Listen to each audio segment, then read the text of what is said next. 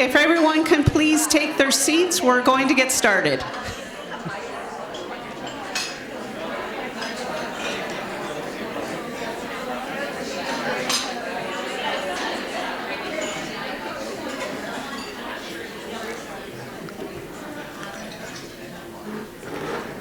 Okay, thank you very much. First, I would like to start by introducing myself. I'm Roxanne McCaskill. I'm the Director for the Regional Cancer Program, and I am so excited to see everybody here today. I would also like to say that this is a record number of attendees for Primary Care Oncology Day, so big clap, thank you. I'd also like to thank Merck for generously sponsoring this event today. So on behalf of our team, it's my pleasure to welcome everyone here today. I'd also like to thank our hosts. They will all be introduced throughout the day. We are very privileged to have amazing regional leads who support these events throughout the year for us, so thank you to all of our hosts. We have an amazing lineup of speakers today to discuss topics relevant to primary care across the cancer care continuum. And at the end of each presentation, there will be a brief Q&A session. So now I'm going into like the housekeeping stuff. So could you please hold all of your questions until the end of each presentation, and a member of the RCP team will pass by with a microphone. You each have a folder that contains detailed event program, evaluation form, and other materials. Laura, if I miss anything in this, let me know. We have one scheduled break throughout the event at 11 a.m., so you can take a moment to connect and network with other attendees, in addition to the lunch break, which will start at 12:20 today. I don't know if you've been oriented. The washrooms are down the hall and to your left and right.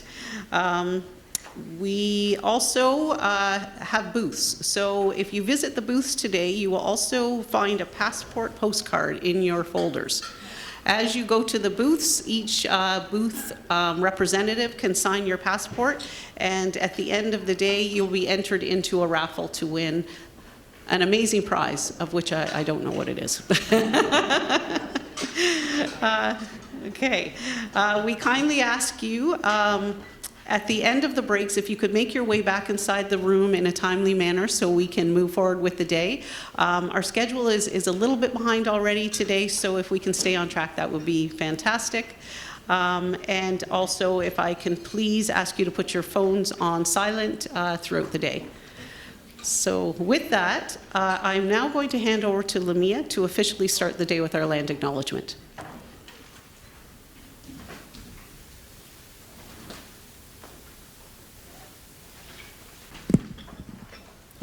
Thank you, Roxanne.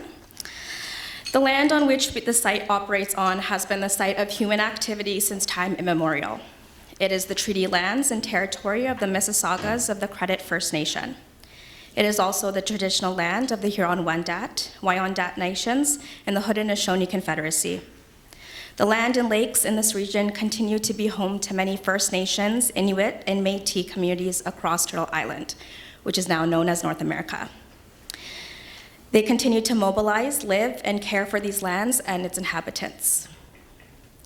I am the daughter of two individuals who survived a genocide, a heritage that fuels my commitment to advocating for the rights of others. My parents, both from Bangladesh, have fought to preserve their language, culture, and identity, fighting for the right to exist as they are. Through their sacrifices, they gave me the privilege of a better life and the opportunity to stand in solidarity with those whose identities and rights continue to be denied. As a settler on this land, I am fortunate to have worked in over 9 roles within the healthcare system, a system historically built on colonialism, colonization, and genocide. Through these roles, I've witnessed the inequities that persist within the system and the barriers Indigenous communities continue to face in accessing equitable and culturally safe care. In my current role as a regional Indigenous project coordinator for the Mississauga-Halton Central West region, I am committed to amplifying Indigenous voices and working alongside my Indigenous colleagues and their communities to advocate for their inherent right to equitable cancer care and self-determination. My parents didn't just give me a chance at a better life. They gave me the chance to advocate for the rights of all people, ensuring that their identities are respected, their inherent rights are upheld, and their right to self-determination is recognized. I will now pass it back to Roxanne.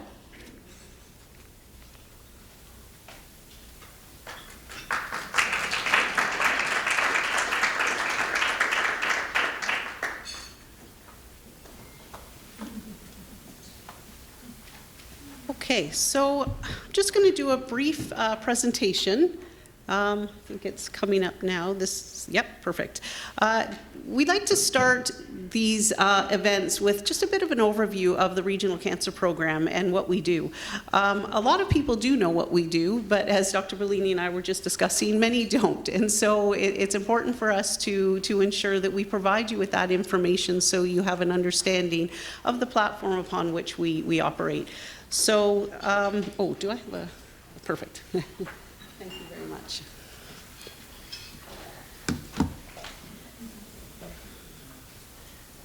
Sorry, just give me a moment. I will say this week I have been having more technical difficulties than I've ever had doing my presentation. So sorry, bear with me for one moment.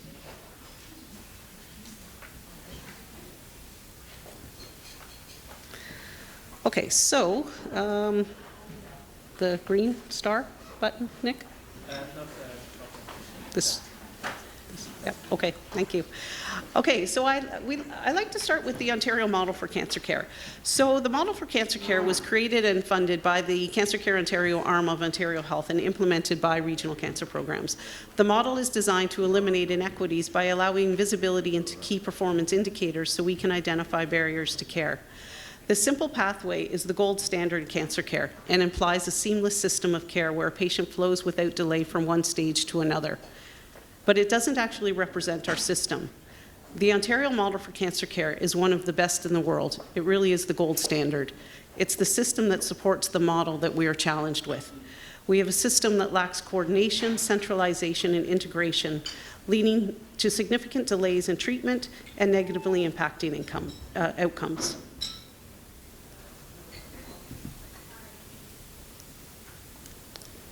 This is actually what our system looks like. It's a complex system that doesn't support the current and evolving needs of complex oncology patients.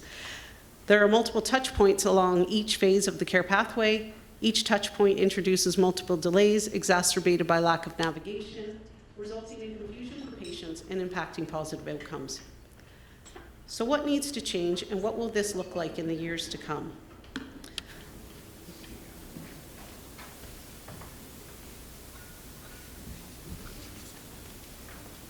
Partnerships with community organizations.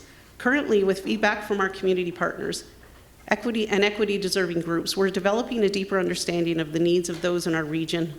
Partnering with community ambassadors, we're able to reach the heart of the community. Our partnerships with OHTs. These are crucial to regional cancer programs. Our partnerships with OHTs in the region is extending to reach the primary care community. A collaborative committee has been in place. We set up within the Regional Cancer Program a collaborative committee with our 4 HTs across the region about 2 years? 2 years now. And this group is really, we continue to grow and really collaborate on some of the work that we're doing, and it's elevating that work, allowing a population-based approach to understand the needs of priority populations within the region and tailor strategies to spread cancer screening awareness and advance health equity. Engagement with and feedback from our community partners has reinforced that equity-based, culturally and linguistically relevant approaches are key to achieving a successful, equitable approach to cancer care.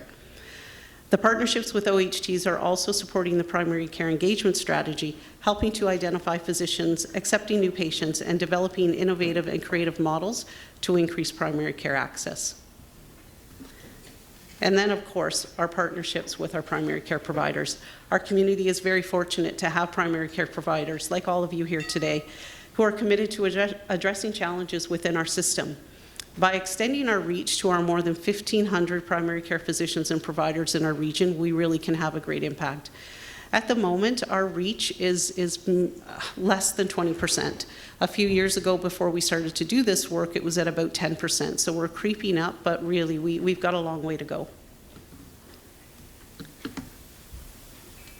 So now, a little more detail about regional cancer programs. As regional cancer programs, this is the work we do. There are 14 regional cancer programs in Ontario.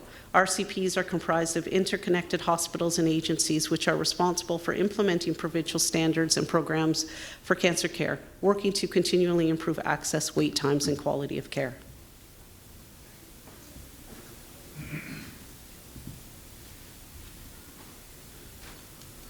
This slide here really outlines our region as a whole. So we are the Mississauga-Halton Central West Regional Cancer Program, the largest regional cancer program in the province.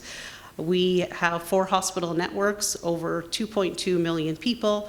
We have developed formal relationships with 6 community organizations, and we have 34 OBSP sites across the region, as well as a number of ICHSCs, I say that wrong, the abbreviation, which were previously called IHFs. We are also one of the most diverse regions. We have 25%, there's a 25% increase in population over the last decade. More than 60% of our population identify as visible minorities compared to 35% in all of Ontario. And we have multiple languages, with the most predominant after English being Urdu, Hindi, Punjabi, Gujarati, Arabic, and Mandarin. And we work together with our team to address the challenges. On this screen here, we have our 2 primary care leads, Dr. Praveen Bansal, who is here with us today and one of our hosts, and Dr. Alex Ginty is our Mississauga-Halton primary care lead, and then our cancer screening leads. Rola Shaheen is our breast imaging lead. Dr. Tiffany Zegras here with us today is our cervical screening and colposcopy lead, and Dr. Andrew Bellini, also with us here today, is our colorectal screening and GI endoscopy lead. We're also addressing system-wide challenges through the Ontario Cancer Plan 6, and these goals here outline the areas of priority that we will be focusing on. The Ontario Cancer Plan 6 was recently released. If you haven't received a copy of Ontario Cancer Plan 6, let us know and we can make one available to you. So with all of that, our goal is to be leaders in developing a cancer system that optimizes patient experiences and outcomes no matter who they are or where they live.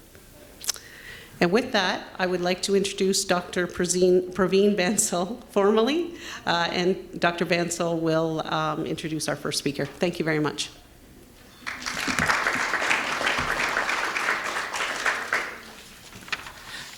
Thanks, Roxanne. And I wanted to thank everyone that's here today. Thank you for taking the time. I know we all have busy schedules, and the fact that you're coming here is really important for all of us, and we do want to appreciate that. I know that I'm up here speaking, but to put on something like this, all the heavy lifting is done by our team. So I want to acknowledge our team for doing all this heavy lifting. I'm not going to name everyone because they'll be here, and I'm going to miss someone, I know me. So to that end, I want to say thank you to everybody, all the team for putting this together for us. And so I'll go straight to our first speaker. We have real privilege of having Dr. Chris Finley coming to speak to us today. He is an international and national leader. He's worked with national government, he's worked with provincial governments, he does governance, he's really top of the line, and he comes from Vancouver, and we were able to pry him into Ontario to be the clinical lead for the lung cancer screening program.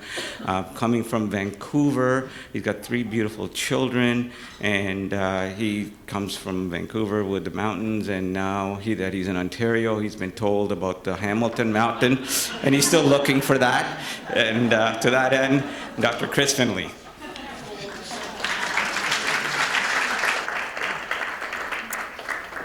Actually, that hill there is higher than the Hamilton Mountain for sure. And would it be the worst golf course? It would be so hard. So, thank you for having me. I will try to press the right buttons up here. Let's see if anything happens. Surgeon. I work in Hamilton.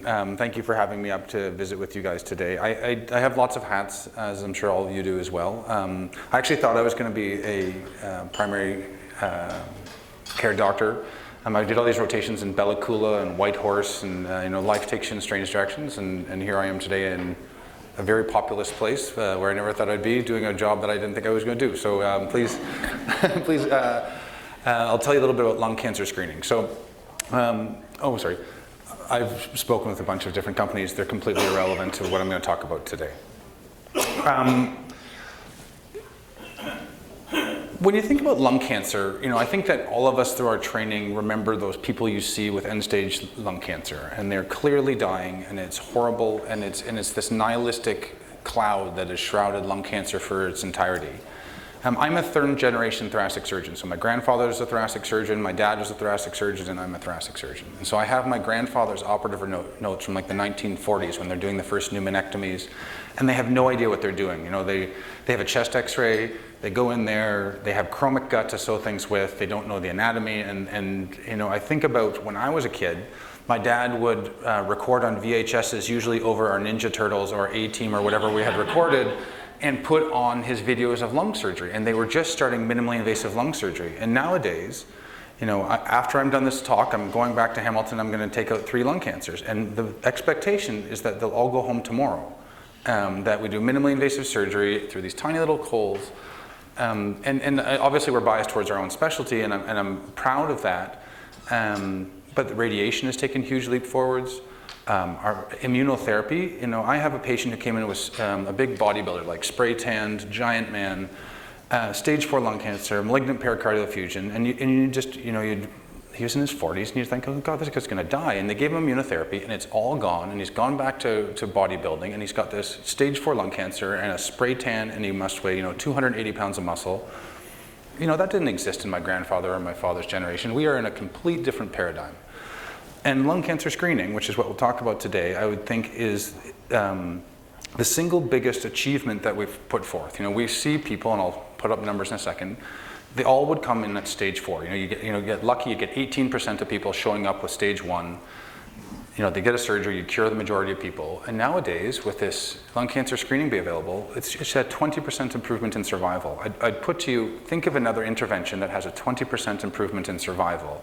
That we've come up with. So it is a totally different era of lung cancer. And so I think that if you leave with anything today, it is that you're soon to have a lung cancer screening program here, and please use it. So we're going to talk about an overview of the OLSP. We're going to talk about this expansion that has happened and the availability that will be at your doorstep in the next few months. And then really outlining the steps to getting people in. So lung cancer kills more people than breast, prostate, and colon combined. And yet, when we talk about funding for that, it gets, I think, 7% of the funding, and it was responsible for 22 to 24% of the mortality. So it's still a stigmatized disease, and I think that's the thing that we have to overcome. We screen people so that we can find them at an earlier stage when we can do something about it. And lung cancer, for the longest time, people tried chest x-rays and that was ineffective. And then really there was this series of huge trials that showed there's a 20% improvement in survival with lung cancer screening, and that you find people at an earlier stage.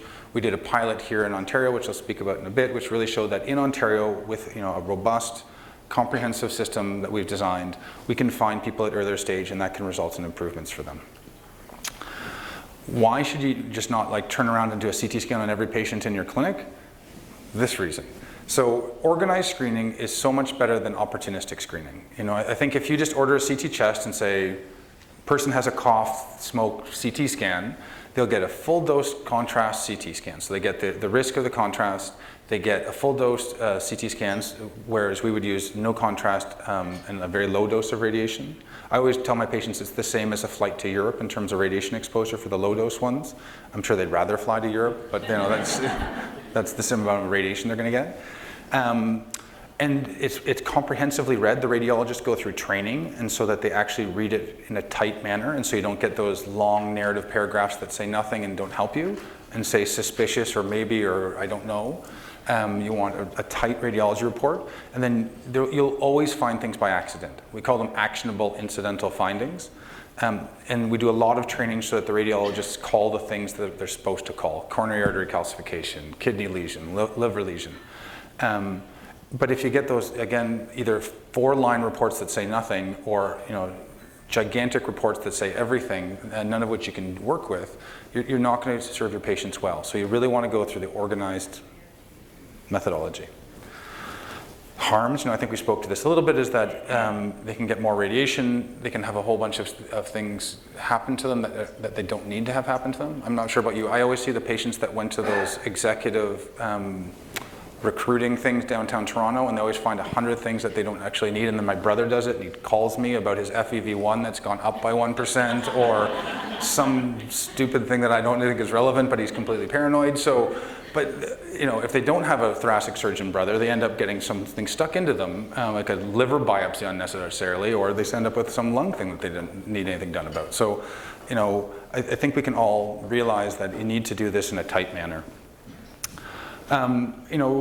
There's also benefits, obviously. So we find it at early stage when we can do something about it, and we can either treat them with surgery, focused radiation, or watch them appropriately. And I think that's all advantages to the patient.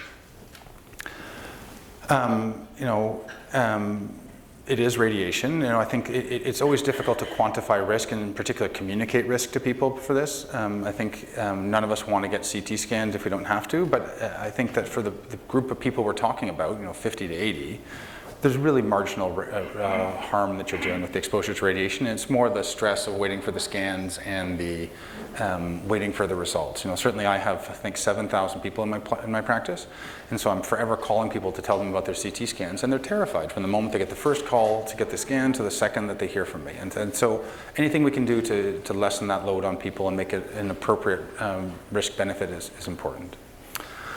Okay, so those of you that have dug deep into lung cancer screening, and I'm sure all you keeners out there were reading all the latest literature preparing for this talk, but when they did the trials, they tried to think, who should we include? We need high-risk people. And so typically it was just age and smoking. And then they would say, okay, 30-pack years, 55 to 74, in you come. You get a CT scan every year. But what Martin Tamamagi, who is actually a Canadian who published in the New England Journal, figured out was that you can actually do it better if you ask a couple more questions. If you ask people, and I'm going to give you a list in a bit, anybody in your family have lung cancer? First-degree relative? Do you have a diagnosis of COPD? Yada, yada, yada. And so with those other questions and putting it into a model, you can actually calculate someone's specific risk and CT more people that would be appropriate, and also exclude people that you'd be CT scanning unnecessarily. When we talk about the OLSP, it started with a pilot in 2017, and it transitioned to a full program across Ontario in 2021. And it was in 4 sites, and now it's in 5 sites, and then now it's going to spread to every level 1 and 2 thoracic center as a hub site, so that's like your primary focus. And then understanding that travel is a real impediment to people, we have these spoke sites that are aligned with the hub sites so that people can get care close to home. And so in Hamilton, for example, we just started in my hospital, and we're soon to start running it in Brantford and St. Catharines and maybe Burlington, and try to get it so people can use their local hospital and they don't have to drive to my hospital and pay $28 to park in the parking lot to have a 5-minute scan. These are the current existing sites, but as I just said, they're expanding really to close to you. Ottawa was the first one to do spoke sites, and they had a problem with capacity, and so they've really populated their entire surrounding community with sites, which is great. UHN is doing the same. Everybody is trying to do the same thing. This is just sort of a schematic. In March of 2024, we started talking with people about getting onboarding, and then really coming up just now, we're launching this first phase of the next hub sites, and then the remaining ones are going to come online the year after that. Pertinent to you all here, both Trillium and William Osler are going to start soon. You're going to say, hey, what number should I call and what's the date? I can't answer either of those questions. It will be available soon on the website, both at OLSP as well as specifically, and we will communicate it out to you. But suffice it to say, very close to you, imminently, are 2 really good choices. If you can't wait, you can use any of the existing sites, today if you're enthusiastic. There's different phases of this. I think that you can think of how you're going to find these people. certainly different EMRs can help you to flag people that might be at risk, but you need to find the right people. I always give a lot of mental energy to the people who are more vulnerable, those that are lower socioeconomic status, different geographies, equity considerations, because those are the people that get more lung cancer, can't navigate the system, don't participate in screening, and so what you don't want to do is, similar to prostate and breast, when you have your wealthy people who are up and mobile, self-presenting, we really want to try to get all those people that are hard to get to, and I think that's where recruitment is helpful to try to dig those people out. You need to risk assess them. You want to layer on smoking cessation for anybody who's smoking. You want to make sure your radiology is tight and not just getting either a 4-line or a 4,000-line radiology report, and get a synoptic, well-designed report. And then once you get on the back end, when you find those cancers, you want to make sure you don't lose them and you get them appropriately into the diagnostic assessment pathway. Your diagnostic assessment pathway just seems to be, has a sign right over there. So if you're, and when we build these in, you get those automatic referrals so that it goes there directly, which is great. People can get either referred in by either their family doctor or a nurse practitioner, or they can self-present. I'll talk a little bit about that in a second. They get risk assessed by their navigator, and that's where they ask all the different questions that are important, and then those that are appropriate go in and are talked about the risks and benefits. Interestingly enough, and I'll show it again in a second, not everybody who's referred in gets in, so we have a bigger net. It's 20 years of smoking at all, and you get in the door for a conversation. About 70% of people will go out and get the OLSP, and 30% won't make the criteria. But if you keep the door too narrow to get people in, you're going to miss a whole bunch of people. And so you have to prepare them that about 30% of the people referred in are not going to get it. They're still going to get smoking cessation. They're still going to sort of have a conversation, but not everybody is going to get through it. But it's a better way to do it. When we talk about the results, again, moving away from the old school narrative reports, it's very systematic on how you categorize things in terms of lung cancer. It's called lung RADS, and I'm sure you've seen BRADS and you've seen every sort of RADS. This is just 5, a 4 is bad, that's like you probably have cancer. A 4B and a 4X, it goes on to diagnostic assessment, and everything else just sort of is a different time duration on when they need to follow up. There's a distinction that I wanted to make in terms of communication here. The program will communicate all the screening tests directly with the patient verbally, and will automatically schedule any next steps, and the radiology report will be sent to the referring physician, because you could have a respirologist or someone not you guys refer them in, and the primary care providers following each scan. Any incidental findings identified by the radiologist will be flagged on the report and sent to you, and referring physician providers are going to get that information flagged to them.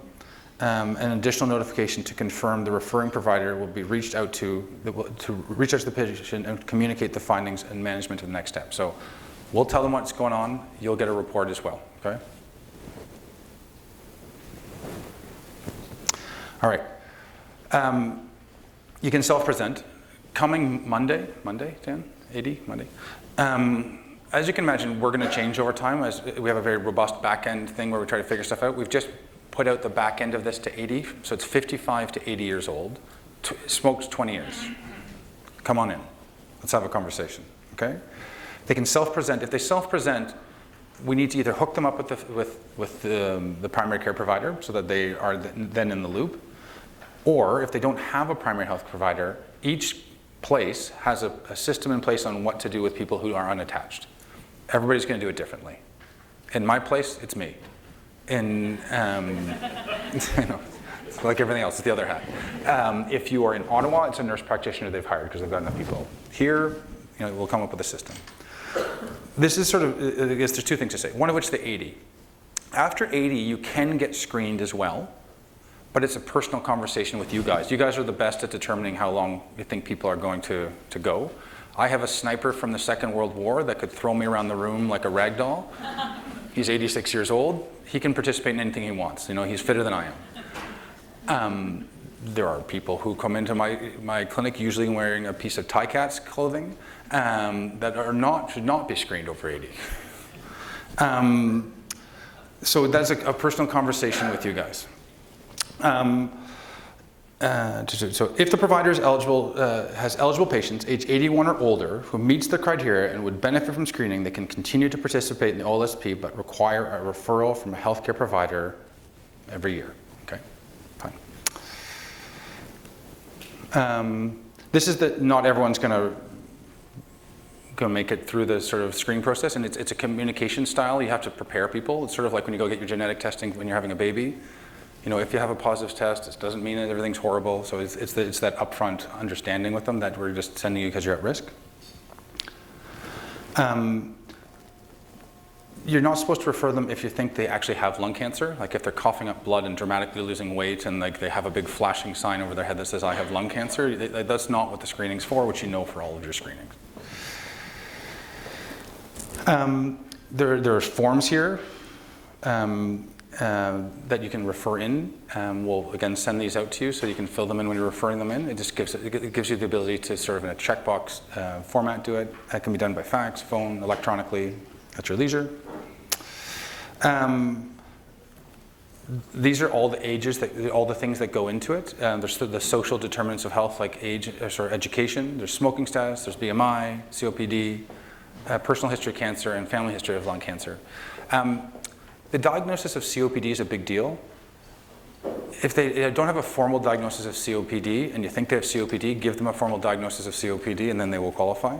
Don't treat them like they have COPD and just never formalize it, because that's you're in this case doing them a disservice. You're eligible if you have a 2% or greater chance of getting lung cancer in the next 6 years. There's again a really important caveat.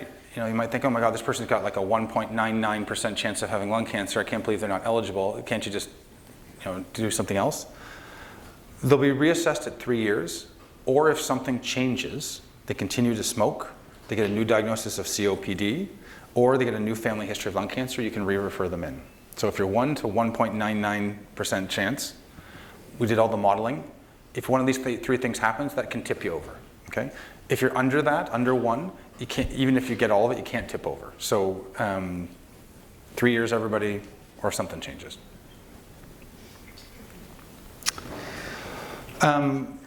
There's a bunch of different ways people can sort of get in. We've talked about provider referral or self-presentation. Essentially, it flows the same, but we sort of hook them up with you if they're sort of assigned to you or if they're your patient, or if they don't, we have to build in the processes to make sure that they get taken care of. The people that volunteer or voluntold to help those poor people don't have to take on comprehensive care. You just can take on the incidental actionable findings. So you can have that sort of more limited relationship with them. Obviously, we've got a bigger issue here with unattached patients, but that's the current model. These are all the different sort of pieces that come out of it in terms of communication. A referral form and cover letter are sent to the primary care providers when the patient has self-presented to the program, and a reminder that the person would not receive a low-dose CT scan unless they sign the form. A non-participation letter if they're ineligible. We have a radiology report that will come out to you. Any additional confirmation is sent to the referring provider also if actionable incidental findings are found, and then we'll tell you when they're getting referred off to the diagnostic assessment. So at each important touch point, it comes back to you. This is where you get to pull out your phones and grab the QR code if you want it for the resources. It's also, you can just Google it. So if you're keen, I love the people pulling up their phones. You get bonus points from me. Okay, phone's still up.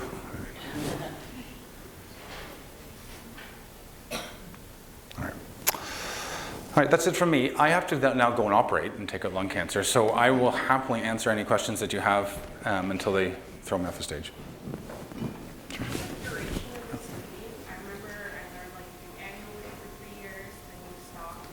Oh, interesting. That's a great question. But now I see the program, I think the one I referred to was Brampton. Yeah. Screening the patients forever? Yeah, so it is yearly from 55 to 80, and then that sort of, are they too sick to be willing to participate? There was a Canadian guidelines, preventive task force guidelines, that went against the rest of the world and said and confined it to 3 years, and that has largely been put to the side, so every year. And till 80, or they get really comorbid and aren't going to benefit. But yeah, the program goes 55 to 80, and then after 80, you have to make sure that they should benefit after that. Oh, look at those questions. Oh, there's a person with a microphone. All right. Yeah. Yes, this may be a naive question because I retired several years ago and I'm a pediatrician. But I've been reading, and maybe, I'm maybe naive in that regard, but AI generated CT scan Oh, wonderful question. can improve the diagnosis and less mistakes in diagnosis. Yeah. It's not prime time yet, but you're right. They use AI-assisted tools to read that makes them better, and I would bet within a generation that there'll be a huge reduction in the need for radiologists, and that's why their match is so bad right now. No, it's just that one of my friends, my age, mid 80s, had small lung cancer diagnosed, although he smoked 40 years ago. Yep. You're there and then come that way, or? Can you clarify with regards to the daily smoking for 20 years? Is that a 20-pack-year history or No. just every 20 years of smoking. If they have a 20-pack-years history and they only smoked for 5 of those years, do they still qualify? I just send them in, yeah. Like it's just 20 years of smoking. No, sorry, did you say, So let's say they smoked the equivalent of 20 years of like they 20 really pack smoked, they years. went at it hard for 4 years and then they stopped? Use your judgment, but probably 20 years is probably, the duration is probably more important. Okay, thank you. Yeah. Oh, sorry, you wanted to join us? I'm just curious, because we're going to be putting more patients potentially into CT scans and knowing the Capacity cost issues? capacity. So just curious if there's a dedicated pathway, or how do we protect those wait times? Great question. So they studied it in the pilot. It didn't affect the wait times for anybody else. It was about 1 to 2% of the total volume. There are capacity considerations like that Ottawa thing I showed that they do sometimes have to move it outside this main the hub site. Interestingly, it's a non-contrast scan, so you can do it after hours or sort of slot it in anywhere. It's a quick scan. And the hospitals are paid per scan, but the only thing you actually get incremental funding as opposed to sort of block funding, and so it's actually super popular. I'm popular for now. Sorry, I'm focusing this way, but I'll look this way later. Did you have a question still, or you? I'm sorry, I got distracted. I didn't hear your question, but it might be the same one. Was it about non-insured folks? Oh, no. Oh, okay. Sorry. I work with a lot of non-insured folks, and so I'm just wondering, I did have one rejection from UHN, I believe.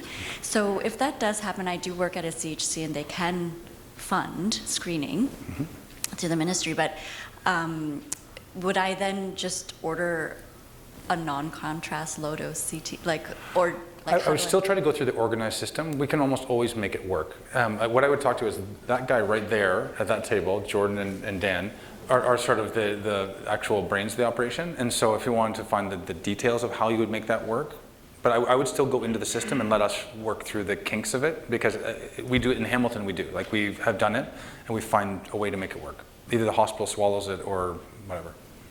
Okay. Yeah.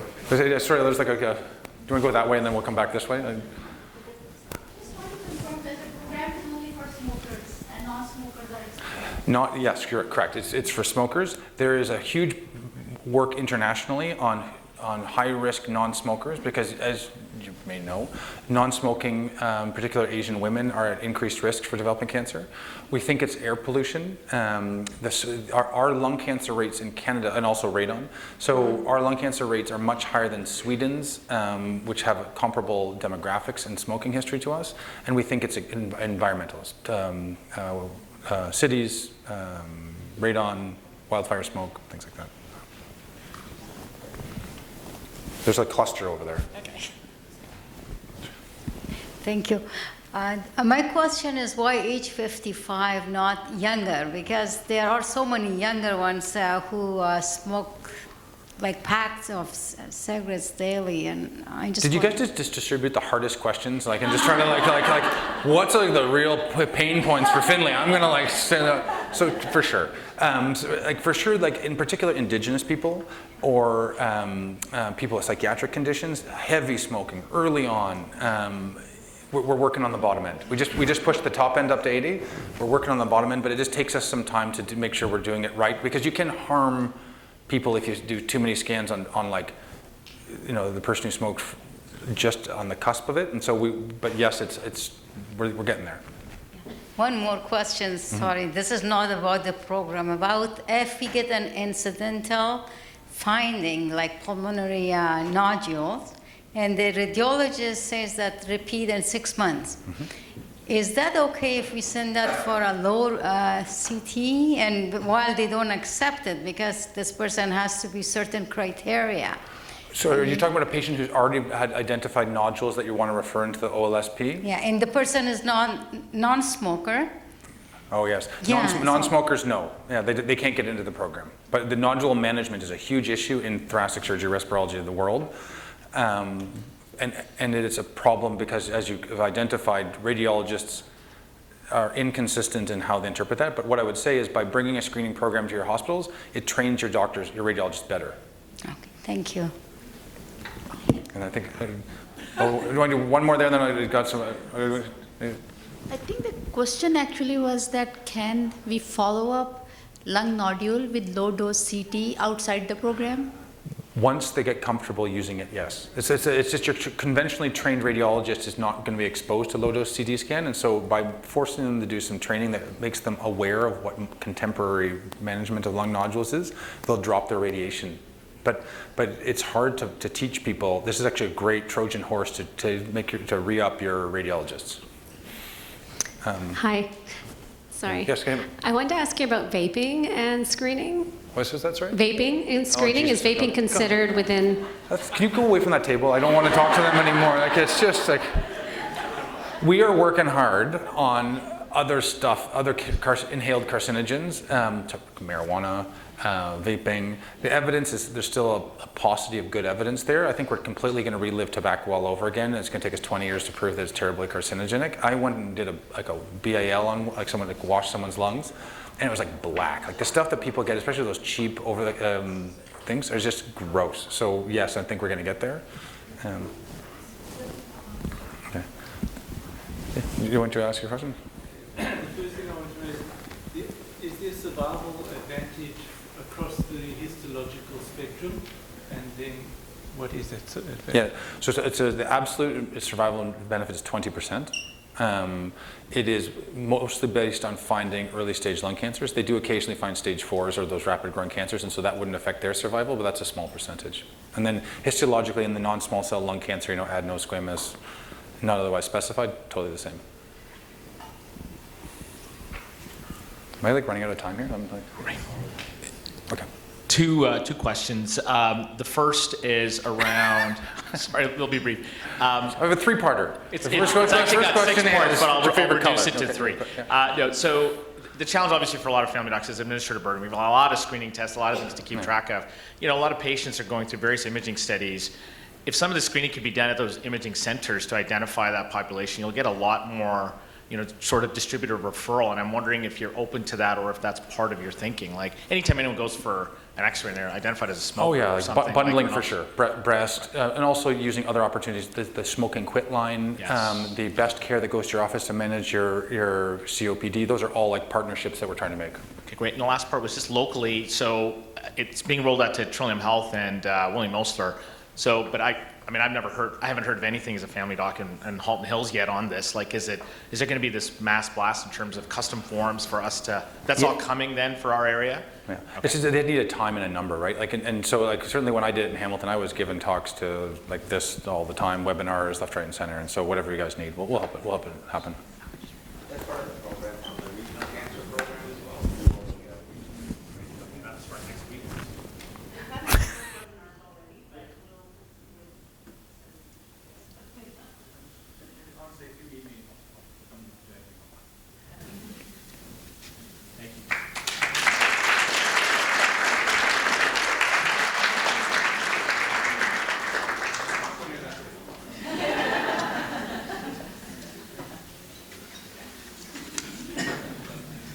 Thank you, Dr. Finley. That was fantastic, and thank you for all the tough questions, and we don't have to deal with them, so great.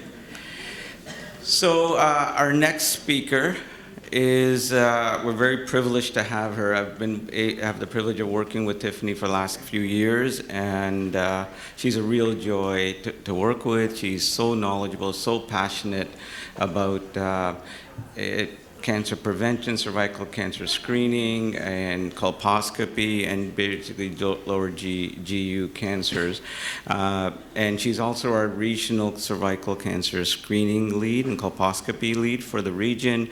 She was trained at Yale in Connecticut, and then she did her epidemiology at U of T, as well as her fellowship here.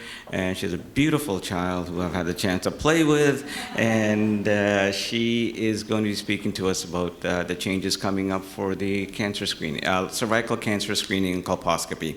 Dr. Tiffany Zegras. Like, oh, maybe I should have brought him again, but now he's 14 months and I don't think he would sit so quietly, so better to have left him at home. So thank you so much for giving me the opportunity to present this morning on the updates in cervical screening that are coming in Ontario.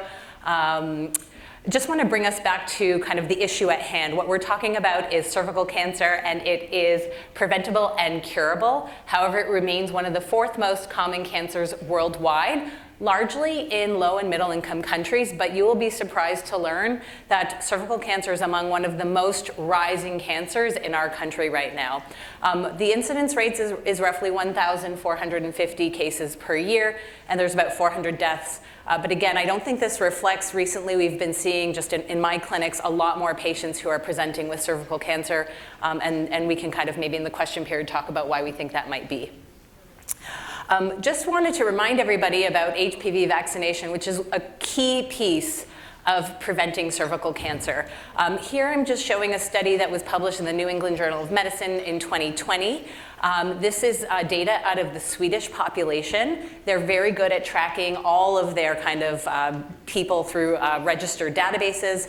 And when they looked back after the inception of the vaccine in 2006 to about 2020, they looked back at people who had received the vaccine versus those that didn't receive the vaccine, and they stratified it by age. So if you look at the green line on the bottom, those are people who were vaccinated below the age of 17. And so the bottom is their age, and then the y-axis is the percent of cervical cancer, and you can see that very few of those people ever developed cervical cancer versus those that were unvaccinated, that's the red line, there were a lot of cases of cervical cancer. And when you look at the crude incidence rate, the difference is about 5.27 cases compared to 0.1 cases. So again, the vaccine is a key piece of preventing cervical cancer. We know that the biggest bang for our benefit is in those that are kind of young before their sexual debut.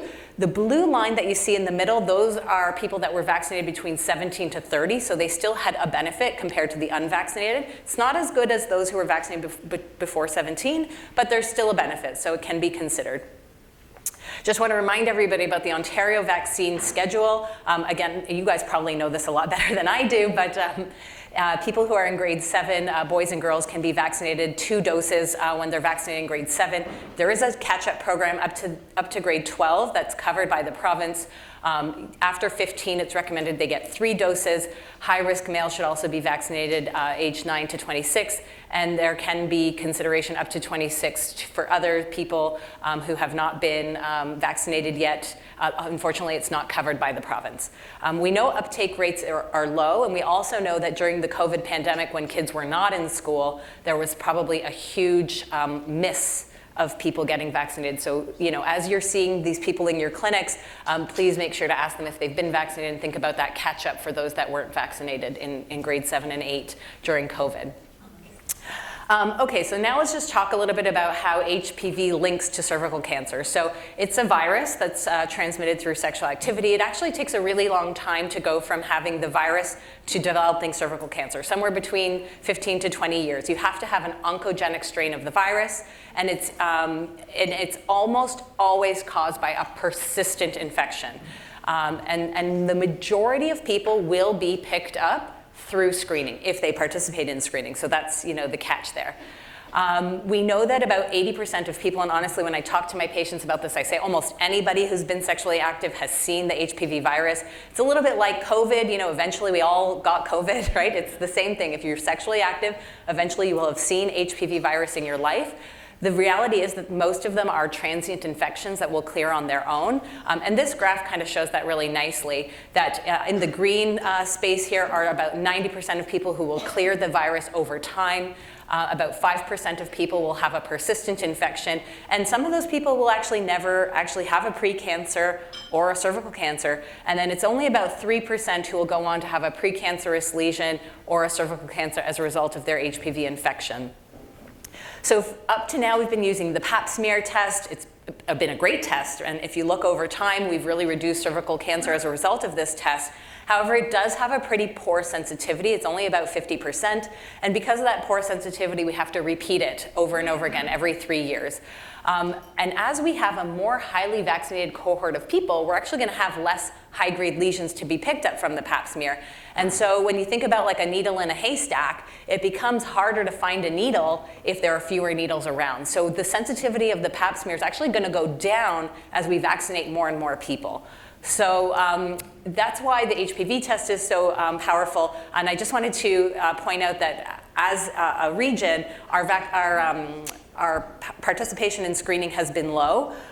In Central West, it's about 45%. The provincial target is about 60%. Even that's a pretty low target if you ask me, but that's the target we're striving for. We have low participation rate, and you know, each and every one of you in this room can be part of the solution to try to drive this number up and maybe even strive to exceed the provincial target of 60%. And this is where, you know, I'm hoping that with the transition to HPV tests, maybe there's a new enthusiasm, both from our patients and our primary care providers who are providing patients with the test. I'm sure you guys have seen it in the news.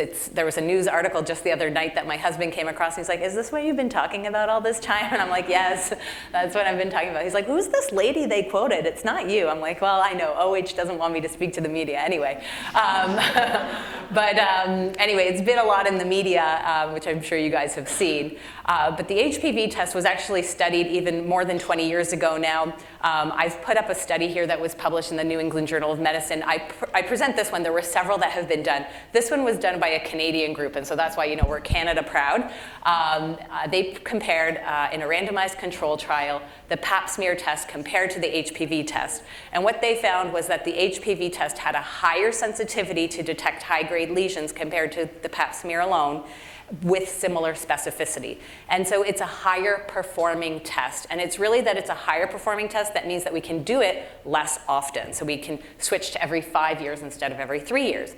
The issue is that the HPV test will have a lot of false positives. We're going to pick up a lot of positive HPV because people have transient infections.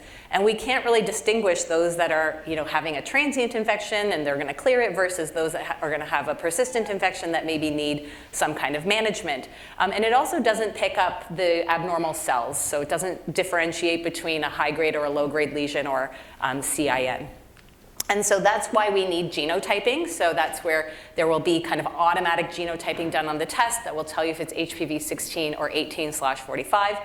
And it will also give us a reflex cytology if they are HPV positive. And just to kind of let you understand what is the kind of immediate risk of having something that needs treatment today. So CIN3 is basically meaning that there's a high-grade lesion on the cervix that I need in colposcopy to manage today. If you combine the HPV test with the cytology, so if it's HPV other, meaning not 16 or 18, and your cytology is normal ascus or alcyl, the risk that you have something that needs treatment today is pretty low. It's somewhere between 2 to 4%. So because of that, they can actually safely wait, and they don't need to come into colposcopy. If you have HPV 16 or 18 and you have a normal ascus or alcyl, if we first look at the HPV 16s, you can see the risk that they're going to have something today that needs treatment is somewhere between 5 to 13%. So that's pretty high. So these people meet threshold to come in regardless of what their cytology is. Now, admittedly, when we look at the HPV 18, it's somewhere between 3 to 5%. That doesn't sound that high, and it doesn't actually even meet the cutoff that was set out by the province of 6% to be referred to colposcopy. The issue with the HPV-18s is that we know that almost 70% of all cervical cancers are caused by HPV-16 and 18, and we also know that HPV-18 is linked more to glandular lesions of cervical cancers, so those are cancers that can sometimes hide more in the endocervical canal compared to the squamous cell carcinomas that are more exophytic and on the outside of the cervix. And so because of that, the cytology might not be as sensitive, and so it's recommended that the HPV-18s also come in despite not really meeting our cutoff.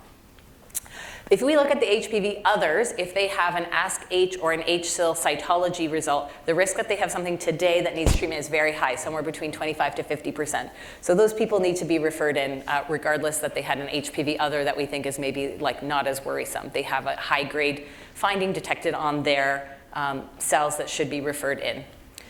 So it's super exciting. Everybody, you know, pull out the champagne. It's finally here. We've been talking about it for years and years, and I think everyone's probably super excited that on March 3rd, that's this coming Monday, we're going to be switching to HPV testing. I think that this is a very positive change for people living with the cervix in terms of the quality of the screening program. So it's a very exciting change. It's going to really up the quality of our cervical screening and our colposcopy programs, and so it's actually very exciting. I know that Dr. Finley spoke about organized screening programs, and just reminding you also that, you know, cervical screening is part of an organized screening program in our province, and we're working to optimize the benefits of screening while minimizing the harm. You all know that screening causes harm, right? The incidental finding in the breast that's not a breast cancer. Same thing with cervical screening. The LSIL that's like not a big deal, or the ASCUS that's not a big deal. You know, people are in colpal crying, and more people are crying in colposcopy than they are in the cancer clinic. No, it's true, because they think they're dying of cancer. So we, you know, part of the decisions that were made as we walk through the algorithms are keeping this principle in mind. Okay, so just some practical tips, and I know some people want to know the nitty-gritty, so the province has selected the hologic test. It's the Aptima test. It actually looks at the mRNA of the virus. That's going to be the test for the whole province. It's a little bit different if you were using Life Labs. I think Life Labs was using the Roche Cobas test, which just told you 16 or 18.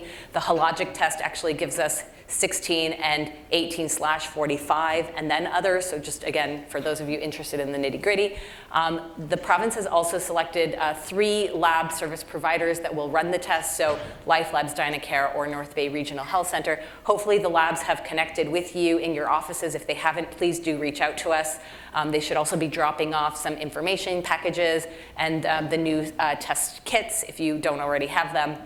So those should be coming to your office. There are also new requisition forms. So the old forms are not going to be usable anymore. We have to use these new ones both in screening and in colposcopy. And for those of you using electronic medical record systems, I've just put up a list here that was provided to us from the province. When I was just giving this talk yesterday evening, and I guess some people have already found it in their EMRs. I guess there's a provincial repository where forms or requisitions are available. So if you haven't already done so, maybe look in that provincial repository and download the form into your EMR, but it should be there for you to download and use right away. Okay, so probably you guys know this already, but just to review that, how do you collect the sample? It's actually done in the very same way that you collect a pap smear in present day. So that's not going to change for the foreseeable future. You still need to use a speculum, visualize the cervix. You can either use the broom as a single instrument or use the spatula and the endocervical brush. So I think Life Labs or Dynacare should be dropping off both options to you, and you can just use whichever one you prefer. Whether or not you can use a lubricant always comes up. You can use a small amount of lubricant on the speculum. It's just important that it's a water-soluble lubricant and that it's carbamide-free, and just use, again, a very small amount. And then the other important change, and it came up this morning as I was just sitting down, about that you're not able to leave any part of the collection device in the vial. So we are moving to thin prep. We're moving away from SurePath. So if you have the SurePath kits, throw them all in the garbage. Those will be rejected.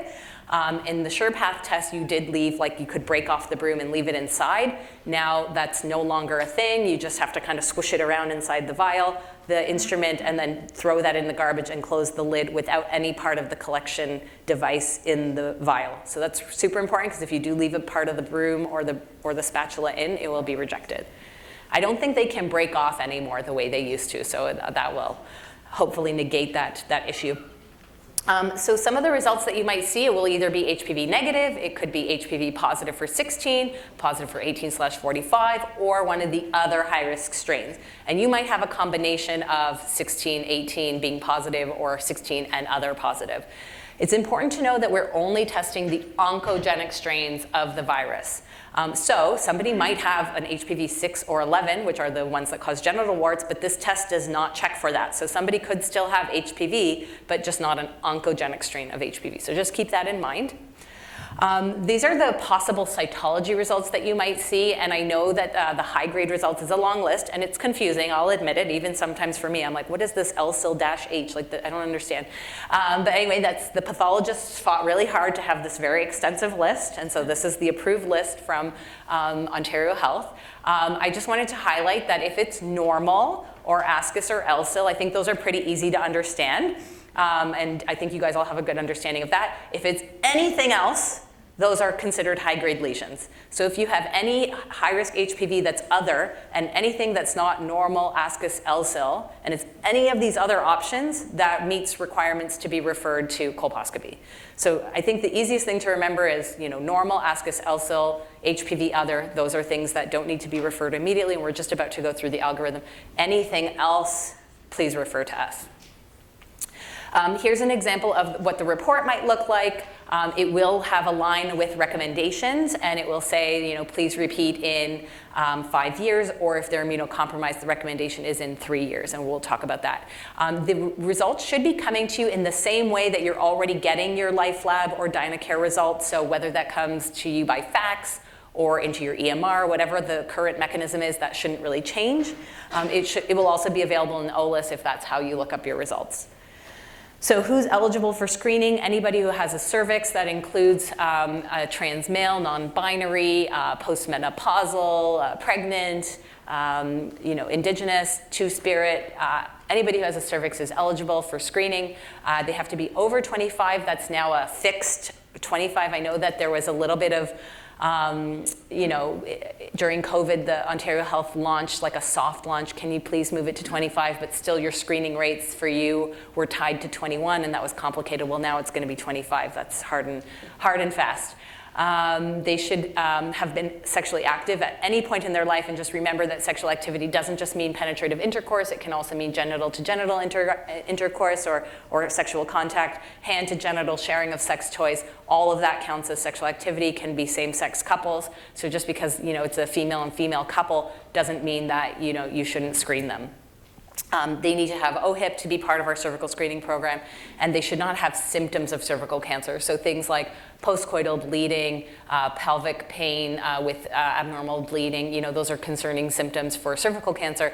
You can't really use a screening test as a diagnostic tool, okay? That's, please refer those people if you're worried that they have cervical cancer. If you see something on the cervix that you're worried about, please describe it in detail. And if you're really worried about cancer, say I'm worried about cervical cancer, and refer it to us, and we will see them promptly. Okay, so now we're going to jump into the new pathways, which I think is the pretty exciting part of the day. Ontario Health has given that kind of a color combination. So green is average risk, yellow is moderate risk, red is elevated risk. So you're going to collect the sample the way you kind of currently collect it. You put a speculum in, you'll get the swab. If we look at the, I guess it's your left, on the left-hand side of the algorithm, if they're HPV negative, this is pretty easy. HPV negative, repeat in 5 years, unless they are immunocompromised, in which case it's recommended that we screen them every 3 years. Now it's important to understand that there's actually not a ton of evidence in the immunocompromised population. This decision to screen them every 3 years came about through expert panel, through precautionary principle, and like a jurisdictional scan. It's actually not based on solid evidence. The other important thing to understand about this is that it won't be triggered to send them letters, and it won't, remind you every 3 years. So Ontario Health doesn't know who's immunocompromised the same way they don't know who had a hysterectomy, and they still send them the letter that you need your cervical screening even though they don't have a cervix anymore. So they don't kind of know that granular level of detail about our population. However, you do, so that's something you're going to have to keep track of in your own office. So who counts as immunocompromised? Anybody living with HIV/AIDS, regardless of their CD4 count, anybody with long-term immunosuppressive medication, anybody who's had an organ transplant, so think your lung transplant patients, your kidney transplant patients, anyone who has lupus, whether or not they're on a medication, and anybody with a congenital primary immunodeficiency, and anyone on dialysis who has renal failure. People who don't count are people who are on chemo, so that's just kind of a in and out immunosuppression, right? It's not a real immunosuppressive long-term thing. Their immunosuppression recovers. And anybody who's got Crohn's disease but's not on medication, or multiple sclerosis not on medication, they don't get screened. Also, the offspring and kind of grandchildren of people with DES, they don't meet the criteria, and neither do people with diabetes. Okay, so now looking at the right-hand side of the algorithm, this is kind of the other easy side. If they're HPV positive for 16 or 18/45, they automatically meet criteria to come into colposcopy regardless of their cytology results, so that's a pretty easy referral for you. So just write the referral and send it to us, and we will be happy to see them. For us in colposcopy, we will use the cytology result to triage how quickly we have to see them. So on ASK-H or an H-cell, we will see quickly, and ASCUS or L-cell, we might take a little bit more time to see depending on what our wait times are. Where it gets a little bit more difficult is kind of in the middle part of the algorithm. So if they're HPV other, then the referral to colposcopy will depend on the cytology result. So remember back to that table I showed you and the risk percentages, that's kind of how we're going to decide who meets criteria to come into colposcopy. So if they're normal ASCUS or L-cell, then the recommendation is that we repeat the test in 2 years. So I know that currently we were doing ASCUS or L-cell in 1 year, but now we're going to wait 2 years before we repeat the test.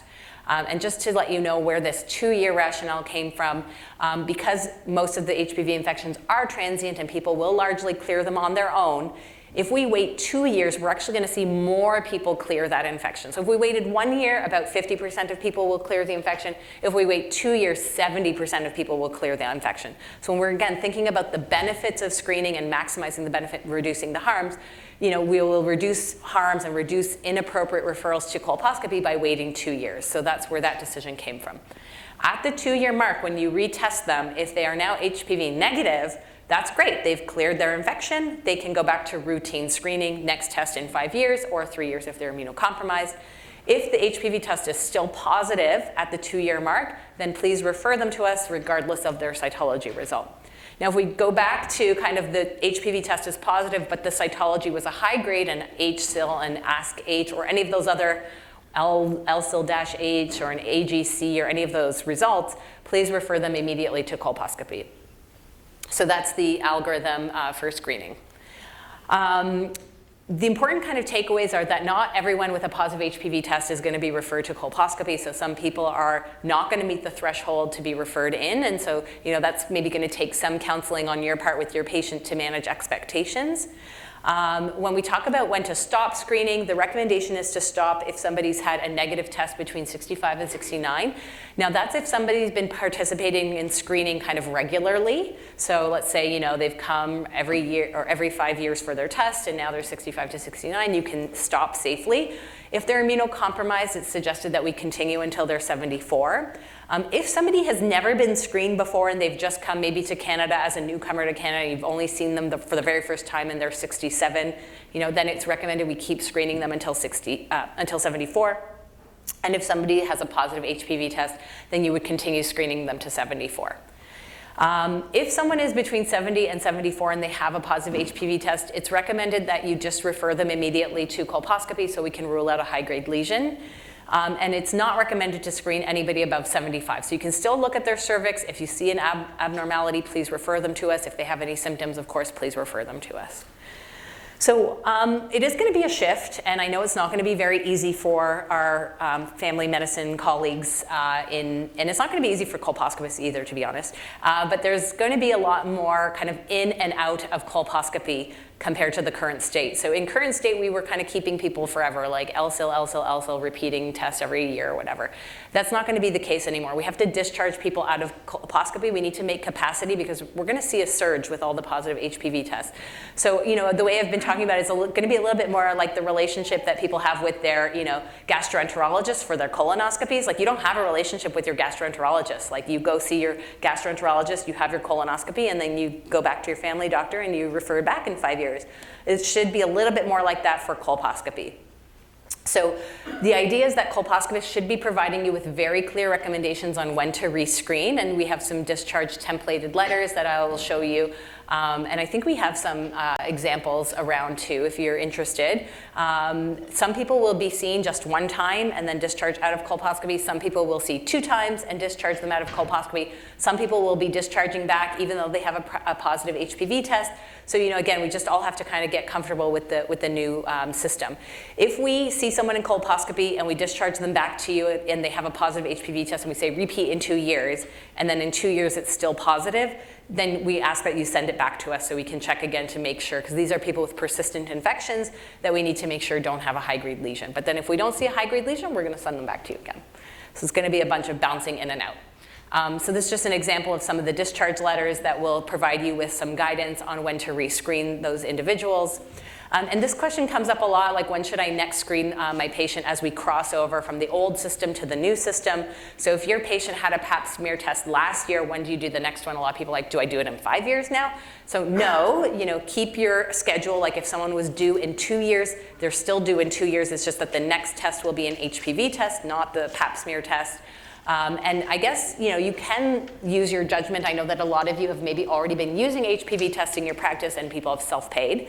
So if somebody was self-paid and they were negative HPV test last year, I mean, it is reasonable to wait 5 years till the next test. But, you know, I think there'll be some leniency in the program that if you told that person come back in 3 years and they come back in 3 years, like that would be fine. And just as we move forward, it's going to be a pretty hard, you know, every 5 years. And then if somebody was discharged from colposcopy, just follow whatever the instructions were from your colposcopist. So overall, it's going to be a much higher sensitive test, a higher performing test. That means like a higher quality screening program for all of our patients, a higher performing colposcopy program with more clear recommendations. So even in colposcopy, I know I didn't go through it, but in colposcopy, we have a lot more clear recommendations and guidelines for our colposcopists to discharge people back with clear recommendations that didn't exist before, so that's going to be an improvement. And because it's a better test, we can do it less often, every 5 years, which is also great. And I know I didn't talk about it, but it's going to come up in the question period. There will be some piloting for self-sampling. And so that also has some potential to reduce barriers and increase uptake and participation. So you should have hopefully received these packages. I think we have some floating around today. If you haven't, it has, oh yeah, we have them at the back there. It has the requisitions examples in there, the examples of the discharge letters, the algorithms, some frequently asked questions. So that's available to you. And also there's a lot of information on the hub that you can look up there too. So I'm happy to take any questions.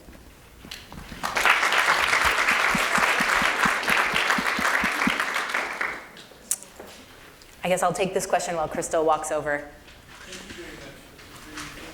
There's just one thing I just want to know. You mentioned about screening for postmenopausal. Yeah, screening in postmenopausal women, yes. Specifically for cervical cancer, that does seem a bit strange to me. Is there an age issue? Is a 65-year-old woman or 75-year-old woman still screened? Yes, 65 to 69 are still screened. I mean, like I said, if they have a few negative tests in a row, then you can safely stop between 65 to 69. But yes, we're still screening postmenopausal women. Even women who don't have like a new sexual partner over many, many years, you're still screening those people. The reality is that like their HPV infection could have occurred long time ago, and the HPV is a very tricky virus. While you might not have an active infection, it can kind of live in your body quietly. And so we know that there's a bimodal peak to cervical cancer, so kind of in the 30s and 40s, and then again in the kind of 70s.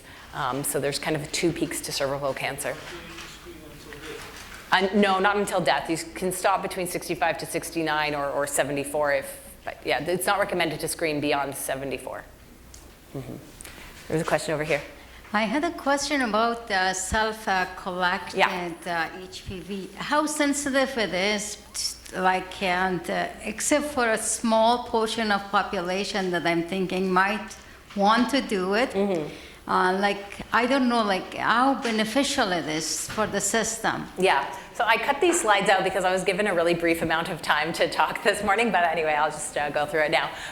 So we know that there are barriers, obviously, to care, whether somebody's LGBTQ2S+, if they've had a history of trauma, if they're newcomers to Canada, and they, maybe aren't used to having any kind of cervical screening. Some people aren't even used to this concept of a family doctor, right? Some of our newcomers to Canada.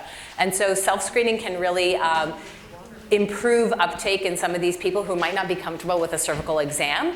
So the self-collected test, it's usually a swab, a little bit like the COVID swab that we were using. It's the Flow-Q swab. It's a dry swab that's done, and it can be placed into the vagina to collect the sample.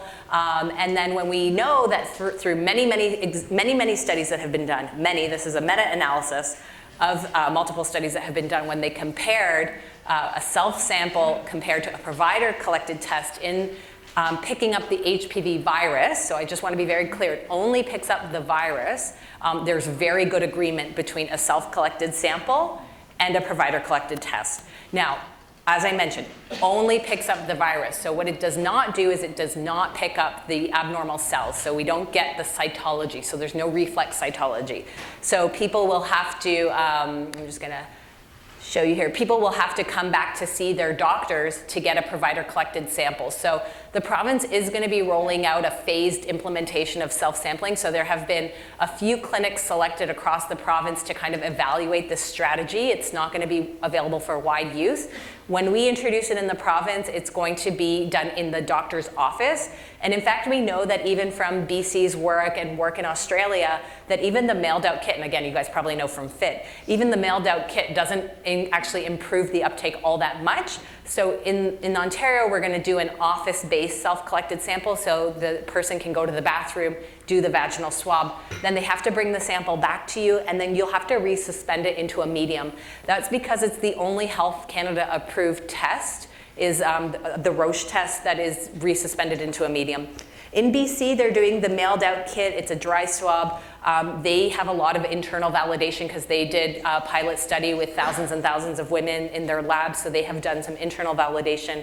I'm not exactly sure how they got around the Health Canada approvals, but I think they've internally validated enough that they felt comfortable to go with that. In Ontario, we didn't feel that we had that same level of comfort, and so we're going with the Health Canada approved test. Again, if it's HPV negative, that's great. And in Ontario, when we go forward with the pilot, if it's a self-collected sample, again, I think just to be of the utmost caution, they're going to recommend that we repeat in 3 years instead of 5 years when we do the self-collected sample. And then for any HPV positive result, that person has to come back to the office for a speculum exam and then get the cytology and then referred on to colposcopy. Now, I will say that, what did I want to say? I forgot. Yes, it's going to be like shared decision making. So when the patient comes into your office, you can, and when this is kind of more mainstream, you can have a conversation with them. Maybe they want to avoid the speculum exam, right? And then that's an option for them. So we're piloting this. There's been a clinic that we advocated really hard for a clinic in Mississauga to be selected. So we're super excited that one of our clinics in Mississauga is going to be part of this pilot study. And then hopefully there'll be a phase 2, maybe as soon as the summer, and then it'll be hopefully rolled out more widely. But stay tuned, this will be an evolving space. So thank you for the wonderful presentation. I can think of a couple of patients right now who, despite the guideline, have opted for private pay yearly PAPs. And I'm wondering how that would work. Is there still an option for private pay? Yeah, I mean, certainly if people want to pay, I think that they will be billed. So if you order a test outside of the recommended time, then they will receive a bill. Similarly, I wanted to let you guys know, not that we're endorsing this, this is also outside of the screening program, but if you have a patient that really wants to have a self-screen, there are 2 tests available in the province that are also self-pay. These are, again, not part of the program, so if they do this test, they won't get a letter mailed from the province. The province doesn't know that they've screened. You don't get kind of that checkbox in your, in your records that you've done the screening for this patient, but it's about $120. They can go online, and these are at-home mailed kits that people can get if they want. So I just wanted you to have this information available in case people come in and want to do that. So they're out there for private pay. Can I ask a question, actually? In terms of the collection tools, are there certain cases where you would use one over the other, like during pregnancy or any other situation? Oh, thanks for asking that question. Yeah, I mean, I think that people can generally use whichever one. In pregnancy, we don't recommend using the endocervical brush because that can rupture membranes, so don't use that one. So the broom is very safe in pregnancy, as well as the spatula is safe in pregnancy. So that's a great question. I just have one more question about the HPV vaccine. Yeah. I think last year NACI changed their guidelines for the vaccine. They recommended 1 dose for like younger populations and then 2 doses for, I don't know, 20 to 30. I was wondering what your thoughts were about that. Yeah, no, that's a great question. So I think that in Ontario, we're still doing the 2 dose. I know that that shift was made, and I think that that's, reasonable. There was actually a study that was done in India that it was like a randomized controlled trial that they were looking at the vaccine and giving people, I think it was supposed to be 2 doses versus 3 dose, but the government actually shut down their study. And so then they followed those women that they vaccinated anyway, and then they saw that even those that got 1 dose had some benefit. The benefit is not as high. I mean, there's still strong vaccine efficacy, but it's not as high as 2 doses. So, I think right now we're still vaccinating our grade 7 kids with 2 doses, but I think the point is that even if they get 1 dose, that's fantastic. Like, that's better than nothing. Yeah. I might have misunderstood how this goes, but I think you said when they do HPV testing right now, the labs were doing 16 and 18, right? Yep. And not the 45? The 45 was being done, but it was like in the other.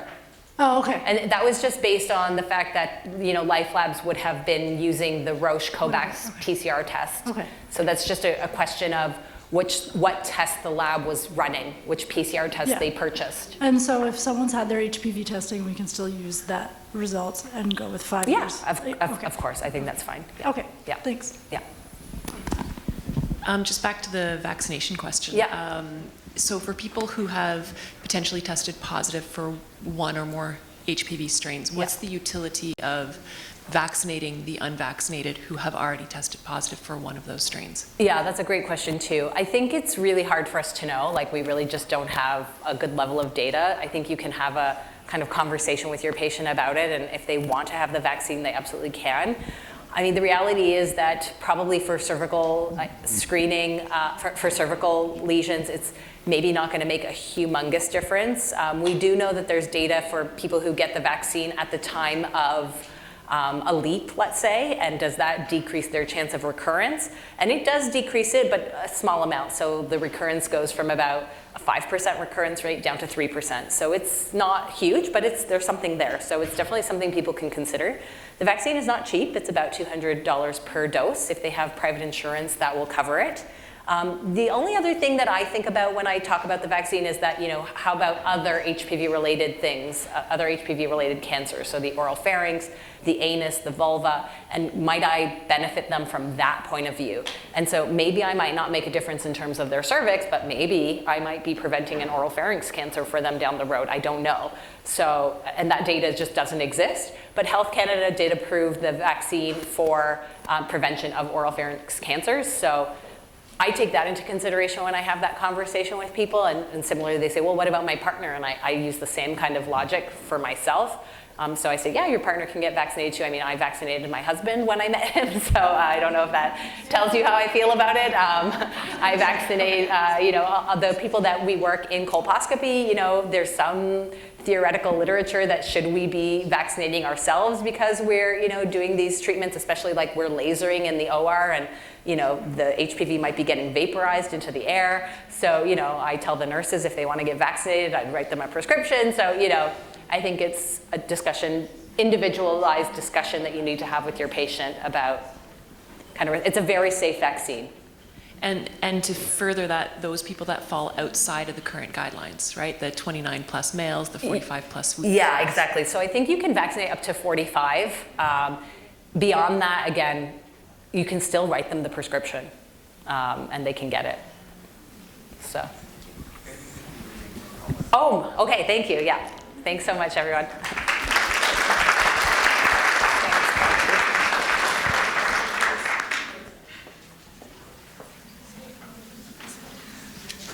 Yes, thank you, Dr. Zegras, and thanks everybody for your participation. The questions were excellent, and the answers were excellent as well, so we're really privileged, but we are running a little bit behind, so I'm going to quickly go over to our next speakers. I've had the privilege of working with both of these individuals. We'll start off with Laura Harold. She started at THP in 2011. She's been caring for patients in the hospital, clinic, and home settings. She has led various leadership roles in region of palliative care over the years, including she's a current clinical co-lead of Ontario Health Central Region, Division Head, and Service Medical Director, THP. She completed residency actually in family practice, which is excellent, and so she has a very strong interest in models of care and building primary level palliative care capacity. And our second speaker is going to be Dr. Martin Chesson. He was born in Pretoria, South Africa, completed his undergrad training in South Africa, later obtained specialty degree in internal medicine and medical oncology, and this is really interesting, a master's of philosophy in palliative medicine. And he was actually the founding member of the Palliative Care Working Group, European Society of Medicine, Medical Oncology. And really, really privileged to have him as a medical director of palliative care at William Osler Health Systems up in Brampton area. And so without any further ado, Dr. Harold and Dr. Chesson.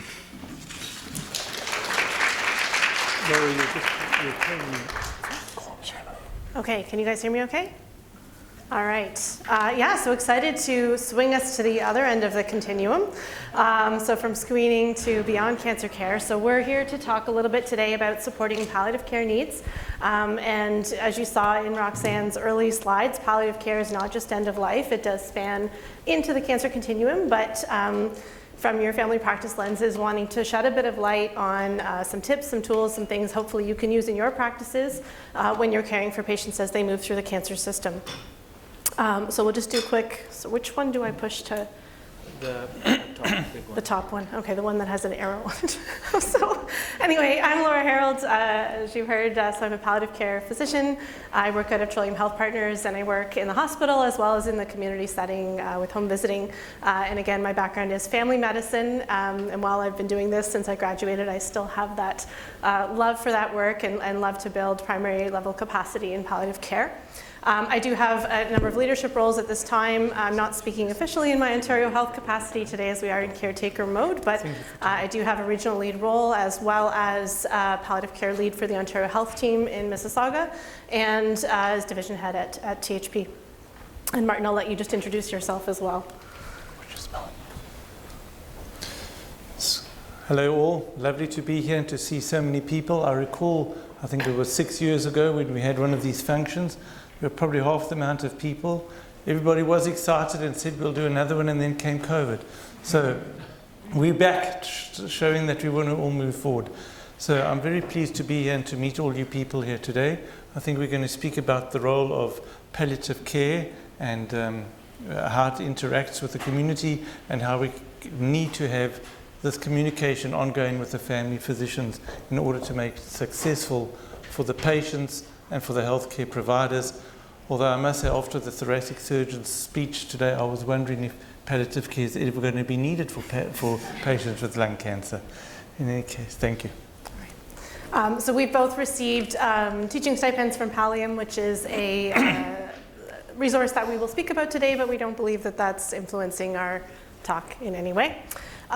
So to start us off, our objectives are today to learn how to identify palliative care needs. If you can't see them in front of you, it's very hard to provide any kind of follow-up and management. We want to help you have practical takeaways to assess and manage patient symptoms, to gain exposure to tools that will help you with person-centered decision-making, and also learn how to build a multidisciplinary team. We know many of you are working sort of solo practices in the community or maybe don't have much of an interprofessional team as part of your practice, but they do exist in the community. And so how do we pull that team together? But before we get going, we do have a Mentimeter, and I will try not to take too long on this because I know we're running a bit behind, but if folks want to pull out your phones, I want to get a sense of who's in the room so we can maybe tailor our recommendations a little bit. So if you go to mentimeter.com, at the top you should be able to enter this code to launch our little survey. I'll just give folks a moment to do that, and then we have a few questions to check in with the group. Okay.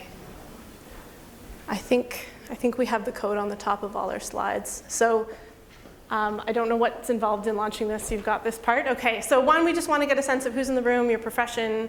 I understand it's probably mostly family medicine, but if it's nurses or sort of other roles, if you want to respond, we'll just give me a big wave if I'm going too fast to get logged in. Okay, we'll see the results. My vision is not good enough to see how big that number is.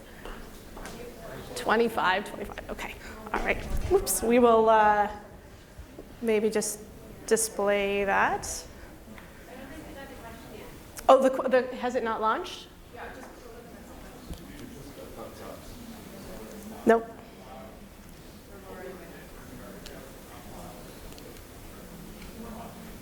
What do I need to do? Oh, okay, nothing went in. Oh, now it's going to come in? There we go.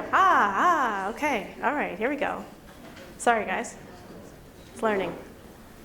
Okay, so there's a good mix in here. So we've got family physicians, we've got nurse practitioners, nurses, administration, other. All right. Okay, so that gives us a sense of the mix.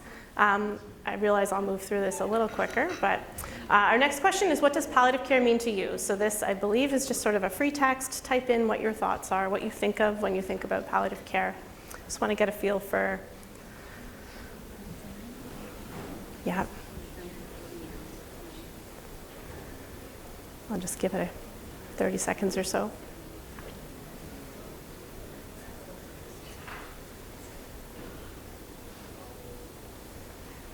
Support, compassion, quality of life, holistic approach. Yeah, so comfort's coming up there. Wonderful. Full continuum, conversations, quality of life, some end life. Good.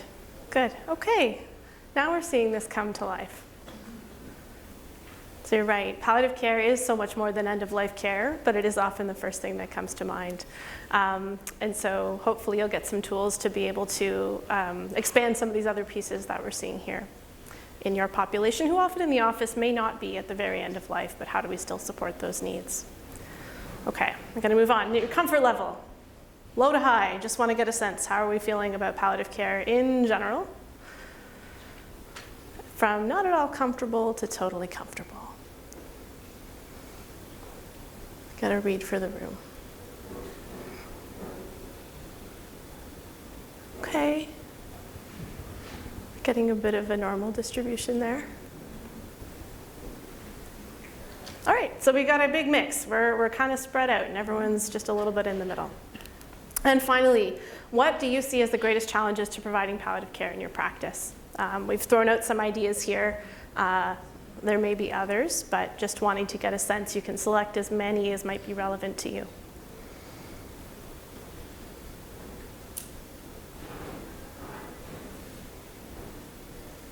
Time, training, home visits, after hours care, discussing goals of care. Good, we're going to cover that. Time's a big one. Okay. Not enough help from members of the team? Okay. So I think our lowest area is managing our own emotions, which can be a barrier for some, certainly. Symptom management, so not so much the medical piece, but the the commitment that this care can take, certainly. And I'm hopeful that today, again, my goal is not to have you all walk away and be making home visits and giving your cell phones to number people 365 days a year, but really some tools you can use in your office in the hours that you work to help support your patients along the path, and where there are limitations in some of these areas, to know who your partners are that you can pull in to help with some of these aspects. Particularly the time piece is a big part of this work, and so what are the tools to do that? So I'm going to pass this off. Do you want me to just push play and then you want to give it? Yeah? Okay. Just a little video to introduce us to the idea. And this is from Pallium.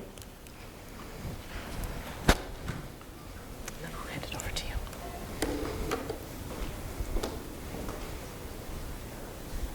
What comes to your mind when you hear or see the word palliative?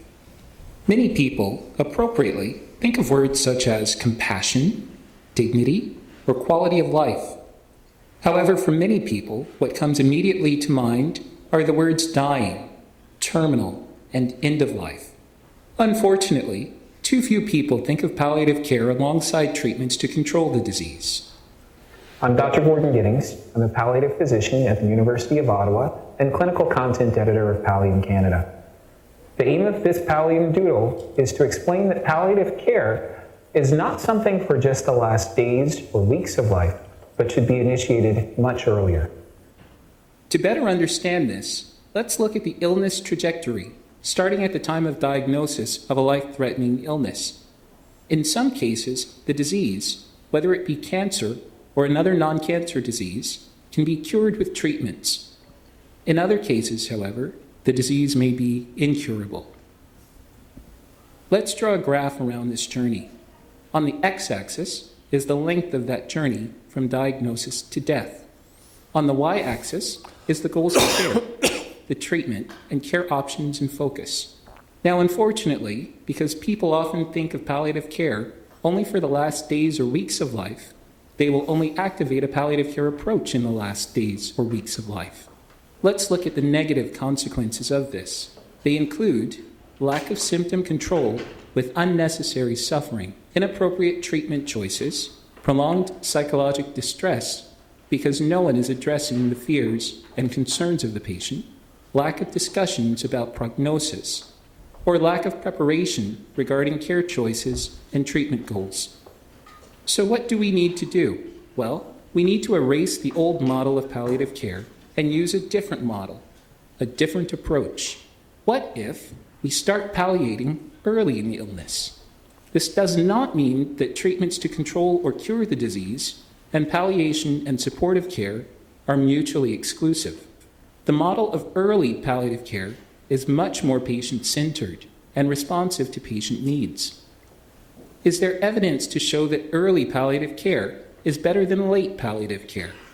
In a large US-based study by Timmel and colleagues, the model of early palliative care was compared to the usual or common model of palliative care, only in the late phase of disease. What do you think the results were?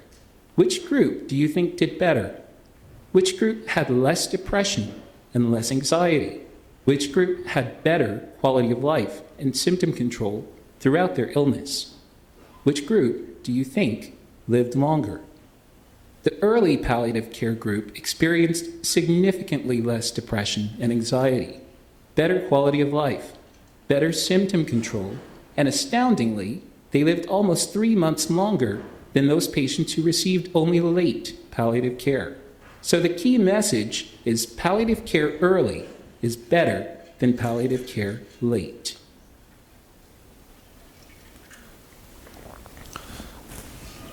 I think really that explains really what palliative care is all about. You know, Professor Neil MacDonald, who's also one of the founders of palliative care in Canada, along with Belfour Mount, always used to say palliative care is for the living, not for the dying. And I think we really see that now, specifically in this study that came out in 2012 from Jennifer Timmel, that adequate palliative care not only improves symptoms, but actually patients live longer. And which they didn't mention, they get less chemotherapy, which obviously makes a big difference to the overall survival. And yet, the fact that you took that human component into consideration and treated the human person, not just the cancer, is what made the difference. So in palliative care, we treat people with cancer. We don't treat cancer.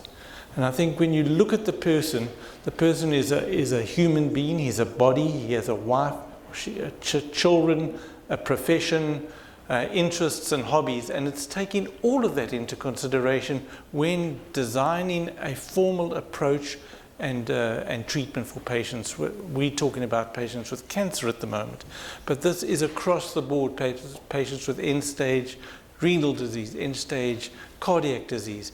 All of these diseases which are terminal, if given adequate early, and you saw that was early, palliative care have a survival advantage as well as having a symptom control advantage.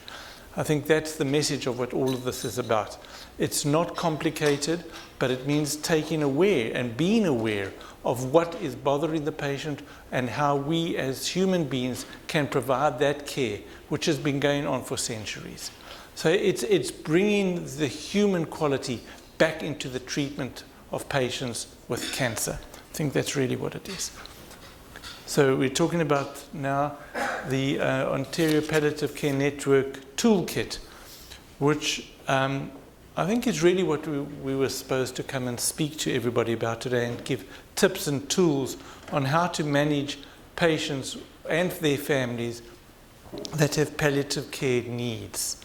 Now, we're going to go through some of the tools that we use for identifying and saying this patient has got this particular problem, that particular problem, and how we approach that.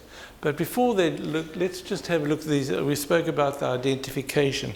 And we're quite fortunate that there are now many of these toolkits that we use for identifying patients with palliative care needs. So it's not just about pain. There are a lot more. There are 11 symptoms that are specifically associated and the patients and their families experience when they have a disease that is life-limiting. I don't really always speak about terminal diseases or patients coming, are terminal, because there is always something that we can do to help those patients. And sometimes it's just being with that patient or being with the family and speaking to the family and letting them know and be aware of there are people that care and that they would be able to do whatever they can to help them. Or that it's their family that are suffering perhaps more than that the patient or the children are suffering. So the other one is a proactive identification, and this we'll speak about later today. It's called the Gold Standards Framework, which is an internationally recognized framework in order to suggest that the patient is in those phases now when an approach, a palliative care approach, will be the most appropriate. And one of the questions, in fact this is what it's based on, is called the surprise question. So you see the patient, you know what diseases that they have, you know the extent of the disease, you know the family circumstances, which is not just who and what the patients or the family are, but how many people in that family, where do they live, do they have enough food, do they have enough shelter, all of those conditions that make up the human being that you take into account and then work out this prognosis. And if we have a look, there it is, you'll see that different diseases have different disease trajectories. So some patients with certain diseases have a very slow progression of their disease. And other patients have this almost like a seesaw progression. They're doing okay, and then suddenly they have an acute incident and then recover and then go progressively downhill. Now, some of the diseases are not cancer related. People with multiple sclerosis, people that have had a stroke, people with end-stage cardiac disease, renal disease, all have a specific disease trajectory. So that we know at that particular time this patient is getting better, but we expect them to get worse as well at some stage, or to deteriorate, not necessarily get worse, but deteriorate. Cancer specifically has a cancer-related disease trajectory. So these clinical indicators are related to the conditions and give us an idea of how much support the patients would need, the families would need, the children, their work environment. It's really seeing the patient not just as an individual, but an individual within a whole circumstantial sphere of supported by family and enveloped within a community. So really palliative care is a community issue. It's not just about the patient and the family. And as family physicians, I'm sure that you see this each and every day. How do you interact with the people in the community? How do those patients interact with other people, friends, family, work colleagues, religious institutions, sports clubs? It's not just one entity, it's an entity within multiple entities, which family physicians understand well. Next slide, please. So looking at these access, these are the specific screening tools that are used and that we do use. Many of them you've known. Many of them we don't use. Some of them we do use. Some people are more au fait with certain ones. The palliative performance scale, I think, is really the most commonly used one. It's been validated across the board. And if we have a look at it over there, I would advise you to look at this very carefully and very clearly to see that there is a general deterioration of all of these values from a palliative performance scale of 100%, which means that the patient is fully active, has no symptoms, no complaints, going down to a palliative performance scale of about 70 or 80%, where that is reduced. And where is it reduced? Where they're not able to, patients are not able to carry on with their normal activities that they were usually doing. So there's quite a big jump. But being an active, got no complaints, no symptoms, and suddenly not being able to do it. And then even further, and I kind of think that majority of the patients that we as palliative care physicians usually fall under 50% and below, whereas the ones with slightly higher are your domain, the family physicians. So ideally what you should be is early detection. This is absolutely key, because if we have a look at patients, and this is reality. You know, we'll speak a little bit about later, there's a tool called the HOMA, Hospital Mortality Rate. This is specific for patients in hospital, but it too identifies certain situations, certain conditions of the patient in particular that will then dictate what their specific course will be. But looking at this, we see that when you get to 70%, and then patients are not able to look after themselves, not able to eat, not able to speak properly, not able to interrelate with other people, the slowly progressive deterioration. In order to maximize that, you have to start early. And that's where we look that the survival can actually be improved. The survival is improved if you start the palliative care early. Patients don't deteriorate as much. Or if they deteriorate, they compensate.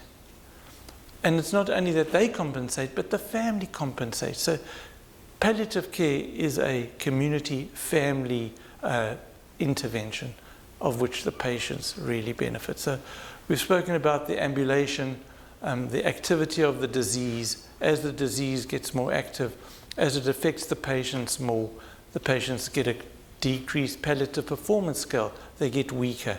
And they're not able to look after themselves. They eat less, and at the end of life, patients really don't have that interaction with the people around them.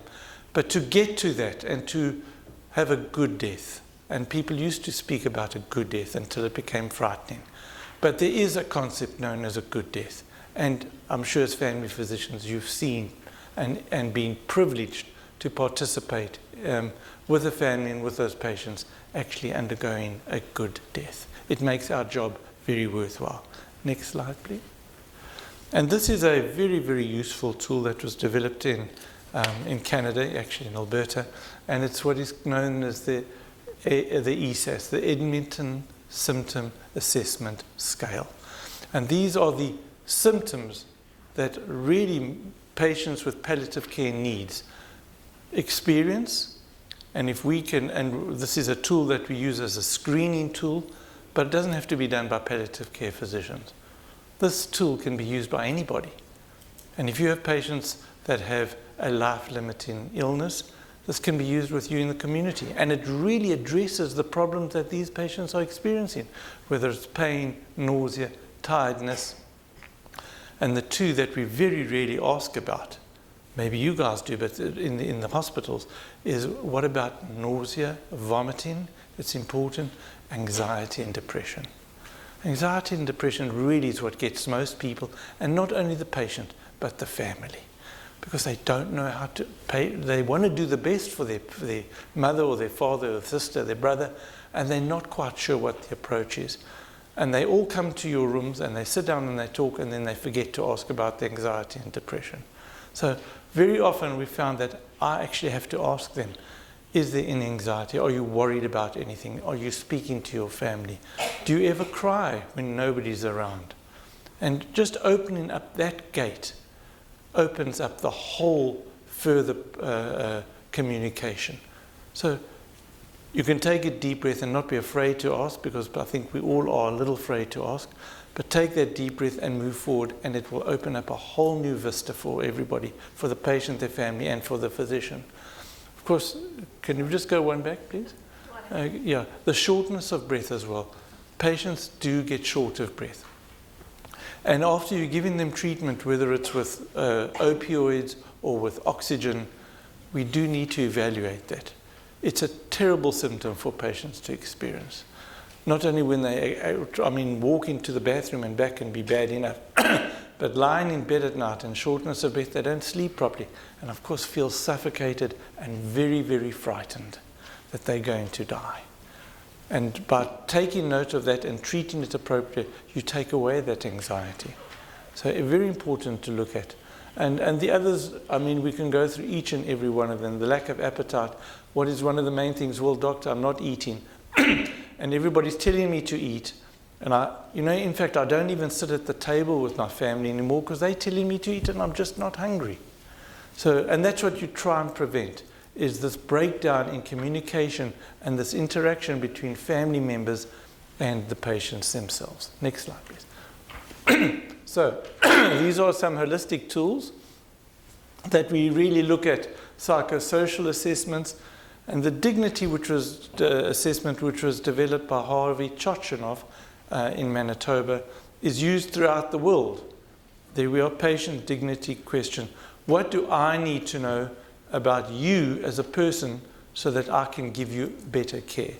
It individualizes the patient, it individualizes the family, and you as a physician who do have some control, not much, but some control, to fine-tune all our intervention. If you fine-tune it and you aim in properly, you're going to at least help something. So ask the patients, ask the family, what can I do to help you? Not as what I think I'm going to do to help you, but what do you actually need, and can I specifically help you? So looking at their values and beliefs, do patients want to get treatment? Do they feel that they don't want any more treatment? And many patients don't want treatment. It seems counterintuitive, but many patients do not want any further treatment. They feel that this is it, they've had enough, and they want to just be kept comfortable. Well, when I say what does comfortable mean, it's usually pain. But there are many other reasons. Patients may feel they don't want to carry on because it's going to mean that their family have to uproot themselves and move in with them, or children can't go to school, or they can't interact with their family friends. So don't be frightened. Ask the patients, what is it that I can do to help you? What do you understand about relationships? What are your worries? What are your concerns? What are your other histories? Or what other story did you ever hear about some person? And there's always those. I don't want to get morphine because somebody took morphine and they died straight away. So I don't want any morphine. And you guys hear this. We hear it, but a long time after you've heard it. And what can I, as a healthcare professional, do for you that will improve your quality of life? That is a very important question. Next, please. And I do want to speak about this. It was something that I remember. I just started as a palliative care physician, and there's a lady called Christina Polchulski.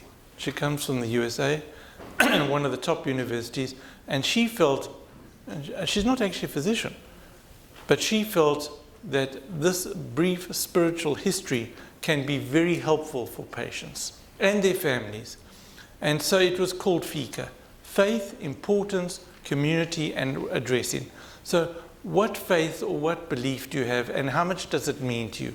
What are you prepared to say, I'll do anything in order to have this faith? Okay, and do you have one or do you not have one? What is the importance of the spirituality in your life? Are you gaining a lot from it? Do you want to gain a lot from it? What do your family feel about it?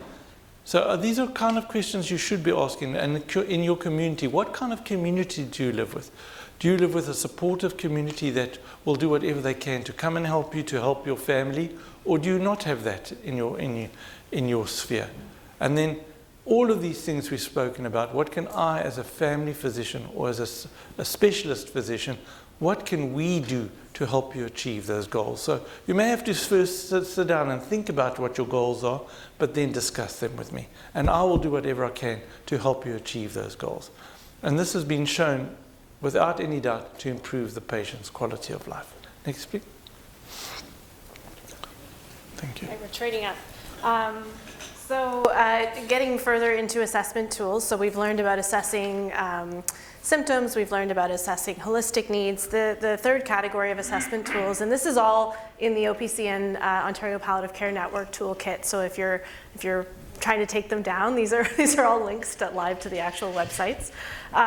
So HPCO Hospice Palliative Care Ontario actually has some really excellent tools around conversation and decision making.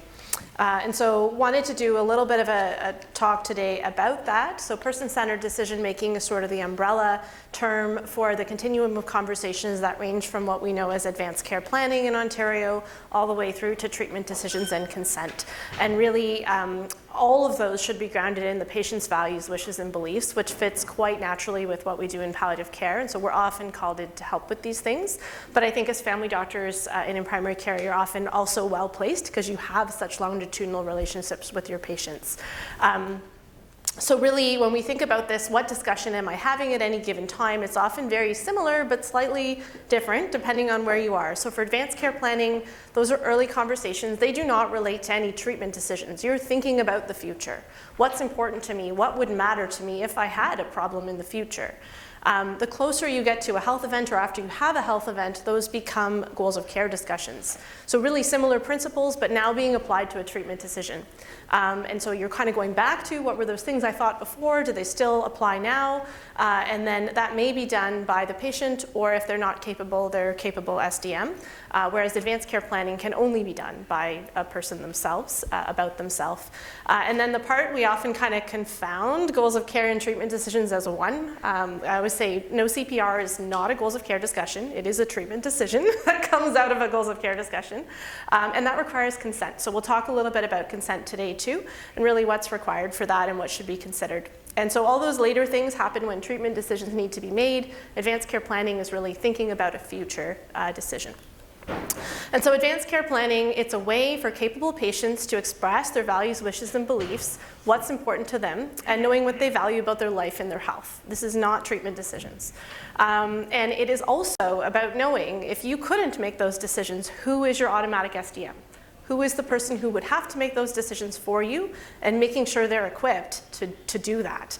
And so the outcomes of an ACP conversation is that they know who their substitute decision maker is, or who they would want to be in the role if who it is not who they would want, and that they've shared those values and wishes, beliefs with that person. And we as healthcare providers can help facilitate those conversations. We can help be a place of documentation, but in Ontario, if you've trained elsewhere, our Healthcare Consent Act does not require these wishes to be in writing. You can have something in writing, you can say something verbally a year later, and that will override those written instructions from the past. So it's always the most recent expressed wish, and we are not constrained by it being in a form that someone has signed with a lawyer or anything like that. And actually, if we ask people, 80% of people do think it's important to talk to their healthcare provider about this, and most actually think it should start when they're quite young, ages 35 to 54, so before we're actually facing major health issues for most people. And so who should have these conversations? When we think of your office, you have probably 3 types of patients who would benefit from this. And this could be done at part of your periodic health exam. It could be when you're checking someone's blood pressure. Those are opportunistic events where you have a bit of time to chat, maybe while you're waiting that 5 minutes. But so this is for healthy individuals. These are my dinner conversations in the work that I do, who is more hypothetical, but it's sort of letting the people you love know what's important, right? Planning, thinking about those maybe unexpected events in life, and some of the elements just may not be as relevant for someone not currently experiencing a health issue. Then you're going to have a large proportion of patients who do live with a chronic, perhaps fairly stable illness, but there's foreseeable elements to their trajectory that we can start to think about in a future way. So there's an opportunity to focus on their illness understanding and learning about what it's going to be like to live with that illness, and start to play with, what do I need to think about? What are the things that I should start to consider are important to me as this progresses? And this, I think, is tremendous opportunity for family medicine. And then finally, you have a group who do have very advanced stages of those chronic illnesses, for which death within a year would not be a surprise, where again, you're still future planning, but they may have had some previous experiences. They might have had a hospital stay or an ICU stay even, where they can start to draw upon what did that feel like in order to inform that future decision. And it becomes a lot more real in terms of the reality of those actual treatment decisions coming forward. So again, still advanced planning, not currently needing it, but anticipating that they might. How often should this happen? Pretty often. These are iterative conversations. They evolve over time as people's health changes, as their values shift in their life, and based on how they're feeling too. Sometimes what people imagine starts to change once they're living it. Something they thought might not have been tolerable, maybe they actually can manage okay once they've adjusted. Others might think they can handle something and then discover it's not what they thought.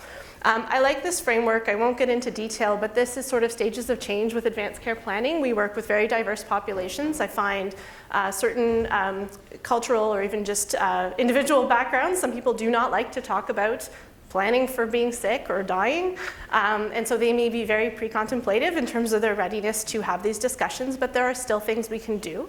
Others are like, let's dive right in there and book an appointment. Where are the forms? Let me sign them, And so really it's about gauging when you have that prompting discussion, where is someone at? What are they ready to talk about? And then offering them something that meets them where they're at. If you disconnect and you take a pre-contemplative person and try to book them for a, let's dive deep, they're not gonna like it. So this sort of helps give you some tools of what you can do depending on where they're at in their readiness, and goal is to sort of progress them over time, much like we would with smoking cessation, all those kinds of things, just kind of checking where are you at and what can I offer you at this stage. So at the very minimum, I let people know who their automatic SDM would be.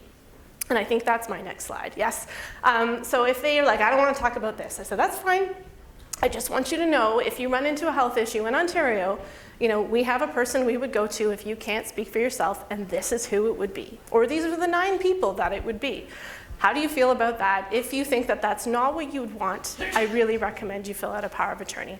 So we all have an automatic substitute decision maker in Ontario. Those green boxes are the automatic people. For a lot of people, it's a spouse, but for some people, it is parents or children. It's actually parents and children if you have both over the age of 16. So there's a sandwich generation where you might have a very elderly parent and kids, and they're both decision makers, and they all have to agree. So substitute decision making is not a majority rules, it is a unanimous decision. And so if you have 8 kids and they are your substitute decision makers, if you have parents and kids, your parents are older, your kids are young, maybe that's not your ideal default. And so just offering people that opportunity to assign a power of attorney or multiple power of attorneys that they would want to be in that position, I think is a great minimum to sort of offer people the chance and the tools to do that. Power of attorney for personal care is the most common legally appointed SDM, and it can be done just with a free kit online. There are other types, but those are the ones we run into. And we all have a public guardian and trustee as our default if nobody else on that list comes in. That's not the ideal situation, of course. And these people can't advance plan for us, and it only kicks in when we're not capable. And we'll talk about capacity in the consent section.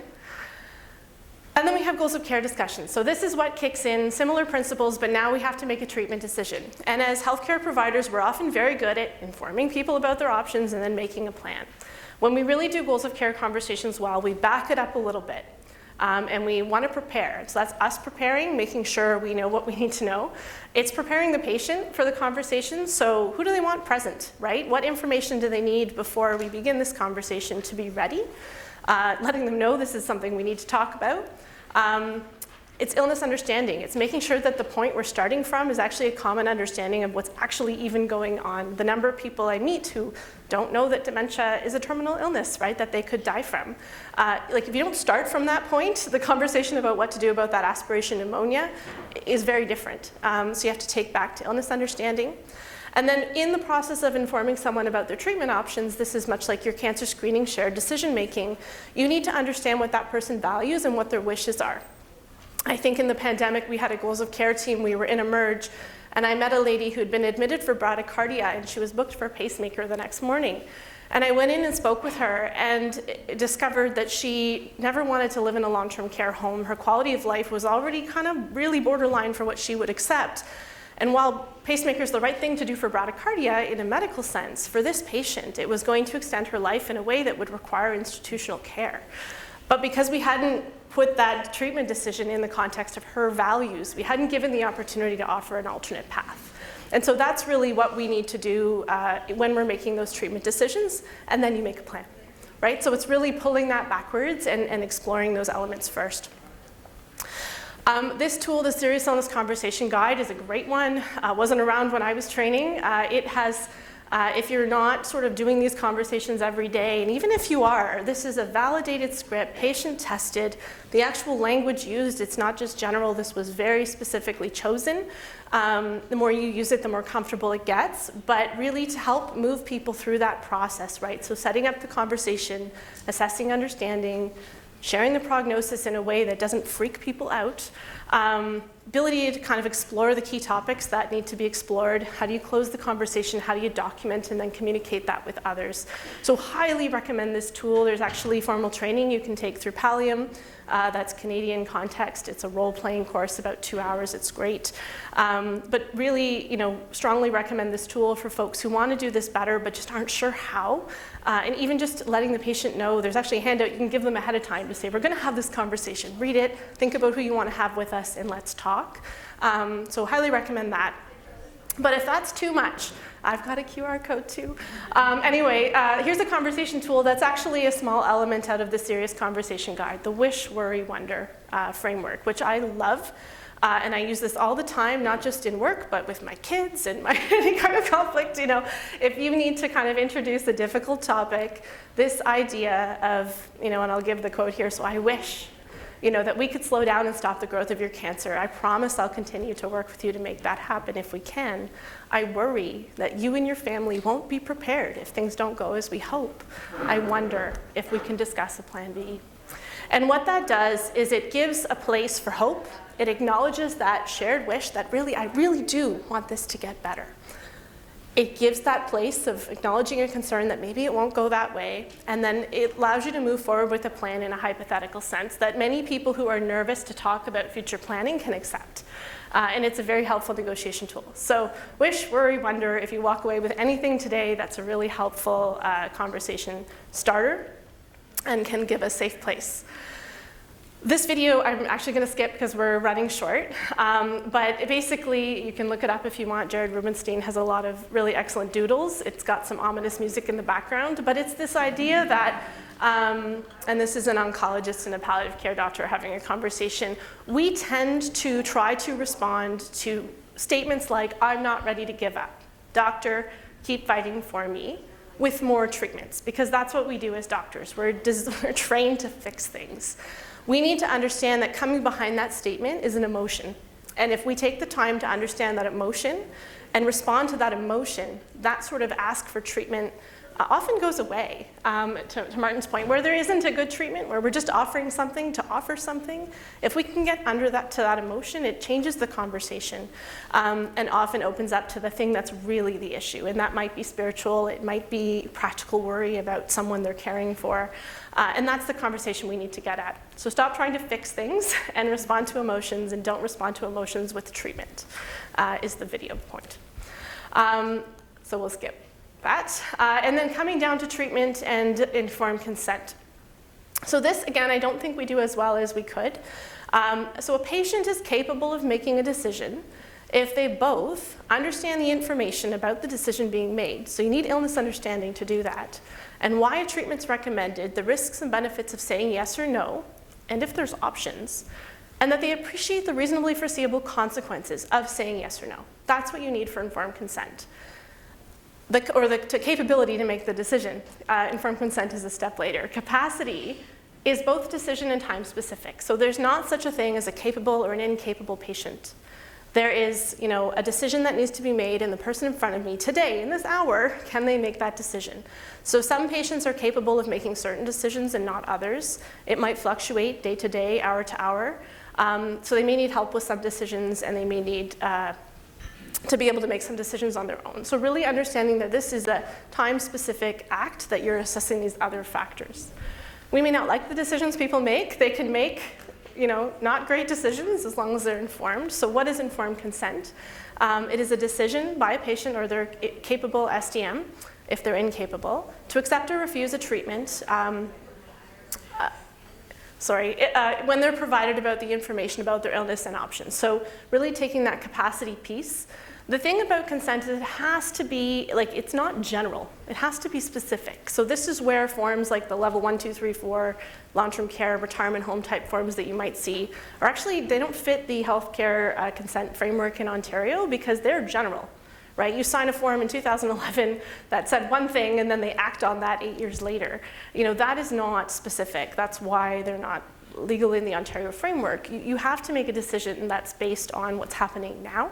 And you might have a decision that is blanket that would apply to anything going forward, but it needs to be specific enough to the situation. So it has to be specific, has to be informed, has to be given voluntarily, and not obtained through misrepresentation or fraud. And so again, really making sure that we've done this well, and even when someone has a comfort care plan, being really specific what that means for them is important, because we tend to kind of blanket things. So moving on from that. Planning and manage. So we've done our assessment, we've identified our patient, now what?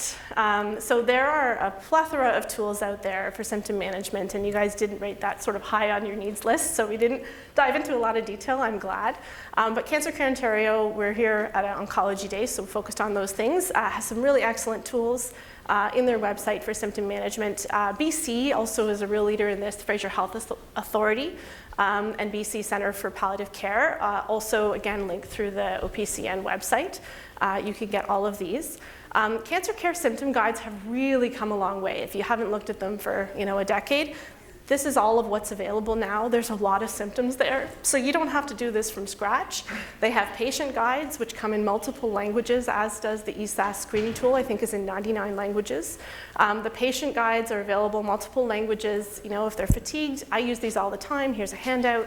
Helps them know what to do pharmacologically, non-pharmacologically, why is it happening. But they also have guides for healthcare providers on how to manage the symptom based on those ESAS scores. So if the symptom is mild, moderate, or severe, it gives you an algorithm. So just as a screenshot, you can see this is fatigue. The healthcare provider is on the right, so you can see the various suggestions on how to manage listed there, and then the patient handout looks a little different, but walks through similar things. So lots and lots of symptom tools available to you. And just wanted you to know about that. I'm going to pass it over to Martin to talk about some additional resources for your desktops. That one. Find your page again. Do you want me to do it? No, this one. Yeah, that one. Okay. So these are the additional tools for your practice, as Laura said. They knew, they've been tested, they've been verified, and they do work. And they are catered specifically for specific patients or their caregivers, as you can see, caregivers, or living with my culture.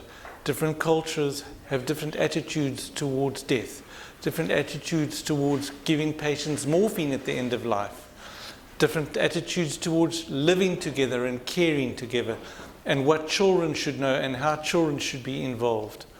And are we allowed to grieve for ourselves, for our family? Each and every person is an individual and should be entitled to receive their care as is most convenient. And I really do, and Canada's a leader in this. And I really do believe that this is important. And the Canadian Virtual Hospice has formulated specific areas on which they are striving to achieve excellence. And it's available to use family physicians, to us as palliative care physicians, to anybody. Don't have to be a physician, to the nurses, nurse practitioners. So my advice is look through these and use them. They will be very applicable and very helpful for you, for your patients, and for your staff. Very good. And so this continues, the waiting room revolution. So there's podcasts, there's books, there's roadmaps.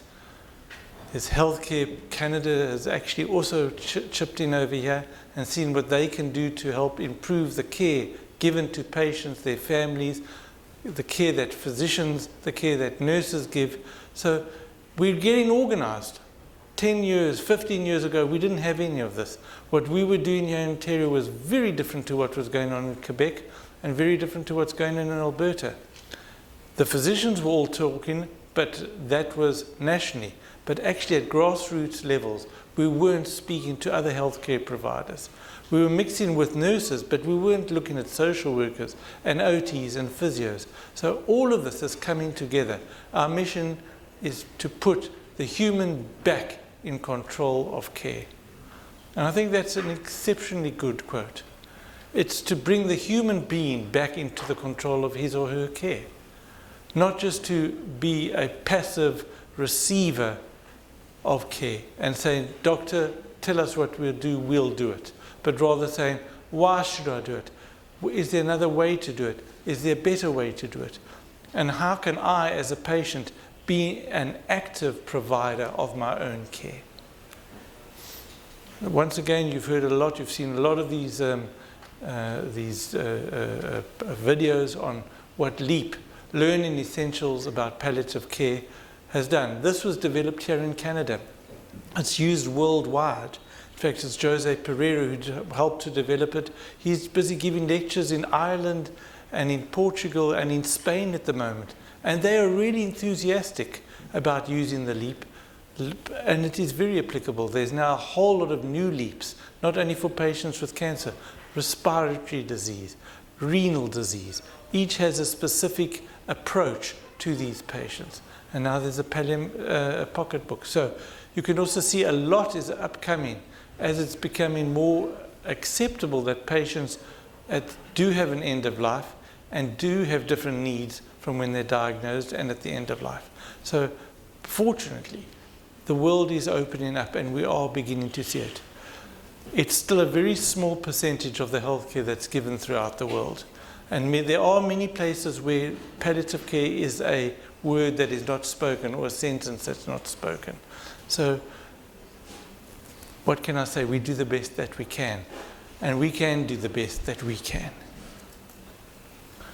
And this is from the Ontario Medical Association, specific payments for palliative care services, whether it's physician and home visits, which does encourage people to have home visits, keep them out of the hospital, allow them to be at home in the final stages of their disease.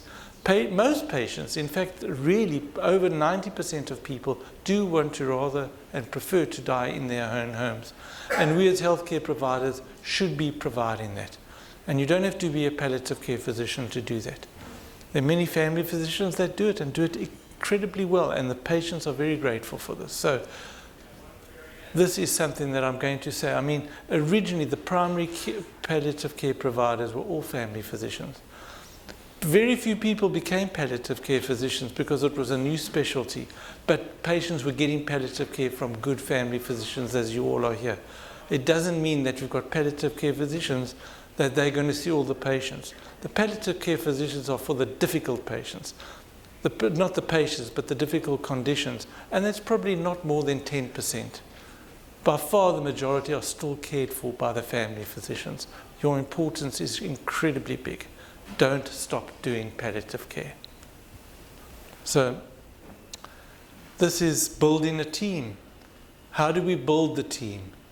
How do we entice people? How do we attract people in order to build this specific team that's going to treat the patient and their family in the most convenient place and where the patient wants to be? So we have another video. Next How team. are we for time? I can skip this one too. So move along. Yeah, we'll move along. That's okay. This, again, don't make it weird, is the message of this. People tend to make palliative care weird. When they refer to us, they get all uncomfortable, and the body language and the way that we describe it to patients, again, I think you'll get the slides, you can watch it on your own, just sort of speaks to that. I think we create our own, we project discomfort often when referring to palliative care in ways that we don't for other specialties, and so don't make it weird is the message. So I'll skip that for time.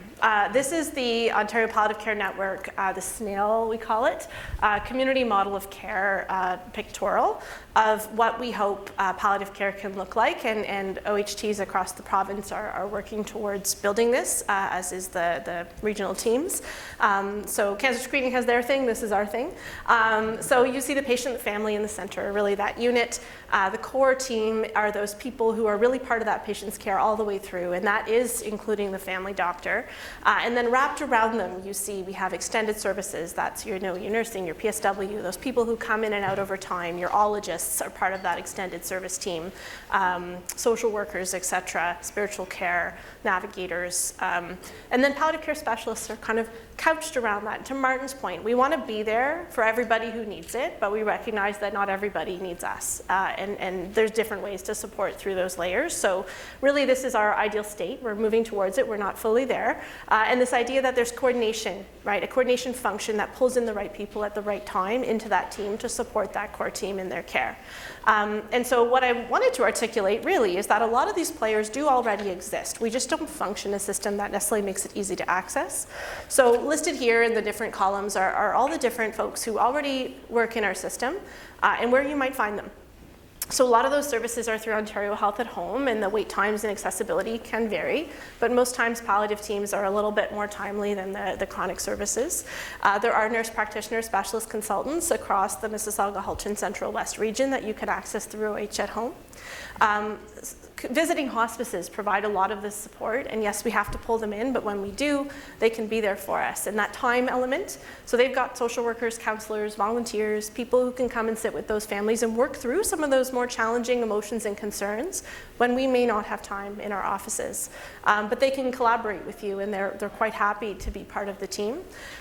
Some visiting hospices have child life, they may have music therapy, complementary therapies, lots of other kinds of elements that can wrap into that holistic care. Spiritual care is often available through that as well.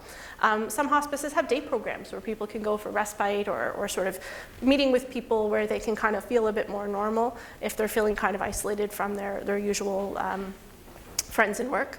And then, of course, physician specialist consultation for shared care or takeover care is also available across the MH Central West region. And again, based on complexity is when we hope we'd be pulled in. And so just to get a bit more detail, so Ontario Health at Home, again, is available everywhere. It does have these services that you can access. They also have what we call symptom response kits, which are sort of our proactive management. You put it in the home before you need it, so that if something happens, the nurses have something to give. That is one of our really key emerge avoidance strategies for this population. If you don't have drugs in the home, there's very little you can do at 2 in the morning. But if you have some drugs in the home, we can help a lot. Also, expected death in the home programs are available, I think, just about everywhere now, where you don't have to go out and pronounce. The nurses will take that function for expected deaths, and you just need to be available sort of to help with that death certificate within 24 hours. We also have hospice support, so who are they, where are they? We've listed them here. This is not extensive, but it is all the local ones that you probably encounter. So community and visiting hospice, these aren't places you go for end-of-life care, but this is outreach. These people go into people's homes in the community. They offer a lot of really valuable services without any cost to the user. Of course, they need donations, so support your local hospice. But these are the ones that would service our communities. And in Mississauga-Halton, they do have a hospice helpline. That was one of the babies of the pandemic, which has stuck. And it's a 24/7 crisis sort of emotional support from a hospice palliative care perspective that's staffed by the local hospices. And then residential hospices are those places where people will go for their final weeks of life for comfort care. And again, the most common ones that our patients would access are listed here. We are under-resourced for hospice beds in this part of the community, but we do our best to try to get the patients who need it most into those spaces. And we wanted to just, and this is our last few slides, just give you a bit of an OHT by OHT lowdown of who are those specialist resources you could tap, recognizing there will be patients that you need help with. So when you need help, who can you call?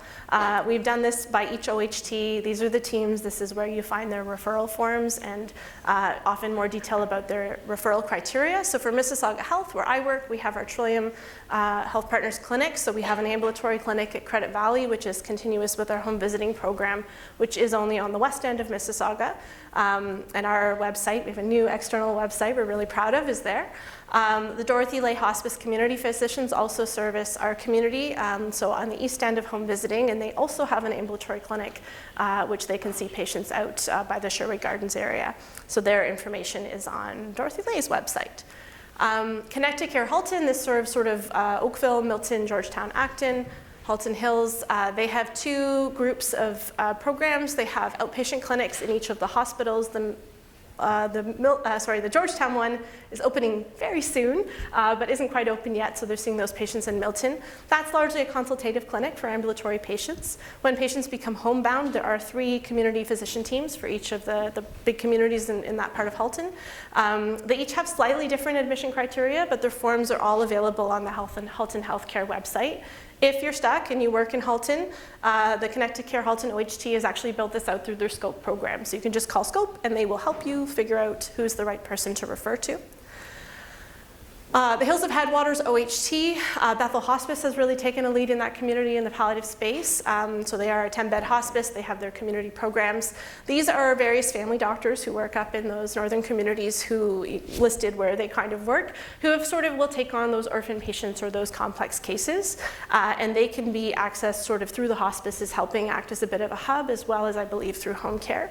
And they are working on a central intake process for their community that they hope to launch in the next year or so. They also have some additional resources in community paramedicine and telecheck through the OHT. And I'll pass off to Martin to talk about Central West as we close off, and then we'll take any questions. Thank you, Nora. Well, as you can really see, what you've said is that we're underrepresented.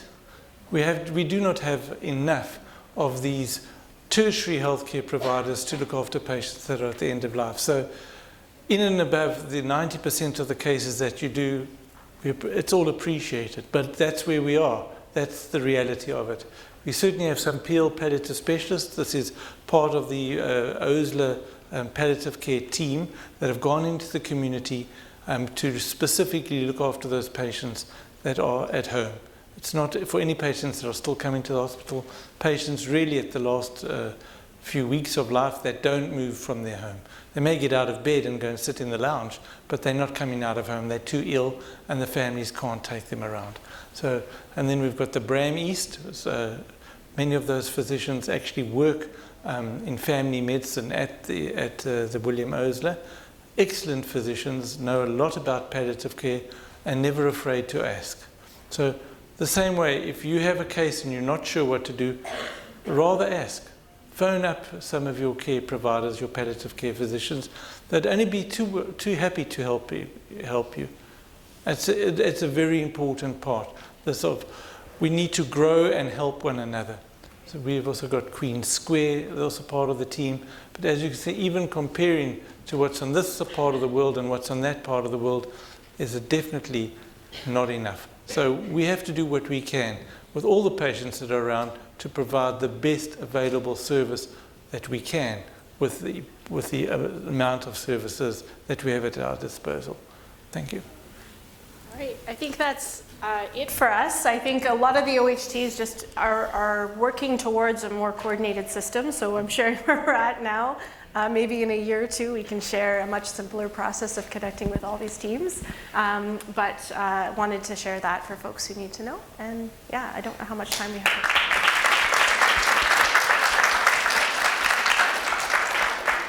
Well, I think we've got 1 or 2 minutes for one question or 2 questions.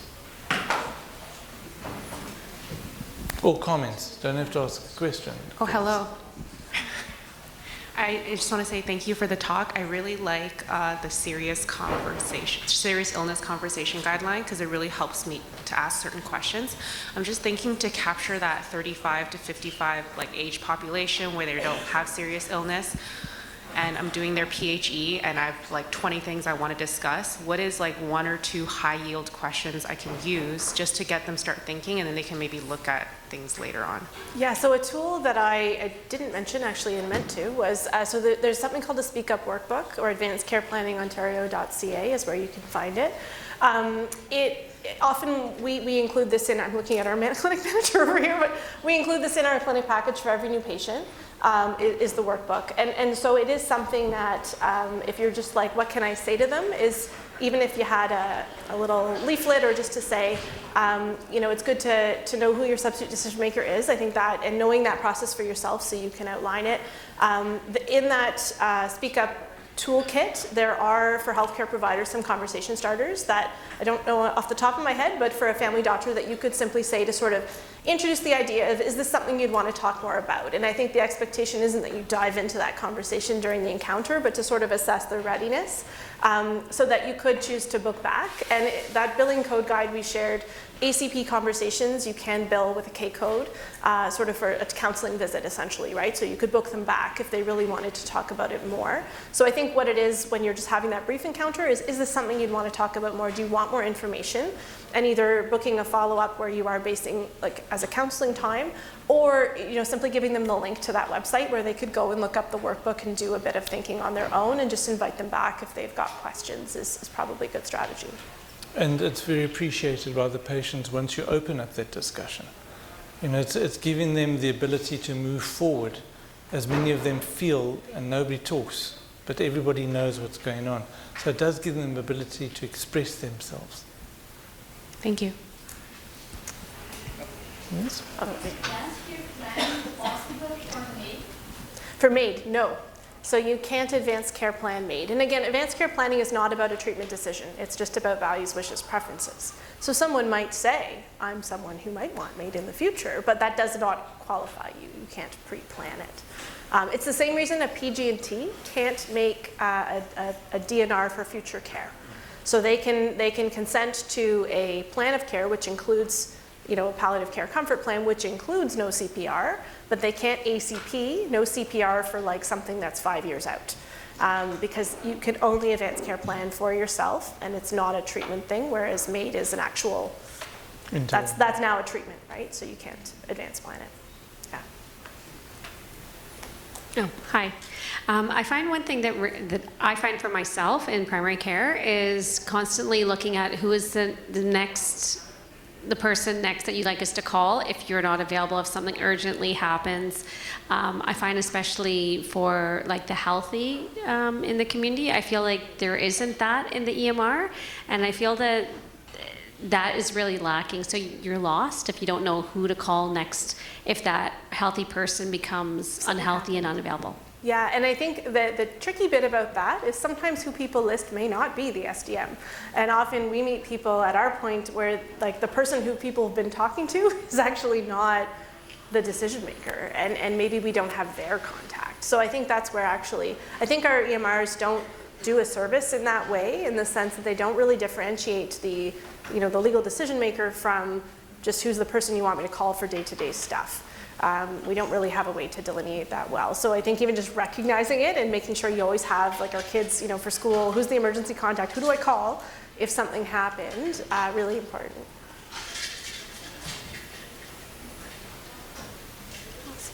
Well, thank you. Thank you very much for joining us.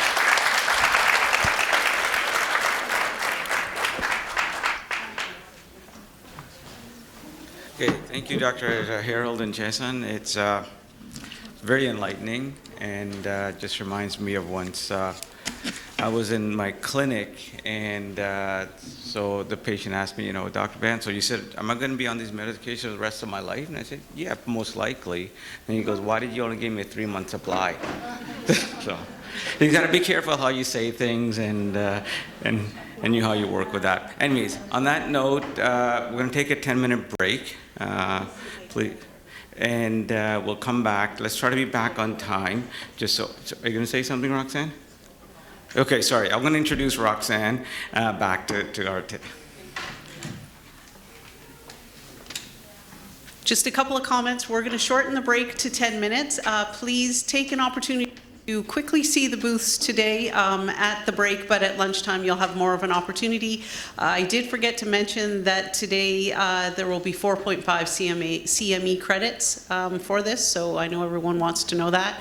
And also, hot off the press, William Osler will be launching their OLSP program March 17th and accepting new patients. Okay.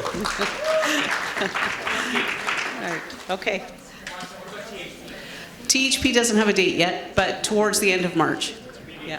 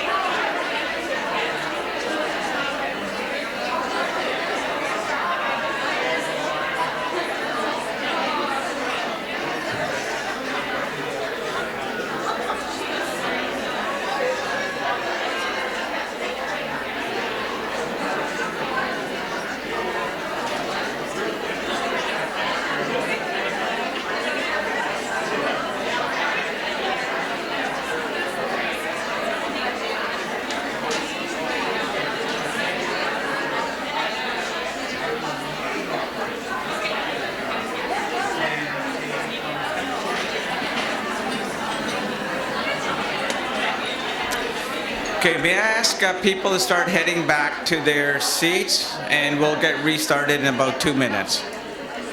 Thank you.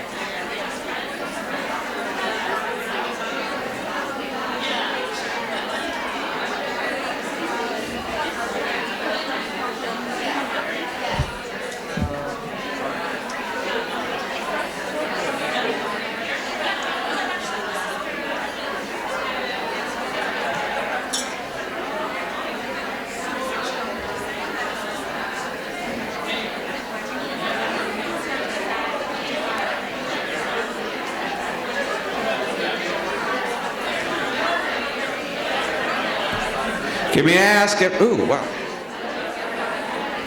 May I ask everybody to sit down, please? Take your seats.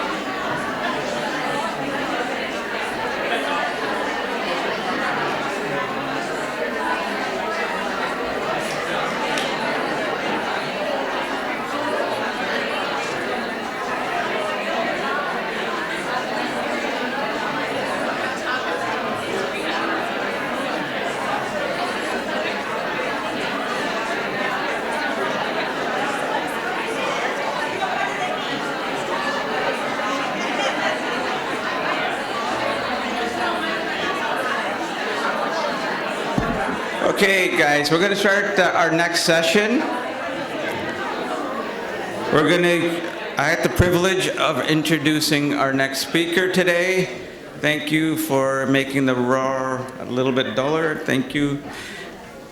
So we have the privilege of having Dr. Noor Ramji. She's coming to us from Toronto. She is at St. Mike's Hospital Academic Family Health Team.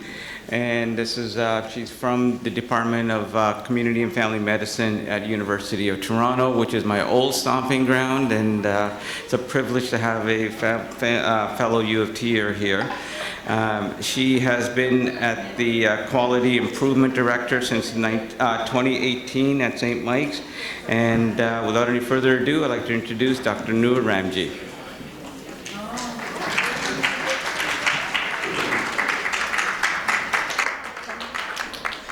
Thank you so much for the warm invitation, and I had a chance to come around to some of the tables early, and I can tell you this city kid is feeling really warmly welcomed by the family and the community that's here, so thank you so much for that warm welcome. I invite you to take a deep breath in and let that breath out.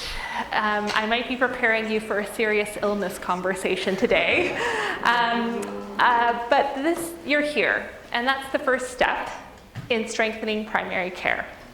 I'm Dr. Noor Ramji, a family physician and QI director at the University of Toronto's Department of Family and Community Medicine.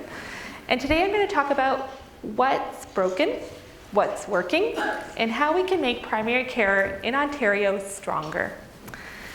Together, we'll share stories. We may laugh a little bit. We might also cry, and I'm really thankful. It looks like there might be some desserts afterwards so we can emotionally eat through our work together today. But more than anything, we're here to imagine a better future for primary care and how we can make it happen. So let's dive in. So I don't have any disclosures, but I do get a speaker honorarium for this event, and also, as mentioned, I'm employed at these 3 centers. I don't have any financial support for this presentation and not received any in-kind support. And I do receive a stipend from the DFCM Quality Improvement Program at the University of Toronto. I am going to share mitigating potential bias because I do come from Toronto, and there is a difference in how I practice family medicine there and what I've observed. And one of the things is I hope today to learn a little bit more from you, from what you're experiencing and how primary care happens here in the Mississauga-Halton Central West Regional Care Program. I was given lots of really great materials to learn a little bit more about this, but actually hearing the stories and understanding the processes and the systems that you have in place here have been really enlightening, so I encourage you to share. As we acknowledged earlier, I also acknowledge that we are on the land that has a history deeper than our healthcare system. For thousands of years, it's been home to the Huron-Wendat, the Seneca, and the Mississaugas of the Credit River. I honor their stewardship and recognize the responsibility we have in this space. Today, I've been invited to discuss the current state of primary care in Ontario, strategies to strengthen primary care in both provider and patient experience, and how we can enhance primary care efficiency through case-based demonstration of tangible strategies in cancer screening, which I think we've actually heard many examples today already. So primary care in Ontario is facing a perfect storm. We have a shrinking workforce, fewer new family physicians entering comprehensive practice, and more retirements than ever before. That leaves over 2.2 million Ontarians without a family physician, creating long wait times and overburdened emergency departments. Meanwhile, those that are still in the system are drowning in administrative tasks, EMR inefficiencies, paperwork, and unpaid work that fuel burnout and early retirements. And as our population ages, the complexity of care is rising, with more chronic conditions and mental health needs stretching our already strained system. Outdated funding models and slow policy changes only make it harder to expand things like team-based care and innovative solutions. The result, the providers are exhausted, patients struggle with fragmented care, and the system is reaching a breaking point.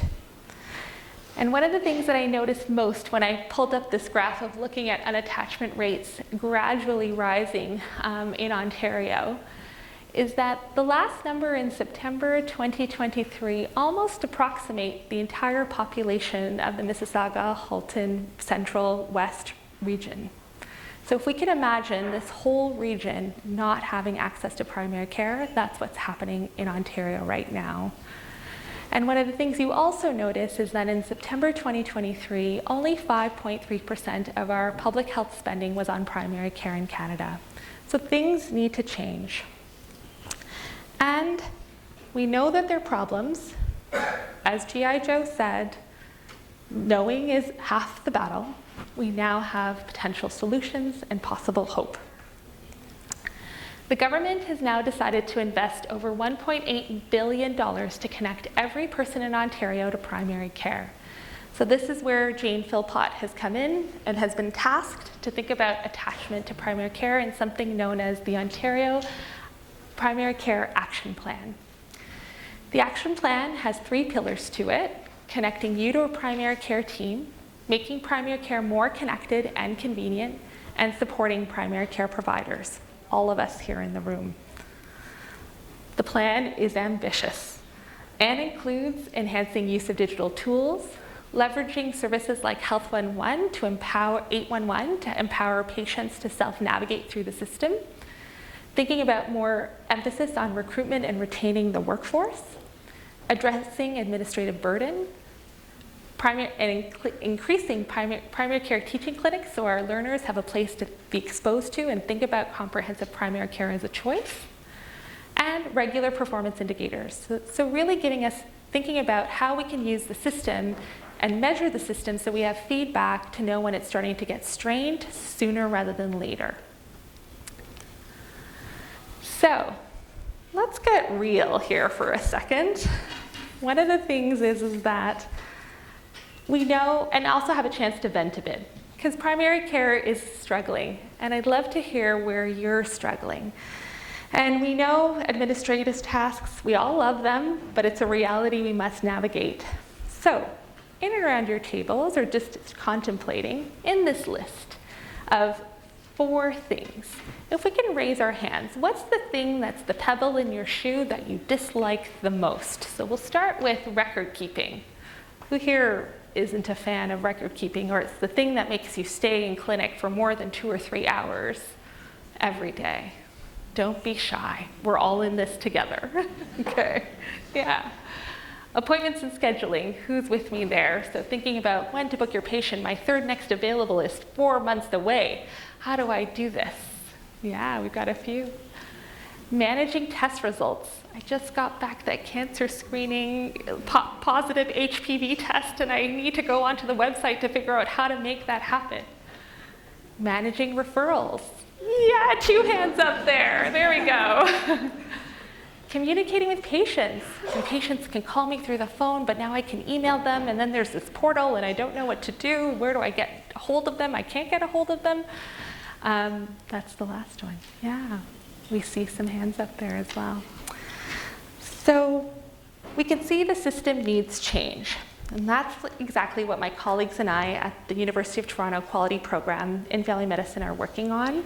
We're examining the literature and learning from the experiences and practices from patients as well as providers, and what strategies can actually help to improve the primary care experience for all.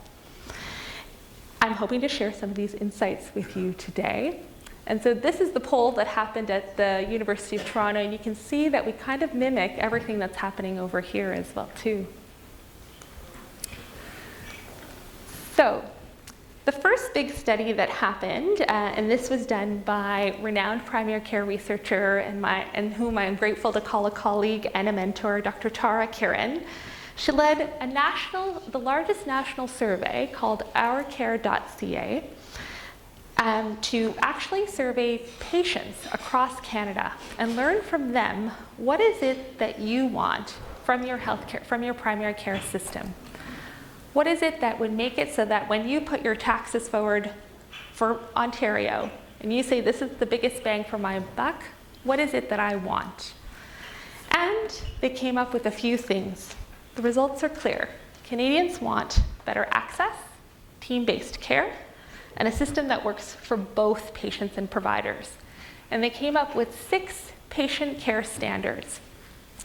And these are actually going to hopefully inform the way that we're going to move primary care in the future as well. And so some of these, interestingly, resonate with some of the things that actually help make the provider experience better. And from the research we've done, looking at improving the provider experience, the following strategies have come to light and seem to align quite strongly with patients. So they are expanding team-based care, enhancing use of digital health tools, reducing administrative burdens, supporting provider well-being, and improving compensation and funding models. And so when we look at these a little bit more closely, what does it mean to expand team-based care? When we think of healthcare teams, we think of an orchestra. Everyone plays in harmony, patient care improves. Delegating administrative tasks means healthcare providers can actually focus on patients. Seems to be revolutionary, I know, but guess what? Patients love this idea too. So we actually have a lot of potential for this to become the truth in Canada.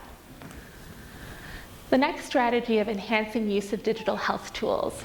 We know we love tech, but sometimes we don't.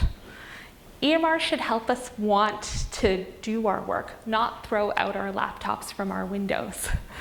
What we do know is that we do find that using tools like AI Scribe can actually decrease your documentation by 4 hours every week. That's a half a day that you could spend with your family and friends on weekends. But we have to have the courage and the intention of wanting to adopt these tools into our practice. They're a little disruptive, but sometimes when we do adopt them, they actually can provide us with more autonomy and better patient care. The other thing that patients want is they want digital solutions that work for them and for you. They want something like a unified EMR where they can actually learn about their healthcare issues. But then that also gets communicated to me, to their palliative care team, to their oncologist, to everybody that's a part of their care.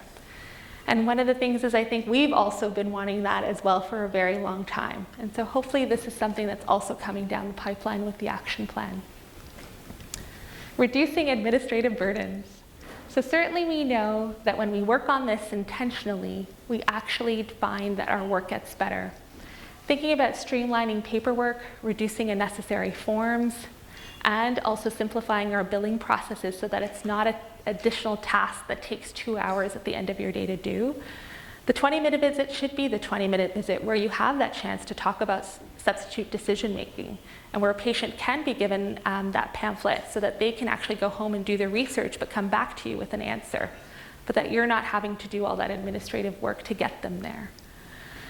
One of the things that's really exciting and promising is that there is an intention to have a centralized referral system. So I saw the 2 hands up for what do we do when we make a referral.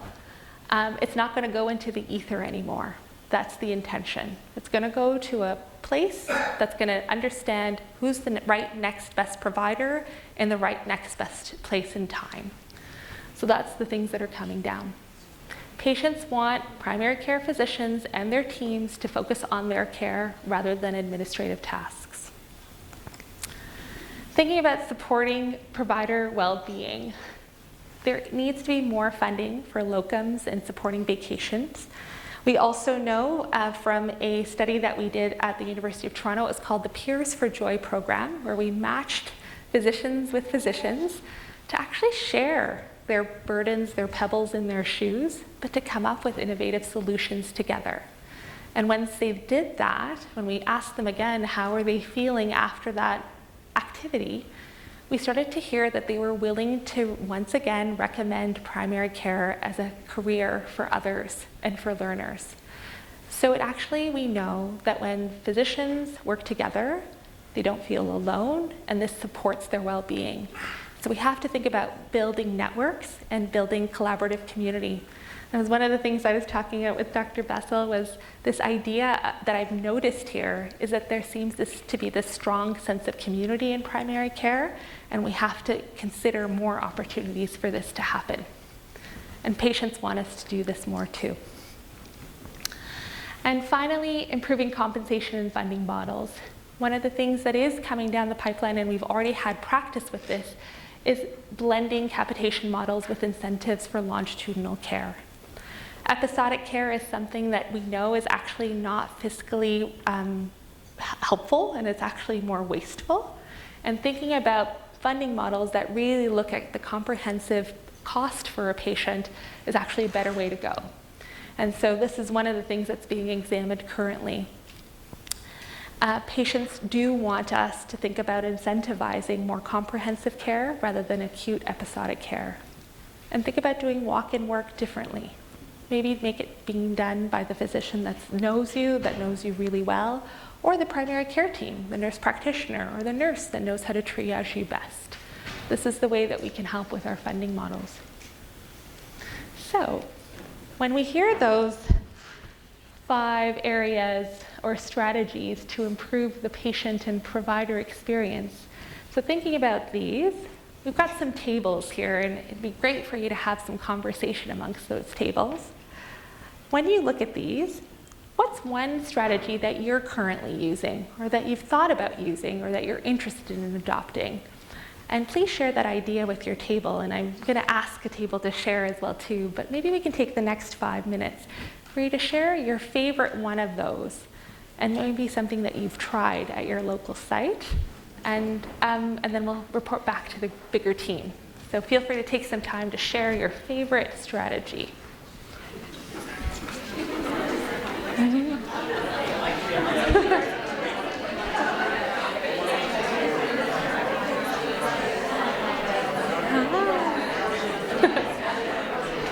Is there any strategy that you enjoy the most?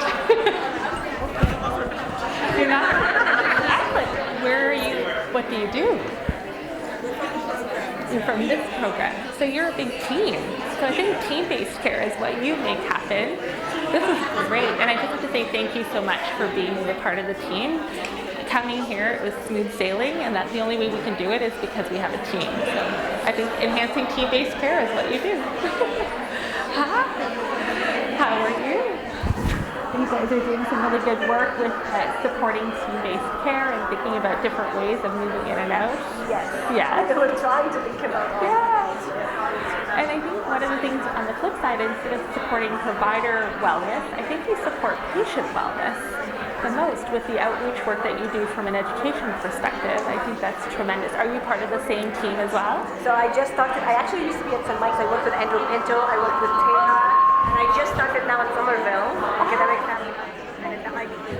Amazing. So like half the clinician side is like half the Amazing. trying to find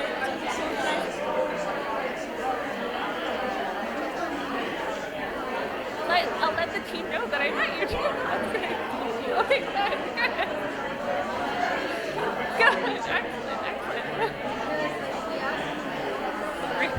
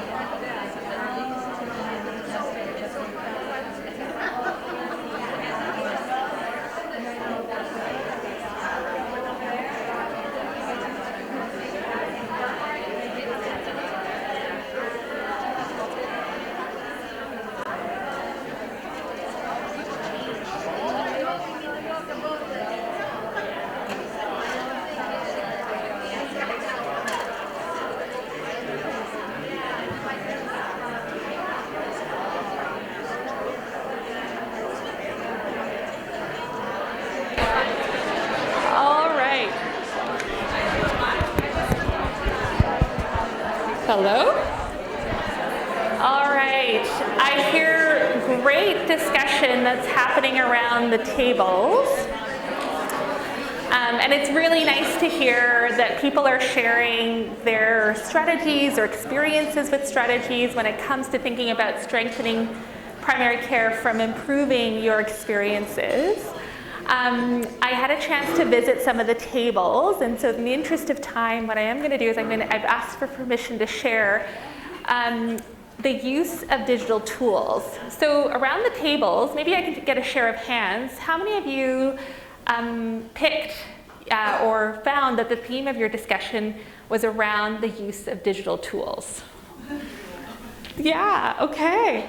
So I think the big thing that I've learned from the table over here, and thank you so much for letting me share, was this practice. So people have started to take the dive and using AI Scribe to help with their day-to-day documentation, and that apparently has been game-changing. It's allowed one of the providers to have 1.5 hours of free time at the end of every day. It also helps with reminding us, what is it that I said that I was going to do for that patient? And so it gives us a checklist to do that, which is really great. And then another really interesting idea that was shared was from experience in the UK, where the regional cancer program, and so maybe we'll take some notes on this, integrated into the EMR a predictive way to actually start to flag when patients would be ready or due for their cancer screening maneuvers. And then within the EMR had decision aids with respect to what this patient might need.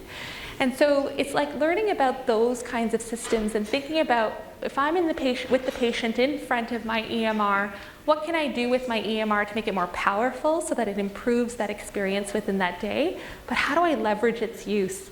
So what I really appreciate and admire is the courage that everybody has here to really embrace the intention around using digital health tools, to perhaps try something like Heidi or AutoScribe or Tally or the other 135 products.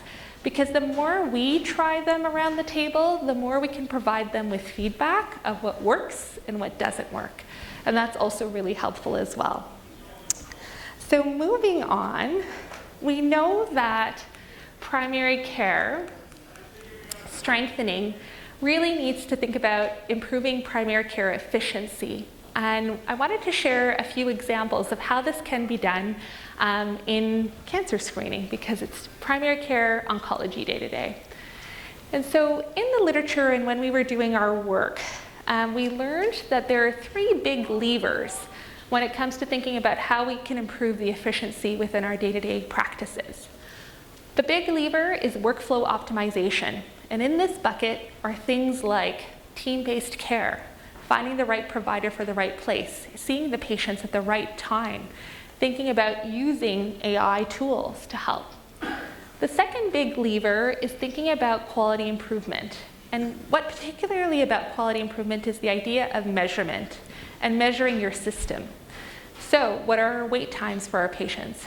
How long am I staying after work every day to finish paperwork? When we start to measure these things, we actually have data that we can use for advocacy. We can actually share our experiences more clearly and gain support. So for example, it wasn't until primary care providers started to say, I'm spending 2 hours every night finishing my charting. We need something different, that it was starting to be heard, and starting to be heard by the people that are going to allow us to develop the systems that we need to develop. And finally, the third lever is collaborating with other sectors. And this is one thing I think Mississauga Halton Central West does beautifully and is an example of that I'm going to be taking back to Toronto. Because one of the things that I've seen throughout my conversations here is this intentionality of not doing your work alone. By thinking about the development of diagnostic assessment programs that are partnered with primary care providers, thinking about community outreach workers that actually share with patients routine health information and what's important for patients to know so that they can connect with the primary care system in the most effective way. And so these 3 levers, when put together, we know make a really big impact when it comes to primary care efficiency. And that's going to give us more space, more time to spend with our patients doing the work that we need to know and we need to do best. So I'll take you through an example of cervical cancer screening where workflow optimization and leveraging QI and feedback were really helpful. So this is a family health team. It was in Toronto. It's one of my colleagues. Implemented an automated EMR reminder that flagged patients due for a Pap test. So they had this reminder that would come up. What it did was it allowed us to generate an annual list that we could send email reminders to patients. And nurses conducted pre-visit outreaches to patients that were in income quintile 1 and 2. So that way we could actually target interventions for patients that may not necessarily come to the clinic. And we had administrative staff on the go at the front desk. When patients got their email, they'd be calling in, and we knew that we would have a bigger influx of phones. So we actually had more hands on deck at the front lines to ensure that we absorbed those calls and provided patients with those same-day screening appointments. By doing that, we knew that we found that our screening rates increased by 11% in 1 year. The only reason why we knew that that worked is because we measured it. And if we hadn't measured it, we wouldn't know if it worked. And that was really helpful because then it let us know what part of the system worked. Do we want to do this again? Is this the way that we're going to continue to do cervical cancer screening at our family health team site? In breast cancer screening, there was a study that was done that optimized workflows with collaborating with other health sectors, where they actually partnered with their local OBSP screening program, so it was a primary care clinic. And what they did was they actually provided the OBSP screening program with the list of patients that in their community that would be due for their mammograms. And the OBSP did the outreach to patients to say, hey, you're due for your mammogram this year. This is the time for you to do that. So that leveraged the clerical administrative staff that the OBSP had to actually support the community needs. We found that mammogram slots were pre-booked, there were reduced delays, and we had improved patient compliance because it was endorsed by their primary care center. And then finally, with colon cancer screening, this is another team that leveraged QI and feedback and optimizing workflows. So the FIT used an email reminder for patients who needed their FIT screening. What they did was that they had them complete almost a low-risk screening questionnaire on that email to see if they were appropriate for FIT testing, as well as confirm their address. That email was replied back to. A clerical team, as a result of, had FIT kits mailed out to patients as a result of receiving that email. And educational materials were provided to patients about how to complete them. And then we had a dedicated clerical team member that followed up at 6 weeks to ensure that those FIT kits were done in a timely way. And we found a 40% increase in completion of those test kits. Once again, the only reason why we knew that this worked was because we measured it. And the other thing that we found was that patients were actually willing to be notified about their FIT screening requirement through this email, and that it was actually quite effective for having them just do that low-risk assessment on their own, and could be offered that conversation with their primary care provider, but it essentially took that work off the desk where it didn't need to be. So, knowing that this is Primary Care Oncology Day and thinking about practice efficiency, I'm going to have you all participate in what I would call a Peers for Joy activity. So, if you have a person beside you, if you can share your one barrier to cancer screening practice efficiency, so things that just make it really hard for you to get that screening test done, and then if you can brainstorm together what your potential solutions are to cancer screening practice efficiency. So what are some of the things that you can do or that you can perhaps advise each other to do to make it a little bit better? So I'll give you about 5 more minutes to do that, and then that's our last activity for today. Is it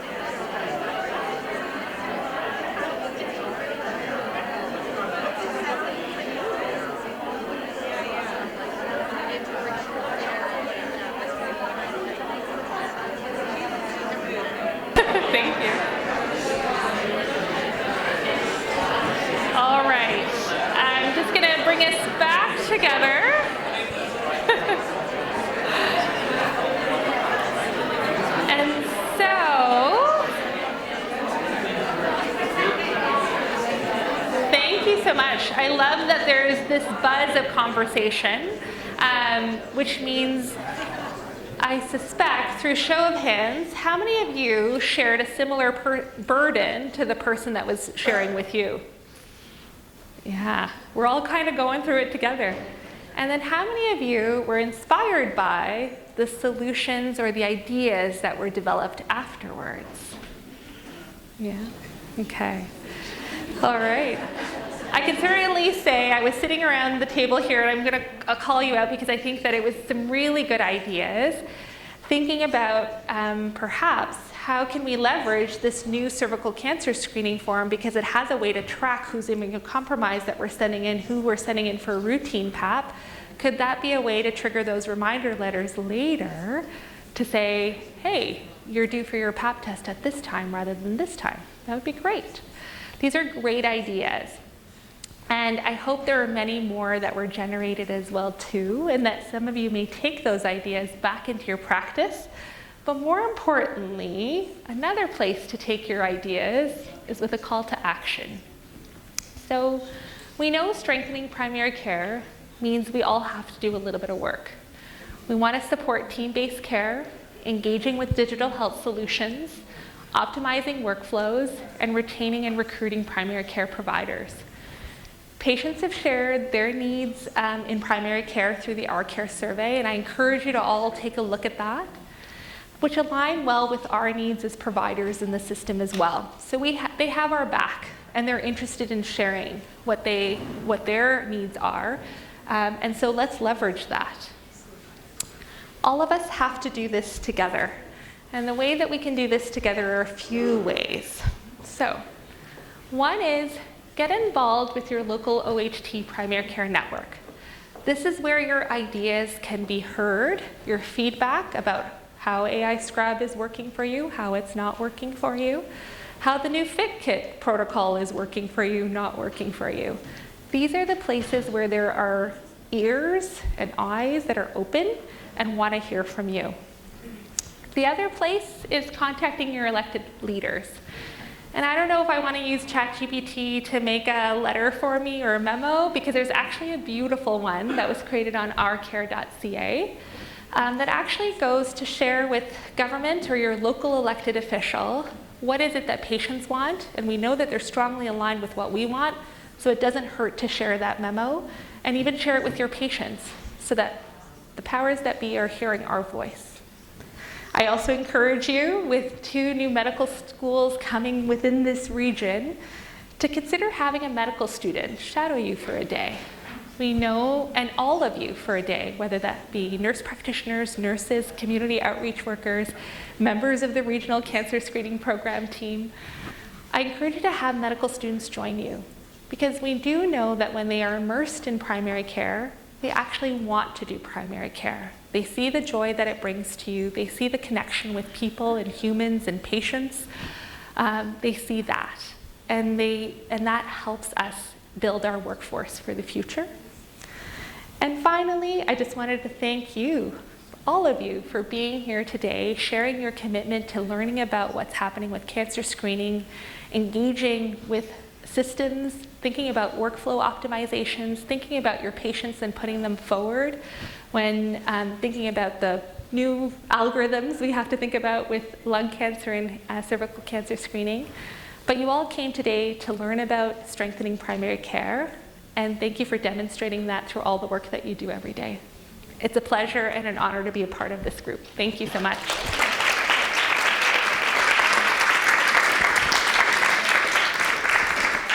Happy to take any questions and continue the conversation if you have some time.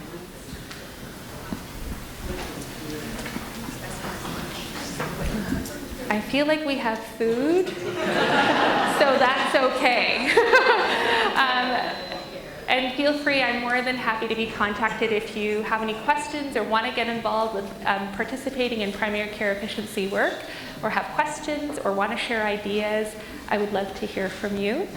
At the University of Toronto, we are creating these one-pagers to help empower primary care providers with evidence-based review of some techniques and changes that are really helpful for improving things like appointments and scheduling and record keeping, so that you can make the decision that works best for you. So if that's something of interest, feel free to connect. All right. Thank you so much.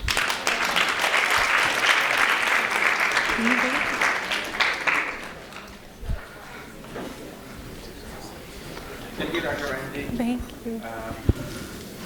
Really appreciate, oh, thank you.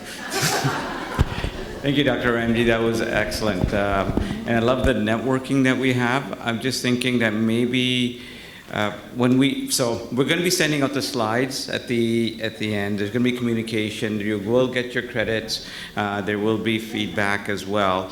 As part of it, can we get, will we be able to get responses back when we send out this stuff? Because what I'm thinking of, some of these ideas that we had at different tables, it'd be nice to see if we can get those back and maybe collate them anonymously and share amongst each other so that we can all become a community of practice working together. So we'll try to figure something out and work with it. Just my mind thinking, I'm talking, sorry.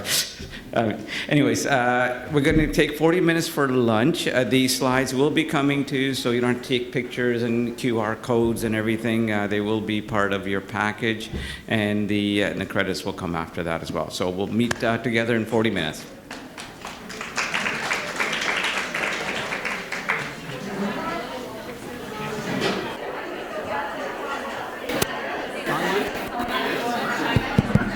Okay, folks, let's everybody grab a seat.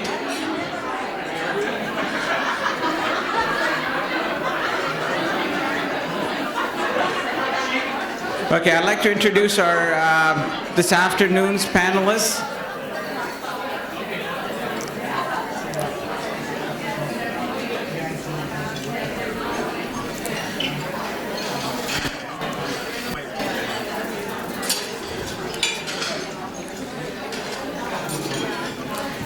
So in the afternoon, we're going to be doing a facilitate session. And we're going to have panelists who are going to be sitting at the table there. And to that end, I would like to introduce our two facilitators. First is Dr. Baldeep Chera. She's a family medicine physician for over 10 years of experience, currently practicing in Mississauga near the Square One area. She immigrated to Canada at the age of 5. And she's earned her undergraduate degree in biochemistry and biomedical sciences from McMaster. Dr. Chera has pursued medical training at St. George's University with study at Newcastle, UK, and the West Indies, and in New York City. And the second facilitator is going to be Dr. Kiran Cherla. He's a family practice physician providing comprehensive care in Halton Hills. He has been in clinical practice for over 23 years with hospital privileges, has worked in the emergency department, obstetrical suite, and has continued as a hospitalist throughout his career. So without any further ado, Dr. Chera and Dr. Cherla.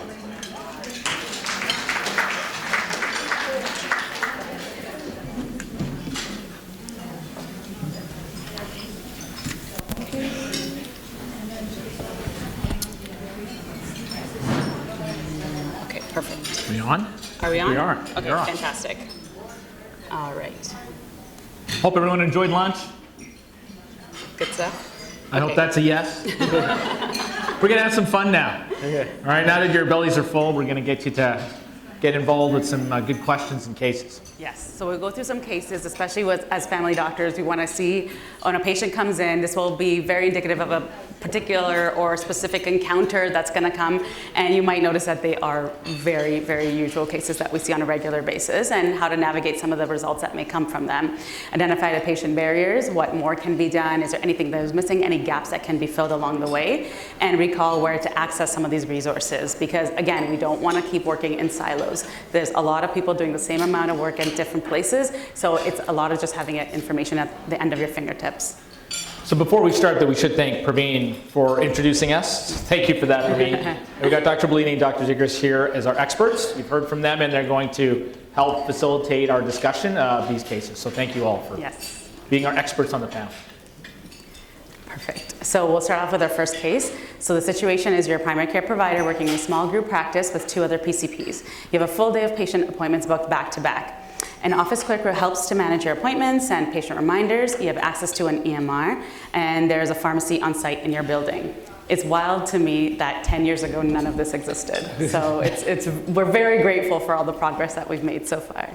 So in the case study we'll meet the patient, have the clinical encounter, how you would assess the patient, actions, results, next steps, and key takeaways from those patients. If you want to go turn on the Mentimeters on your phone one more time, and then enter that code to be able to get in.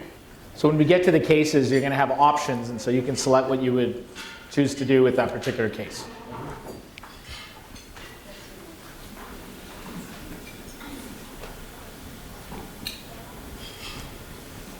Everybody good to go?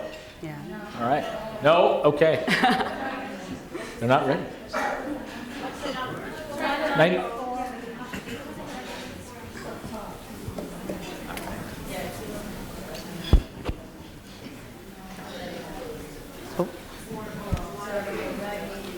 I think you might be first. Oh, first.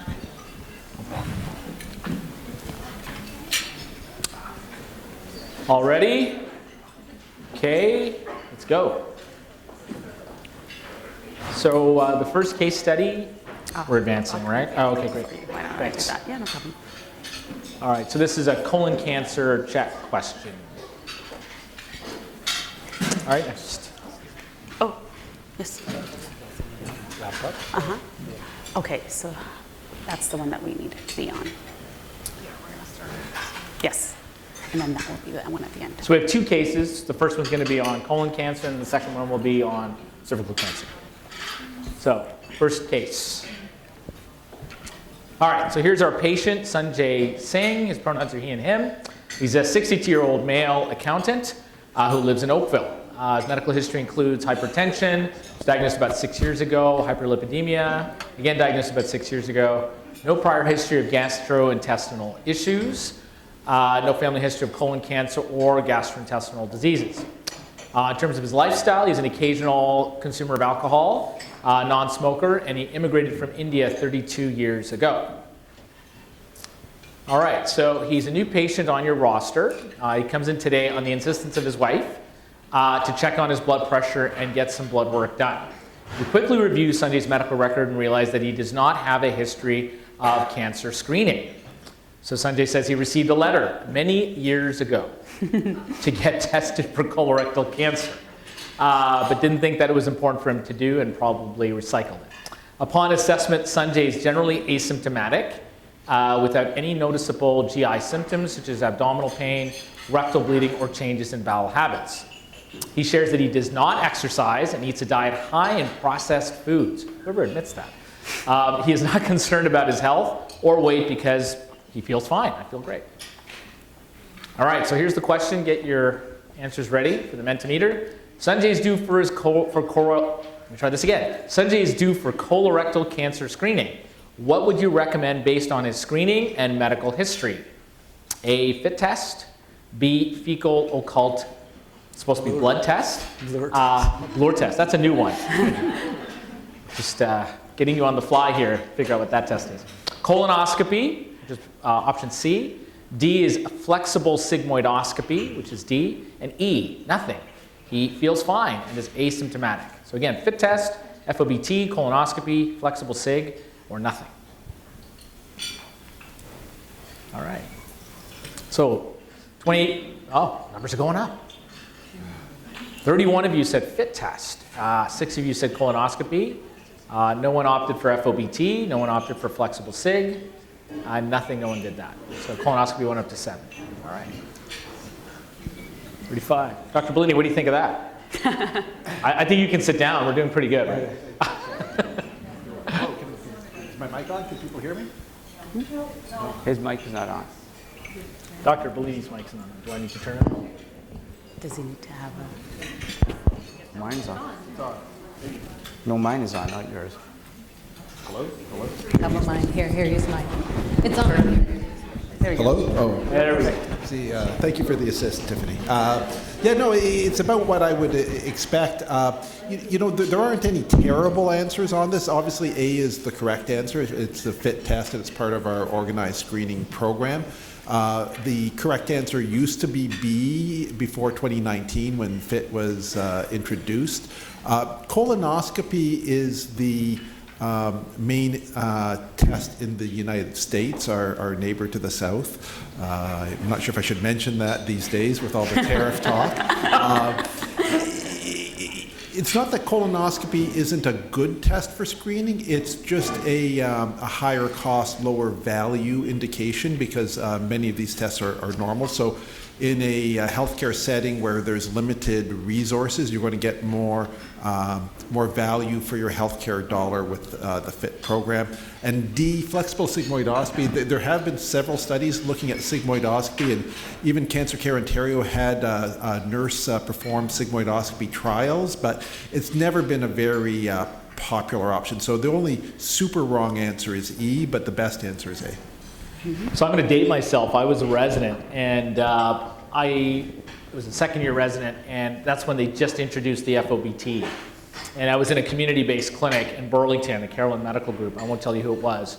But I brought up the option of an FOBT. They weren't aware of it. And they'd suggest, well, I would normally do a double contrast barium enema and a flexible sigmoidoscopy, right? And so that was the standard at that time. So I had a wonderful discussion with my preceptor about the value of an FOBT at that time.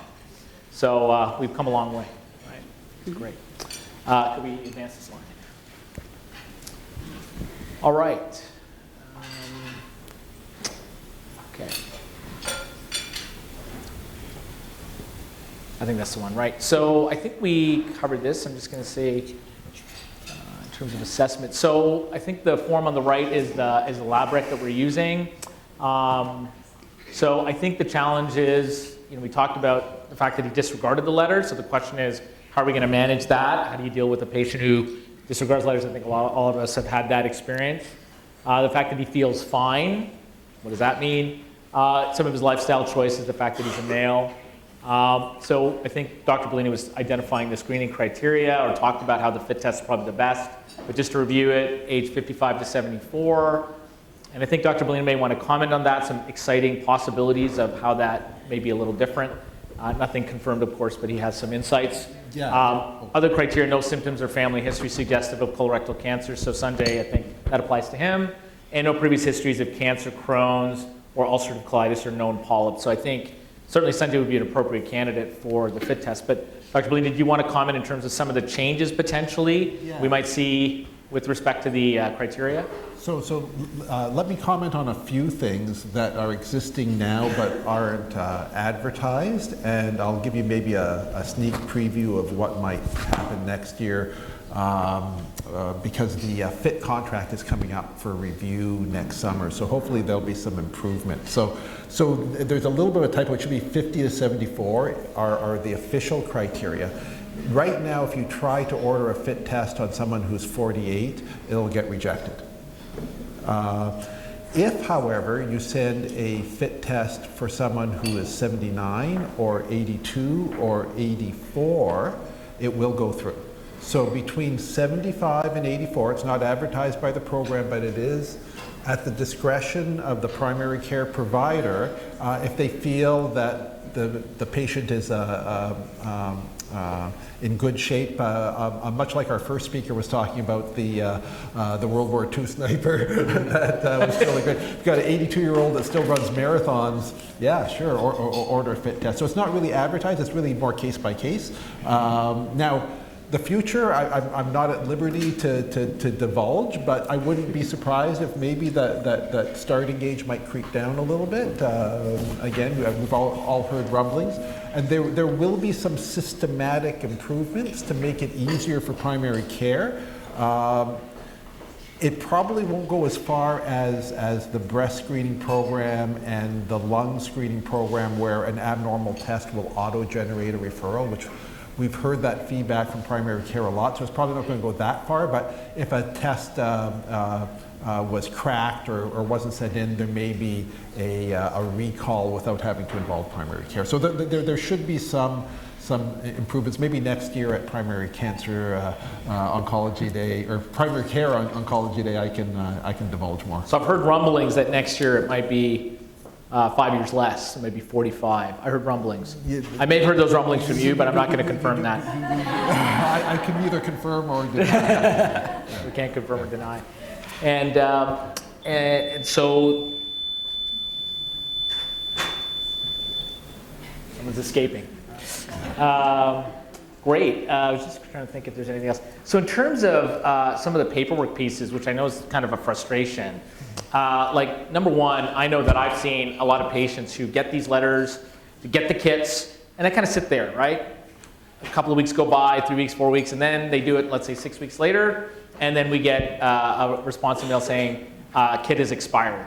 And I think we mentioned at lunch just when we were chatting that I don't see where the expiry date is on any of these kits, right? I know they say to submit your sample within 2 days, but that's just a comment I thought I would ask you. Is it somewhere there? Because I know patients always ask me. Yeah. And I think you told me 4 weeks, but I'm just happy to have your insights. I'm not sure. It certainly isn't there prominent enough that I know that answer or that you know that answer. It's on the tube. It's directly on the But I test can't. tube. But often there's a sticker there. I can't. There's a see sticker, it. yeah. It is very small, but it's still written on the sticker. But there is a shelf life, right? So that's why the FIT test is mailed to the patient and it's not in your office, you're not handing it out. There is a shelf life, it's heat sensitive, it doesn't like high heat. So there are some logistics regarding it. And I think yeah, there is something saying try to get this back by within several weeks kind of thing. So it's not months, it's more weeks. So I was told 4 weeks, but I just completed my kit. I looked for on the tube where the date was, and I didn't see it. So it's on the tube. It's on the tube. But 4 weeks, I think, is kind of what you were saying, right? And another thing that might happen is if you do send a FIT kit out and it's getting close to the end of the lifespan, that they may get a reminder letter. Dr. Churla sent you a FIT test. It was sent out 2 weeks ago. We haven't received it yet. Please, it's important that you do it. So hopefully we can get that percentage return up. Is there any way the patients, is this in the horizon, that they can get, request the kits or pick them up themselves? Like, is that in the horizon? Yes. Because it's all directed to us, right? So they'll get the letter. Two questions there. So one is patients can, there's a 1-800 or 1-888 number. Patients can request a FIT kit without having a primary care doctor.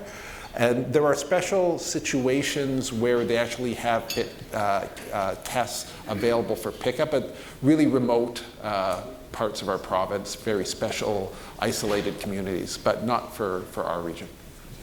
Great, excellent. All right, any other questions for Dr. Bellini at the moment on the FIT test? Please go ahead. So when patients do not return the FIT test within 6 months or a year, so I'm getting 6 months, some of my colleagues have recently received notifications that it's been a year, and I'm just hearing that the kits themselves are only good for 4 weeks. I'm not really sure what the message to our patients. Yeah. So I think what would happen, so if you ordered a FIT test on me and I just let it sit there and I never returned it, at some point, I think about maybe 6 weeks or 8 weeks later, you'll get a letter saying the FIT kit test was never returned, or you should be getting a letter. Yeah.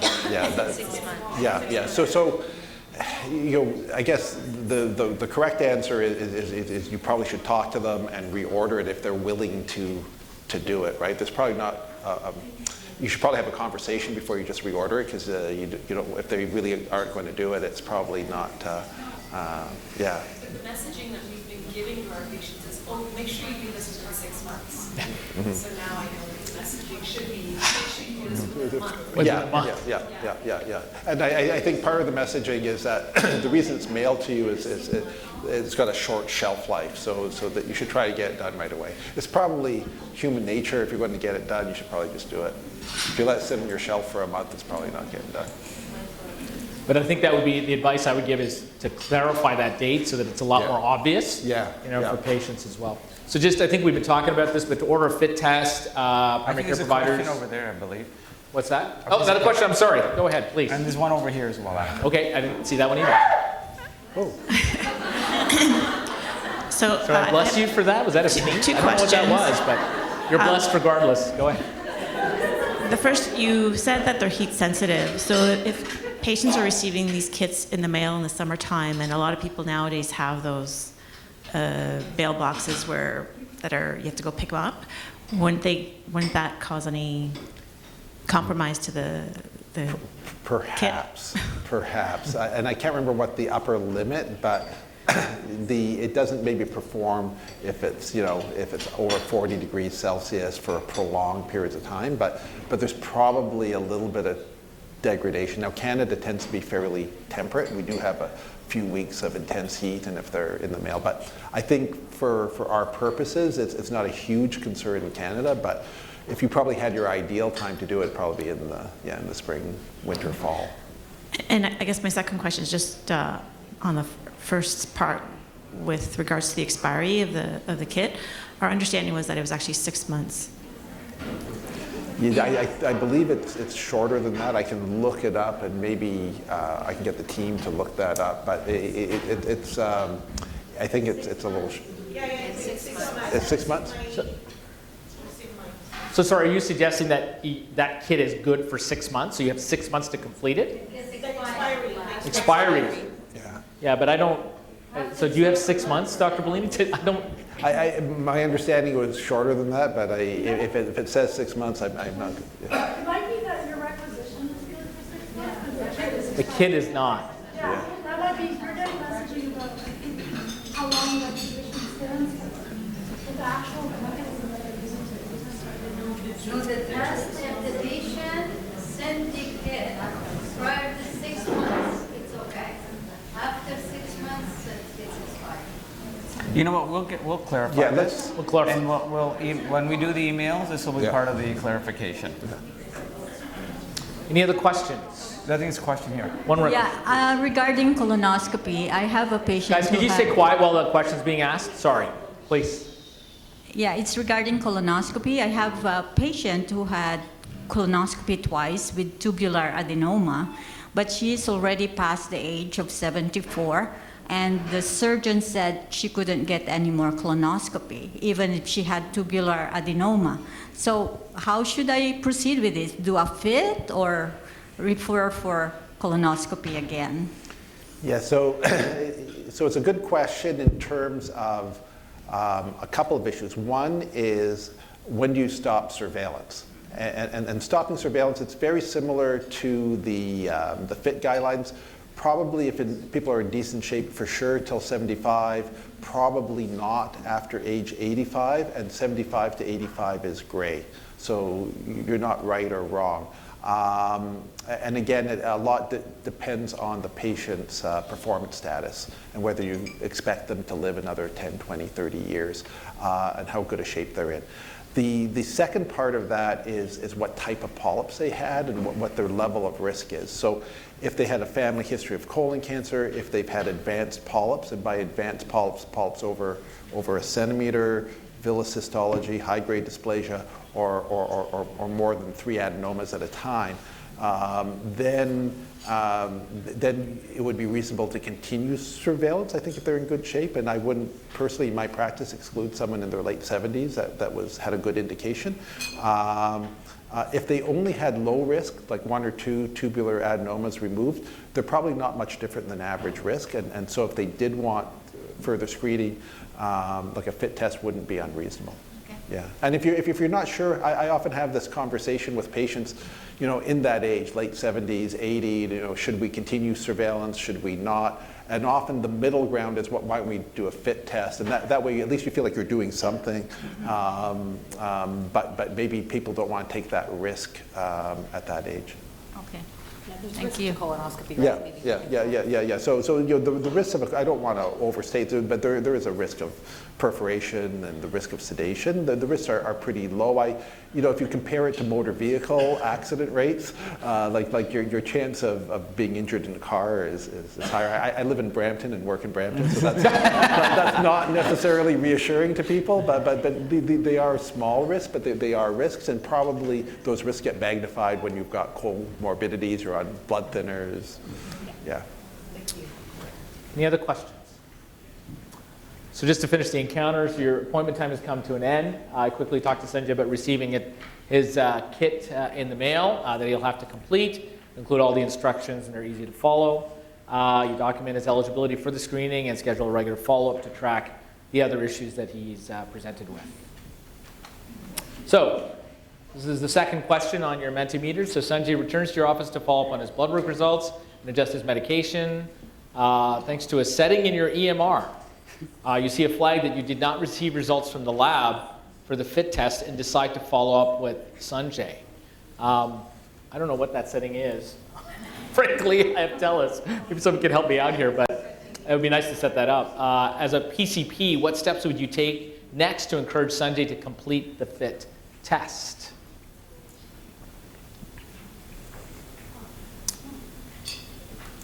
So I think this is an open question.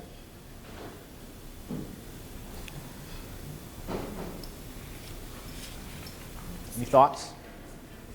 Scare tactics.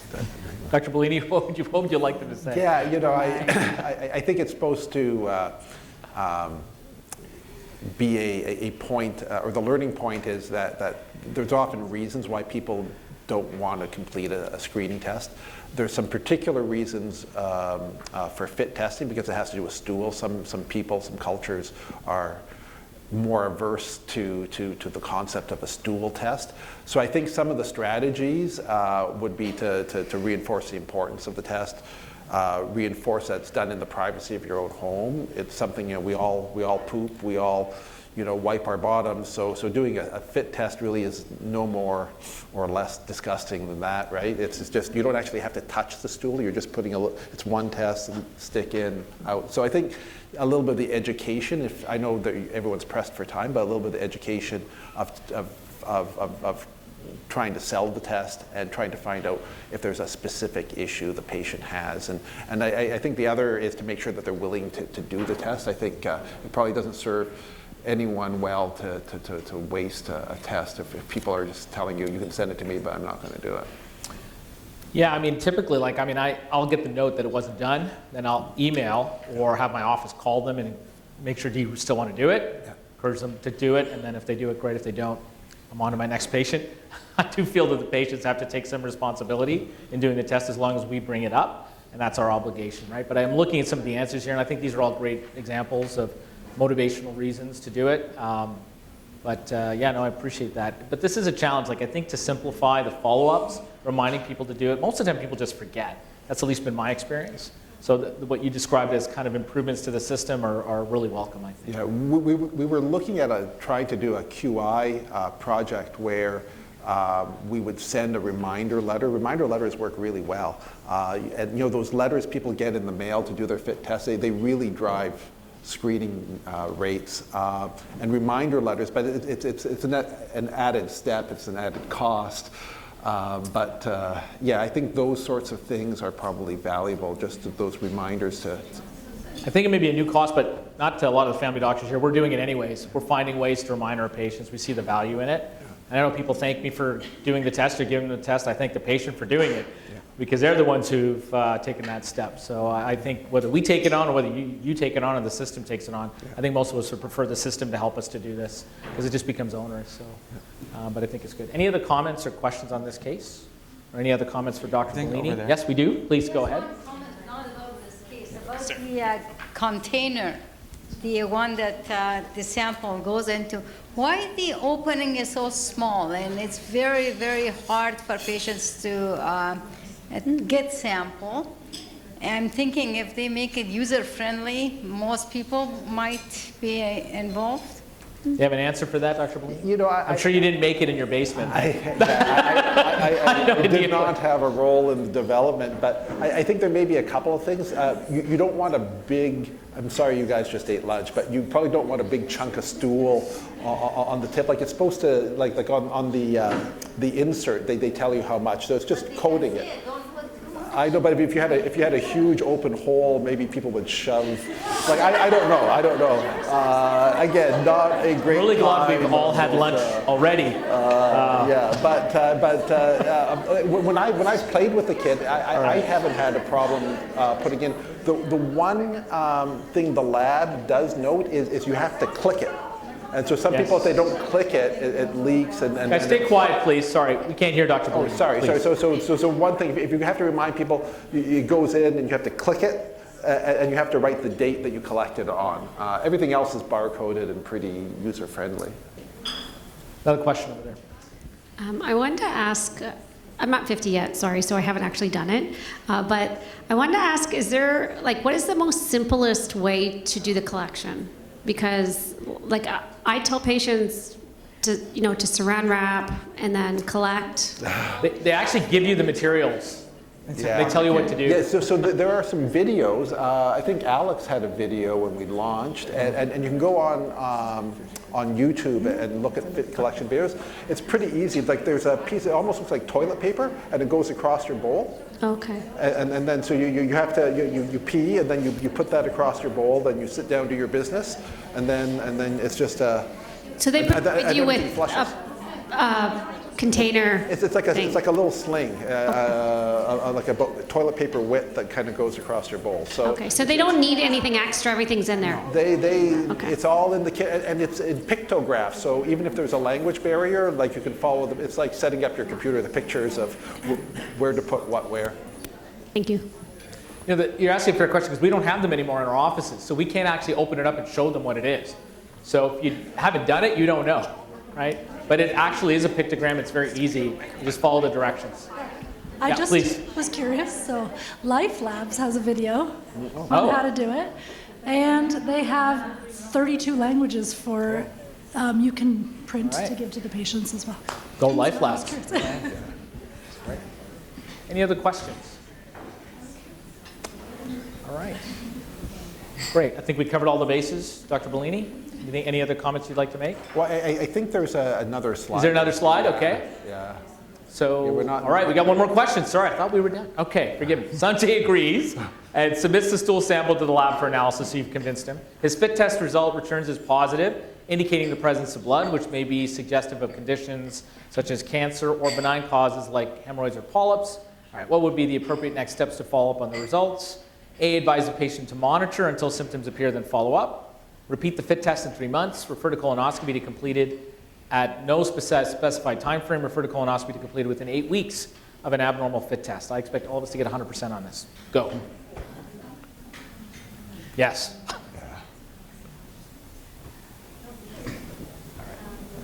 Well, now everybody's got All right. We've done our job, yeah. Okay.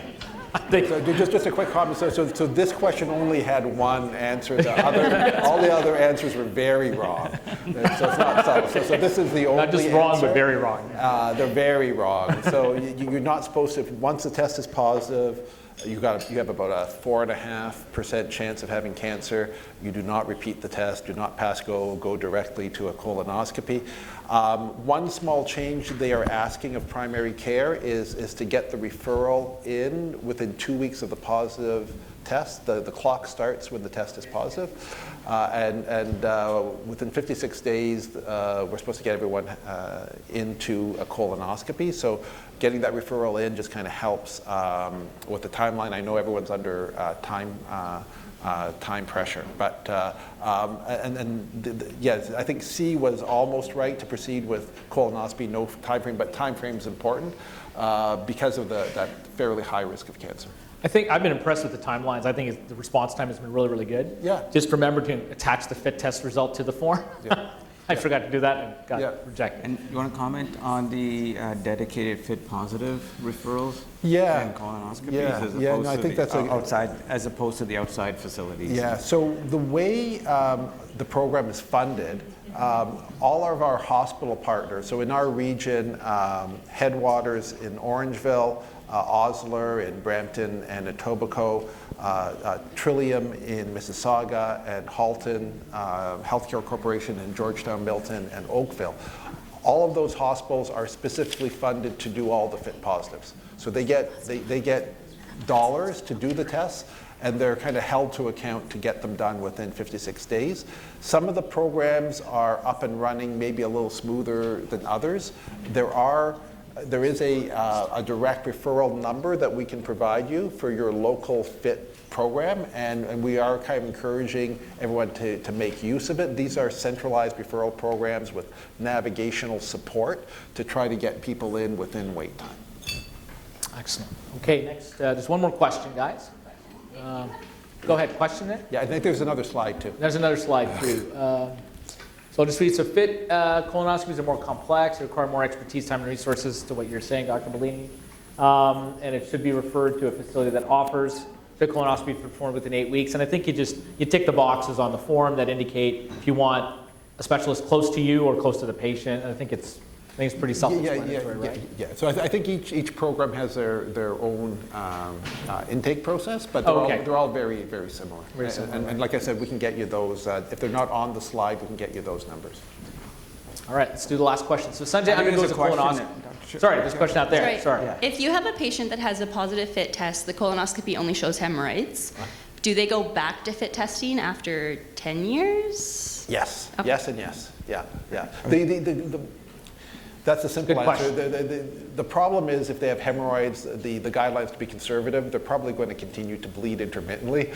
And so it becomes, and we know for screening you have to have no symptoms. So if it's 6 months later, a year later, and their hemorrhoids are still bleeding once a month, but sometimes after 5 years, 6 years, 7 years, it becomes a little bit more of a challenge of how to categorize that, right? So, but yeah, the official answer is if they have a negative colonoscopy after a FIT, then they would return to FIT testing in 10 years. Thank you. So I'll read the question.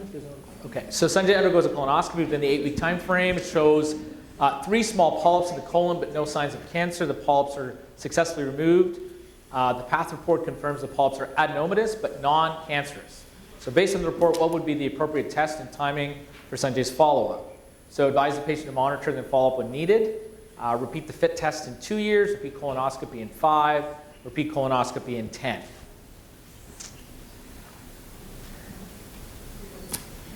All right. What a good group, wow.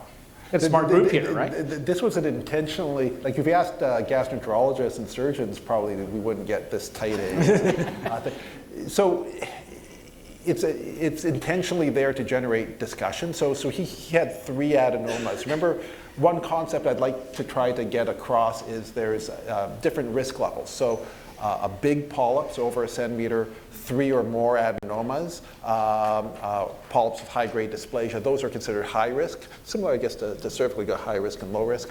1 small tubular adenoma is low risk, and a hyperplastic rectal polyp is 0 risk. Those should just be not even counted as polyps. So in this case, because there were 3 adenomas that were small, depending where you read, 3 to 5 years, so C would be the correct answer. If they had 1 or 2 small adenomas, the correct answer would be returned to FIT in 5 years. 5. Yeah. So although they're low risk, there may be slightly more. So it's the advanced, the PhD question. Return to FIT in 5 years. So that's the guide.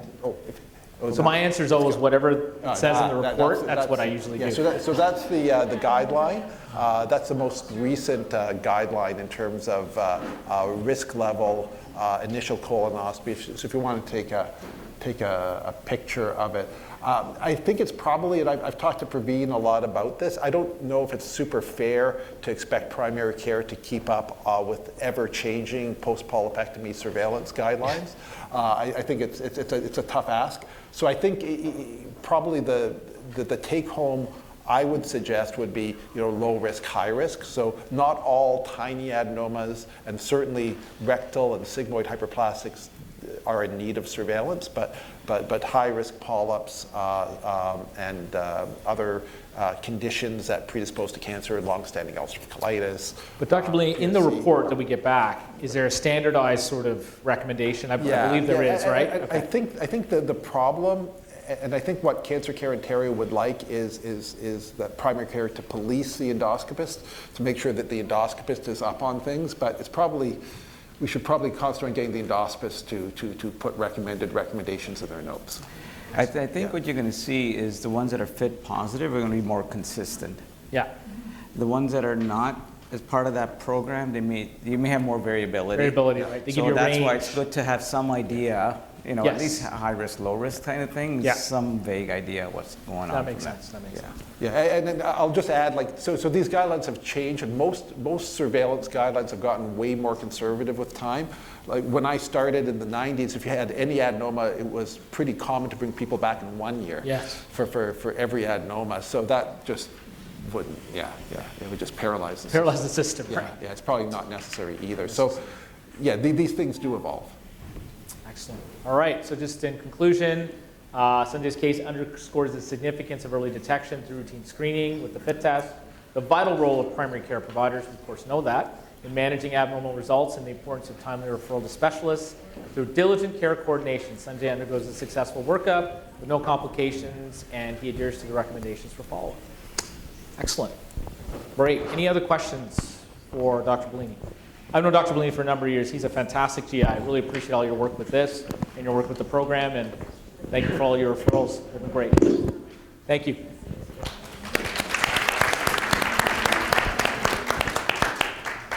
I know as we're nearing the end of the day, I will try to keep this as brief and concise and as high yield as I possibly can, since a lot of these have already been presented, and just following up on some of the things that we should all be aware of. So we meet Jane Doe, 35-year-old female who works in marketing and lives in Mississauga.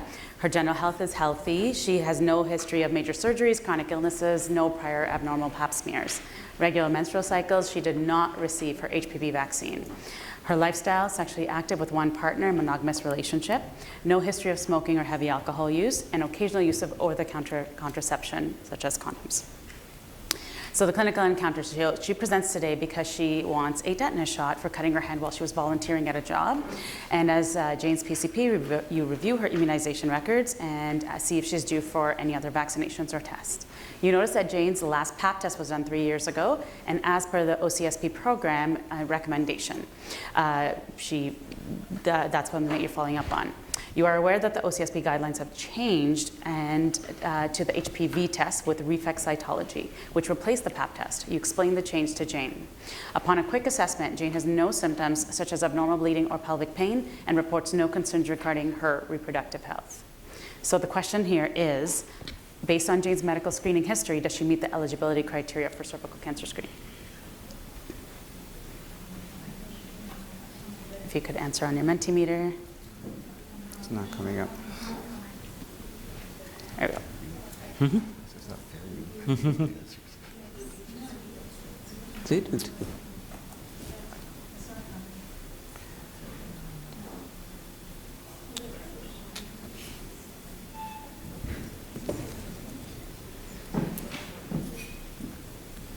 True.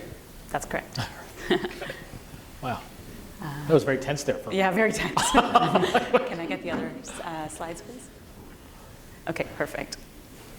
So the findings, so she's sexually active, has not been vaccinated, she has no current symptoms suggestive of cervical cancer, and she falls into the criteria 25 to 69, has a cervix, and has ever been sexually active, so no symptoms suggestive of cervical cancer. And the education here is we tell her about the HPV test, the HPV vaccination, highly recommended, and beliefs, common misconceptions, and stigma around it. Anything to add here, Dr. Zegras? This I know everybody No, I don't think so. probably has this under Yeah, control pretty for the thorough. most part, so very, very important. Just echoing what Dr. Zegras had said, the HPV vaccine is the only vaccine out there that prevents cancer. There's no other vaccine out there that does this. So definitely worth a conversation. And then the person, you'd be surprised, some people actually want to invest in it. I know in the current economy, not everybody can just afford it, but it's worth having a conversation and planting that seed. So very, very valuable. What the cost is, Caroline?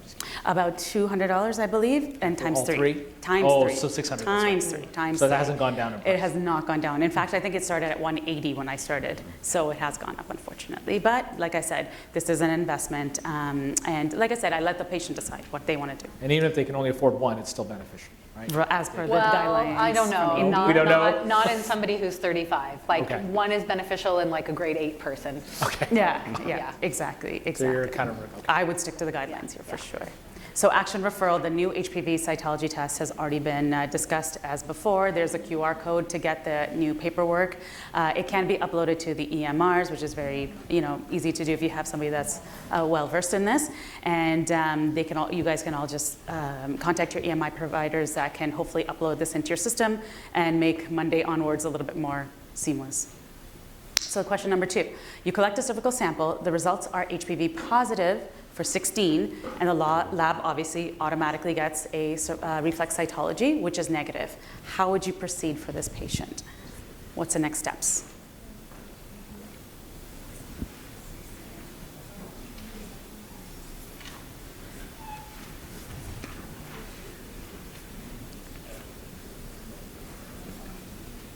People were listening.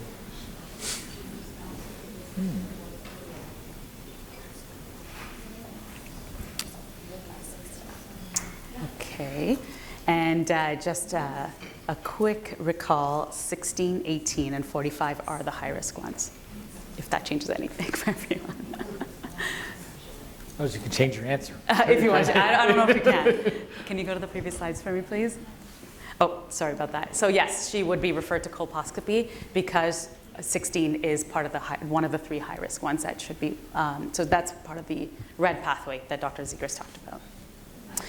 All right, question number 3. Jane is notified of her abnormal HPV test result and is scheduled for a follow-up appointment. What would you do next to manage Jane's care?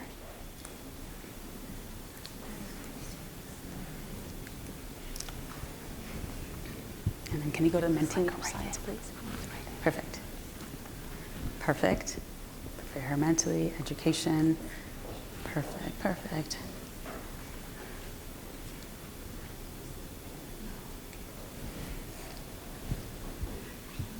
Education, refer for COPE, perfect. Discuss HPV vaccine, lots of education.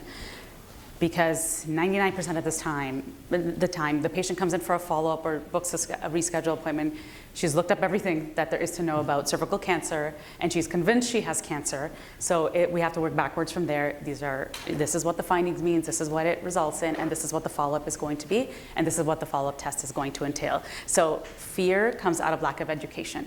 So educating the patient is going to alleviate a lot of her fears, just like Dr. Zegers says. A lot more patients, so hopefully less patients are applying at the colposcopy clinic as opposed to the ones that actually have cervical cancer, because immediately abnormal cells, abnormal test means cancer, and that's not always the case. Obviously, we know that the numbers are very, very low. Okay, so again, you guys got it. Patient education about the HPV positive results, refer to the colposcopy and follow-up plan, and risk factor modification as well too. Okay, and so this will be very, very difficult to see, but thankfully the lovely, lovely admin staff here has actually gotten almost like a list of colposcopists that are available in the community right now. If you want to take a picture, it's very, very small, but it will be part of the information that will be sent to you after this talk is done. So you should hear from them within 2 to 4 weeks. So something really important to have if you have somebody that updates your EMR on a regular basis, maybe just have it under colposcopist, so it's easier to find and not part of the big OB-GYN There's file. no special form, though, not like an No, FIT test. there's not a special form. And as I was hearing you talk about the FIT program and how there's centralized referral, I was just feeling quite jealous because wouldn't it be so nice to, and we've been advocating for it also at the provincial level. It's very logistically difficult to do. A lot of providers do colposcopy even in their private offices, so gynecologists might just have a private office with a colposcope, and so they can do colposcopy for you, and so they take referrals to their own individual offices. Even in Oakville, they don't have the resources to have a colposcopy clinic, although they have the space and the tools in a kind of gynae clinic. They don't have an admin in the hospital to even send the referral to Oakville Hospital and book the patients in Do you know what I mean? So they take the referrals to their own office, and then they triage it in their office and say, oh, this is someone I need to see at the hospital, and they rebook them. So it's like kind of, you know, a little bit broken in how it happens at the colposcopy level. But what we have done, and what I feel super proud of, is that we finally have compiled a really nice list in our region that we'll make available to you. And I don't want to steal Roxanne's thunder for the closing remarks, but can I go ahead? Okay, but we're going to have no, I'm seeing a yes and a no. Yes. Okay, I'm getting thumbs up. We're going to have a website soon for our region, and we're going to put this information on the website, and hopefully the way to refer to each one of these individual clinics, the fax numbers and things like that. So we'll keep advocating for the centralized referral system. It's not there yet, but it sounds like you guys managed to do it in FIT, so perhaps there's a way forward for us. Yeah. Took a long time. Yeah. But that's, I mean, that would be ideal state, right? Like if everyone just had one number in the region to fax it to, and then we could know where's the next available spot and book people in, that would be ideal. Because even as it stands right now, as I mentioned at THP, like if we have ascus LSILs, like we're actually not seeing those people for 6 to 7 months because we're so backed up. But like Brampton can see them very quickly. And so actually we've started to redirect some of those referrals because we know that they have capacity and we don't. So having that kind of intercolposcopy communication would be so helpful. So we'll keep plugging away at that. And what I'm most excited about as a family doctor as well too, the discharge paperwork at the end. Yes. Maybe for the polypectomy, that might be something of use as well too. But basically, you know, it's a checkbox that the colposcopist can say, this is what this is what happened, this is what was found, and this is how you follow up with the patient. So it's very, very black and white. There's not a lot of digging that needs to be done because you don't want to find something that's accidentally done in America versus something that's accidentally done in BC. This is Ontario guidelines. This is what the next steps are for your patients. Yeah. So I'm very excited about this. Just generally speaking, anyone referred in with a high-grade lesion will need to be seen twice in colposcopy before we discharge them out. Anybody with a low grade, if we look and we don't see anything, they'll have one visit and be discharged back. So just so that you even have a sense of like what might happen in colposcopy to tell your patient. If we see a high grade lesion, then obviously we're going to treat it with a LEEP, and then they'll be seen 2 additional visits after the LEEP before they're discharged back. So that's just kind of general principles. Of course, there are some nuances in there. If someone has adenocarcinoma in situ, then that's obviously a little bit different, but just kind of big picture, generally speaking. Fantastic. And okay, so after the assessment in the colposcopy clinic, Jane is discharged back to her PCP. It is recommended that she repeat the HPV test in 2 years. If her HPV test is negative, that time then she can return to average risk screening, which is now, as we have learned, 5 years. With regular screening and vigilant monitoring, the likelihood of developing cervical cancer in the future remains very low. She's likely to clear the HPV infection all on her own. Jane's case highlights the importance of HPV testing and following screening guidelines, the timely management of HPV positive results, and the clear and supportive communication with your patients. Any specific questions before we move on for cervical cancer screening? There's a question over here. Hi, thank you. So I had a quick question about, you had mentioned that if patients wanted to pay for pap smears, they could do so. I was curious, I work at a sexual health clinic where we have a lot of uninsured folk. We have the funding to pay for their pap test, which is about $18, but we unfortunately haven't secured the funding to pay for their HPV. Mm-hmm. So the question would be, is there any utility to continue offer pap testing for those individuals using the old guidelines? Is that guideline based? And then will the colposcopists even accept referrals for those abnormal paps? Oh no, great question. So I think I wouldn't be able to answer the question, the first part of the question, but I can take your information at the end and I can follow up because I don't know the answer, and it's come up actually in a couple of talks that I've given. So it's on my radar to ask OH how that would be managed. With respect to would we see them, yes, we would. Unfortunately, it is a self-pay visit. So you might decide which colposcopist to send to based on that. I mean, if they're coming into the hospital, it's probably going to be a bit more costly for them because there's a hospital visit fee associated just with coming into the hospital. I feel like it's like $500 just to come into the hospital. So maybe we should somehow look through our list and see if there are maybe some people who would be more willing to take those uninsured for a fee, obviously, but I think that yes, people would. We have the colposcopists who will take them for like at the OHIP fee, but self-pay. But I guess the the hard part is, do we continue screening with the pap test for like half our population that's uninsured and then use the different rec? Will the labs continue to run pap tests and things like that? Dynacare has said yes so far, but I don't know if they're going to continue for the future. I guess if that's what Dynacare is saying, I couldn't answer that. No problem. We'll connect outside later. of the cervical screening program.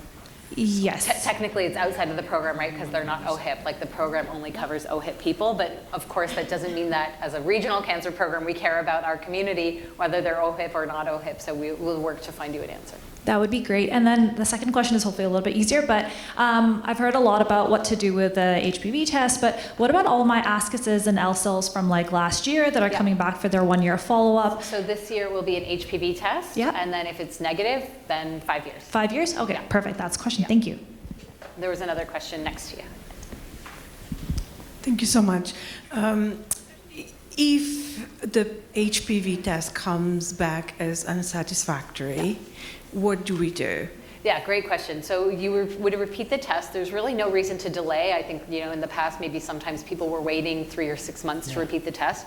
There's no reason to delay. It's recommended that you do get the test repeated within 3 months.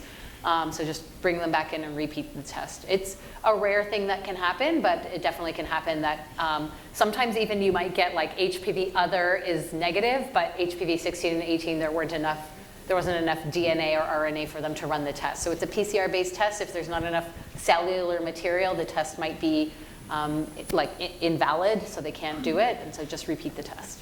So, but then for the cytology, we need to make sure that it's within 3 months. So there's two separate things. So you could have an invalid or like a not reported HPV test, and you might get an HPV result, but an unsatisfactory PAP. So then there is an option on the requisition form that, let's say you got the HPV result and it's positive, but the PAP was unsatisfactory, then you can get cytology only. And then in that for case. that, we need to wait for 3 months. No, I would just bring them back next available time, bring them back in any time and repeat the test. But as far as referring though, with the positive HPV, you could just still refer, right? So if it's let's HPV say- 16 or 18/45, just refer. Yes. But if it's HPV other, we need the cytology. Now, if you get 2 unsatisfactory cytology, so you've done it once, it's unsatisfactory, you brought them in again, and it's again unsatisfactory, just refer them to us. Thank you. I was working in a research study with Dr. John Murphy for HPV, and it was a large-scale study, but we had about 10%, 5 to 10% patients that had unsatisfactory HPV tests. So that's why I was wondering, because the scheme there shows that positive, negative, but we might expect to have patients that will have unsatisfactory You'll have to results. repeat the test, bring them back in and repeat the test. Thanks. There's 2 more here. Sorry, for me, and the question was for people who would like to pay but do an earlier test. Do we have another form? Because it's not in this form. That I actually also don't know, honestly. So I'll have to find out and we can maybe get back to you. Can we use the old form? You maybe the best person maybe to ask is the lab service provider that you work with, because they'll be the ones that are billing them. But I'll also look into it, but if you have a connection with the lab, your lab service provider would be a good person to ask. I have another vaccine question. Okay. So there's been some literature indicating that those people that are positive for 16 and 18, that if you vaccinate them after they've been positive, that there may be a lower incidence of further genital wart outbreak. What is your take on that? For 16 and 18? I think they're different viruses. So my understanding was genital warts were 4, 6, 16, and 18. Genital warts are generally 6 and 11, which is covered in the vaccine. Okay. So HPV 6 and 11 is covered in the vaccine. So if they get, that was in Gardasil 4. It's also in Gardasil 9. Cervarix, which is a vaccine that's a different company, not made by Merck, only had 2 strains of the virus that it covered, which was 16 and 18. So that didn't cover genital warts, but if anybody got the Gardasil 4, they would be covered for genital warts. Yeah, does that answer your question? I'm not sure about the correlation between 16 and 18 and the link to warts. I think they're kind of different viruses. Okay, so maybe I had my numbers wrong. Okay. But I've read that there's maybe some incidence of post-vaccination with Gardasil 9 specifically, that it can influence the frequency and fulminance of... That getting Gardasil 9 will increase your risk of getting warts? Decrease. Oh, 100%, so like by 60%, yes. like there's... Oh yes, like it's tremendously significant. We don't see warts anymore because of people who've been vaccinated. Okay. It's so effective. No, but I'm saying someone who already has genital warts, that there's yes, you been can I would vaccinate them. That they're seeing some decreased outbreak for people who are already positive, that once they were vaccinated, so the official party line is that the vaccine is used for prevention. That's the official party line. Having said that, I have had like an immunocompromised person, like somebody who had lung transplant when she was like, I don't remember how old she was, but had like the worst warts like everywhere. And I gave her the vaccine and it's actually been better. So I don't know. She also lives in the north, so I haven't seen her for a while, but but yeah, I gave her the vaccine.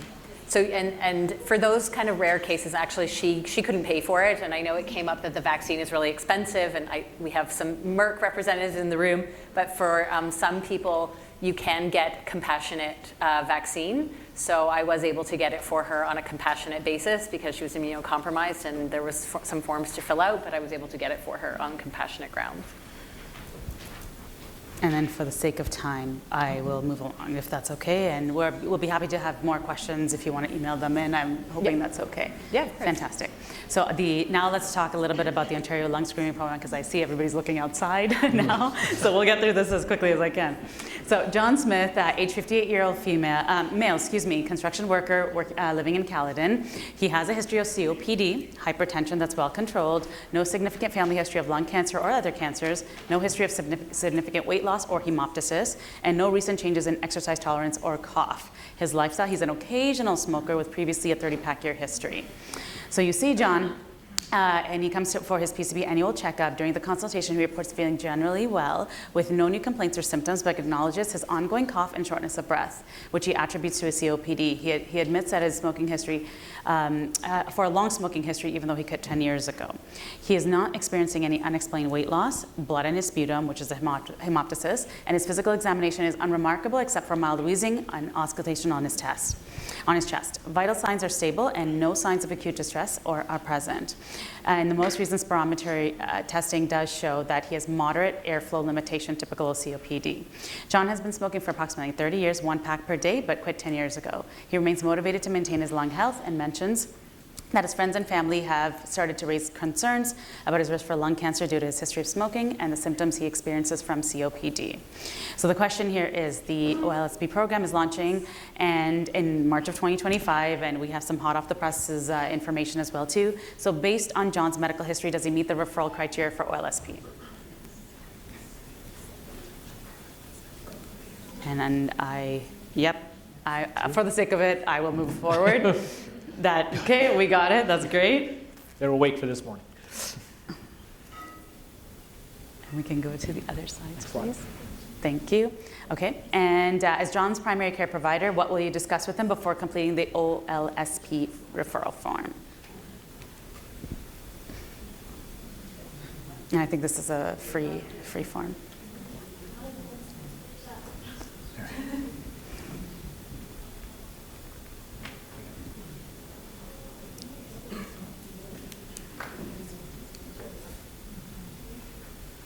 Perfect. Yeah. Okay.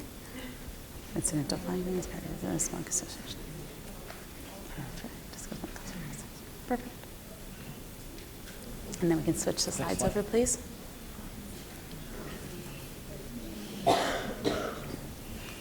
So lung cancer risk, absolutely smoking history and cessation, of course, his ongoing respiratory symptoms and the potential occupational exposures that he may also have as well too. So the screening criteria is age 55 to 80 years. He has a smoking history of 20 pack years or more, and he is a former smoker, but you can be current as well too to be into the program, and no symptoms suggestive of actual lung cancer, because that's a different pathway if unfortunately that's the case, and no previous history of lung cancer himself. So with patient education, just like you said, said, lung cancer screening process, potential harms and benefits of smoking cessation, COPD management, and beliefs, common misconceptions, and the stigma. And that's the biggest thing that Dr. finally spoke about this morning. The stigma around it is very, very high. It's you did this to yourself, or I did this to myself. So it is, a lot of gentle counseling around this time as well too, and knowing that there's a DAP program available is very, very helpful to have as well too.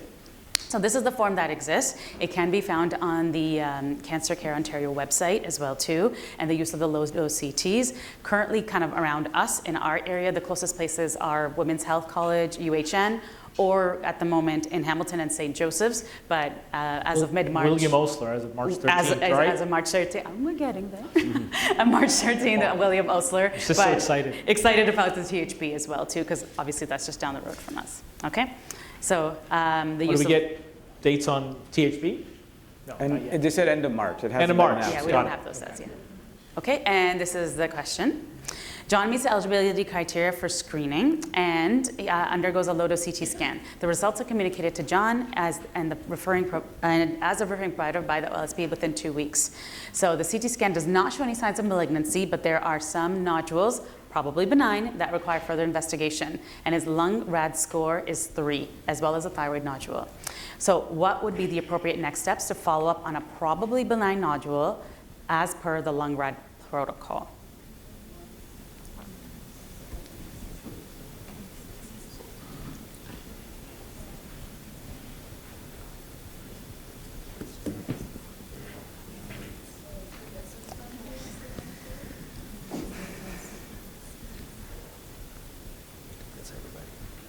Okay. And we can switch over, please.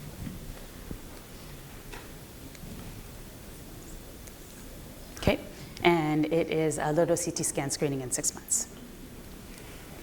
Question number 4. John meets the eligibility criteria for screening. Oh, sorry, I think we did this one already. Oh, oops. You didn't see that. You didn't see that, but we could definitely go through it as well too. As John's PCP, what would be appropriate next steps to follow up with the thyroid nodule? So follow the radiology report. I think across the board, we all know that you can't just ignore something that you find, these incidentalomas, which can have some impact, and you would definitely follow up on that. So the action, follow-up, and management, short-term follow-up of the lung nodule is suggested in 6 months as per the lung RADS protocol and is booked by the OLSP. The amazing thing about a lot of these programs is they kind of take care of the patient for you, and you just kind of get notifications that this one is due next. If anything, the patient kind of comes in the interim, I just make sure, hey, are you following up on those appointments? Did they follow up on you? I just had a patient that moved out of Ontario to Alberta and then came back, and specifically came back and said, I missed a lot of those appointments and I'm out of the program. Can you get me back into the program again? So something to kind of consider. So one of those things, like just if you have 5 seconds, just, hey, is this up to date for you? And hey, is this happening still?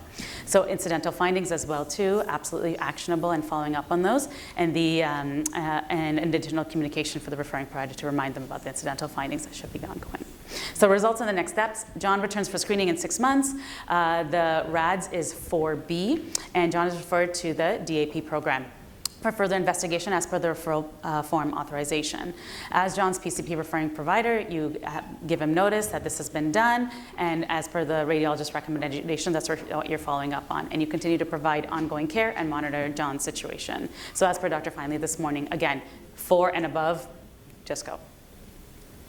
Any questions here? Okay. Does anybody know how they got around, like, I know when I've brought this up for colposcopy and I say, why don't we just auto-refer? Yes. They're like, oh, well, it needs like a referring provider. So yes. Are you attached as the referring provider to the DAP? So I seek that information out though. So I will be putting that form into my EMR and I'll be doing the check, check, check.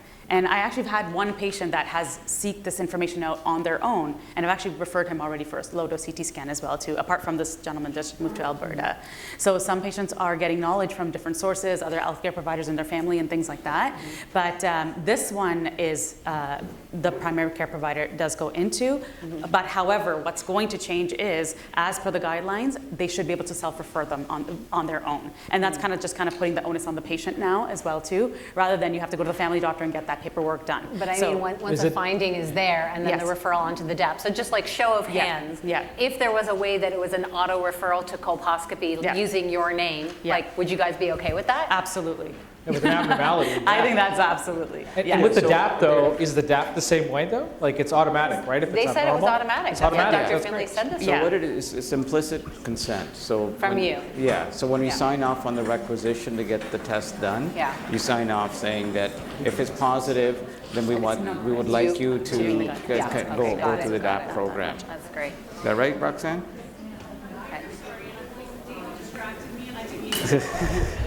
David, come on, man.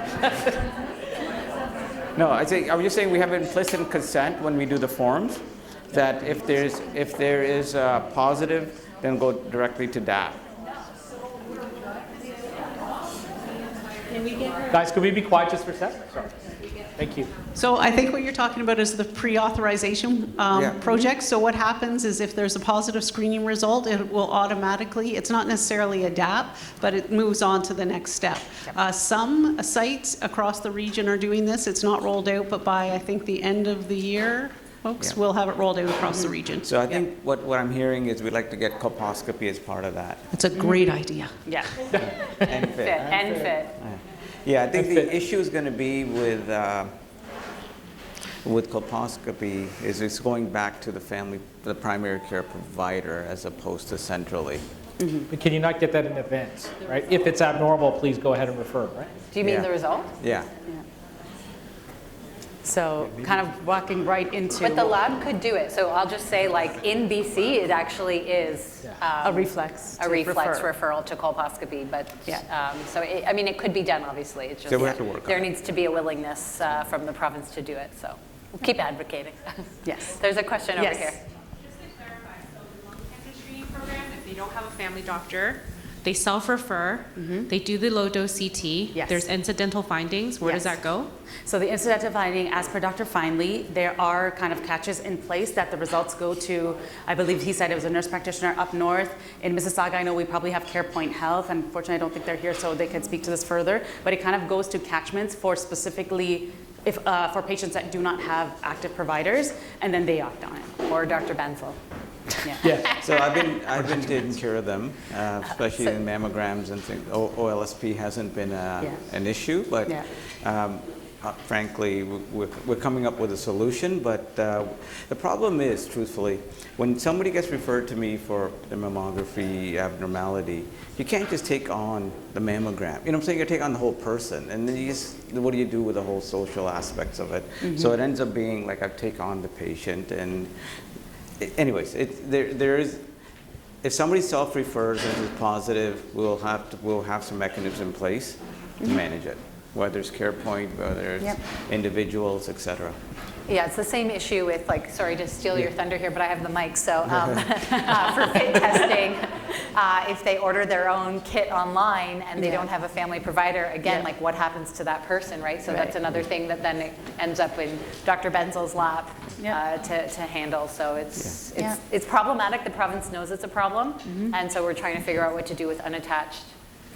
Yeah, so I've done multiple referrals for colonoscopies after positive fits, etc. Are you coming here to talk to us from the program? Or? Yeah, sorry, I'm with the program. I was just going to say they wouldn't go actually into the scanner unless they had a signed referral form. So it's they would still need to be attached prior to actually getting screened, even though they can self-present, go through the risk assessment, and then be eligible.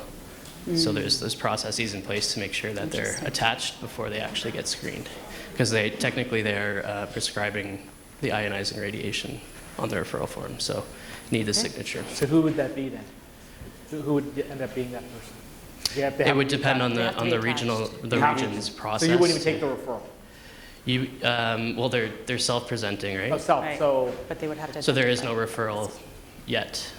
So they have a place, like for example in Hamilton, Dr. Finley said it's himself. It's himself. So Right. if someone self-presents, his name goes on the form. Okay. He's taking ownership of that person. So every program is going to have their own mechanism in place, is what I understand, but I don't know, maybe Roxanne can talk about what it is. Oh, there she is. Given that Osler is launching on March 17th, this is a requirement of the program, so I think Marta can answer. Yes, there's a hand up behind you, exactly. Hello, everyone. So we have established partnerships with Welfort and Rexdale Community Health Center, and they have not only agreed to follow up on incidental findings and help with the referral into the program for those that aren't attached, but they will provide full primary care. Oh, that's so really it's amazing. been Wow. so we'll be moving forward with that model, and we've had tremendous support from the two CHCs. Are they CHCs? Are those They're both CHCs, yeah. So then the unattached fits should, you know, if by maybe postal code should, you know, we should find some partnerships where we can attach people by postal code in a similar model. Yeah, the lung program did this well in setting this up as a requirement right out of the gate, and so it's set up and it's required, and THP will have to do the same thing. With FIT, we didn't have that, that same luxury, but it's certainly something to strive towards.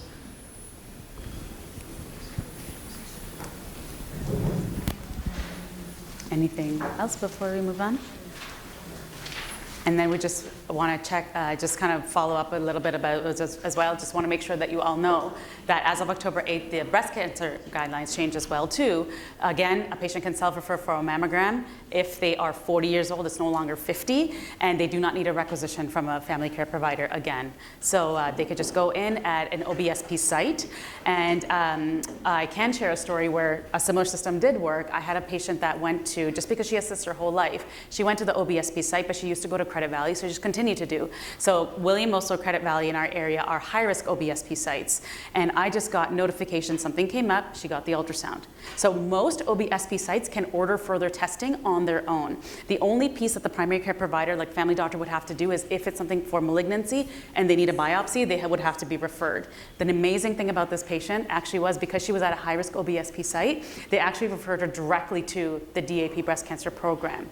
So basically from start to end of her being cancer-free was whole 9 months. So that was like, it wasn't sitting in my mailbox. I wasn't trying to find her when she was on vacation. There wasn't any blocks along the way. It was a seamless 1, 2, 3, 4 pathway in her getting treatment, getting the test done, and being cancer-free. I was just doing her disability work for time off.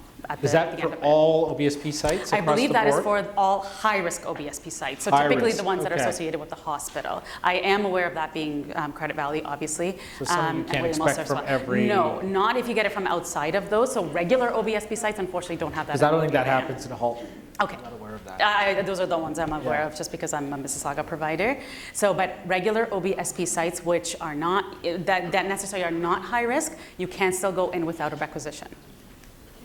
And I just wanted to put one more plug in. There is a pathway also for prostate cancer as well too. The lesser known, but also very, very important as well. There is a pathway, don't forget about it, with your aging male patients as well too. And again, a very good algorithm that's there for ongoing.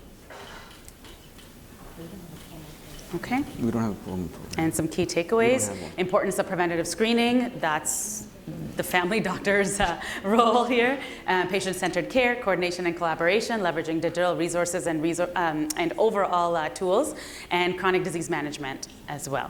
Can I say just one thing? We talked as a group, I mean, the importance of, we do a tremendous amount of work. Everything falls to us, the burden on primary care, the administrative burden. We recognize that patients also have to take responsibility and be given ways and opportunities to also refer and also manage that risk. So it is something that we're trying to balance.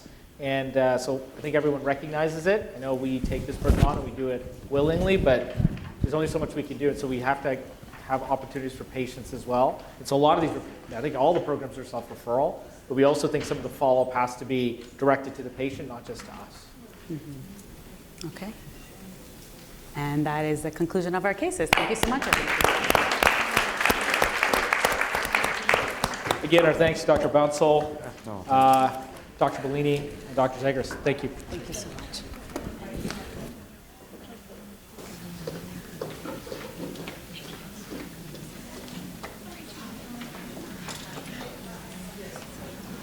Okay, thank you very much to our panelists and our facilitators. That was really, really excellent. I know that we have gone over a bit today, and I think that's just a really great sign that it's been a really, really good day. Lots of questions, lots of interest. Before we let everyone go, I'm going to say thank you to everyone for attending today. We really appreciate this. The work that we are attempting to do in the region to improve cancer care obviously can only be done with you. So thank you very much for attending today. Really appreciate your enthusiasm, your dedication, and your commitment. So just before I let you go, there's a couple of things. I'm going to hand over to Gulrick. Gulrick is going to talk about the screening toolkits and give a little more information on that. Laura is going to talk a little bit about our website. It's not launching until the spring, but I think Laura's talking. No, Laura's saying no, she's not talking about that. Okay, I'm just going to say briefly, we are going to be launching in the spring. Please stay tuned. We're working hard on this. We know it's something people have been waiting for a long time. And with that, and before you go, we'll do the raffle, but after Gulrick talks about the toolkit. Thank you very much, everyone.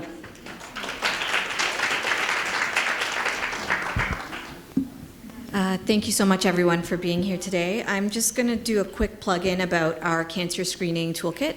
It's developed by the Mississauga-Halton Central West Regional Cancer Program. So our goal in 2020, 2021, right during COVID, was to create resources that represent the diverse community that we serve.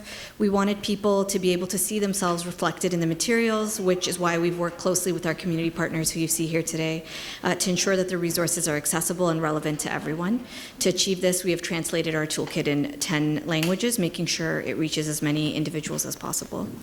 In response to our evolving needs, we recently updated the toolkit for the Ontario Breast Screening Program, so you would have received this.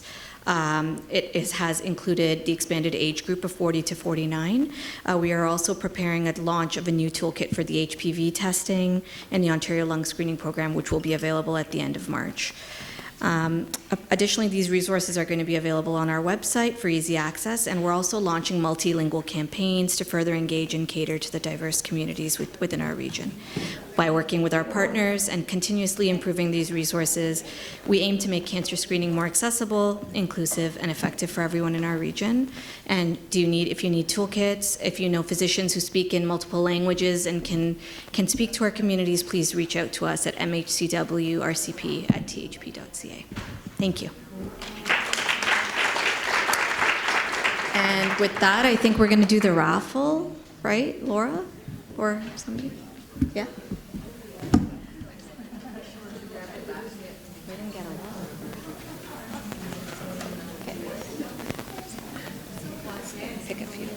Okay, so ticket number 078255. There you go.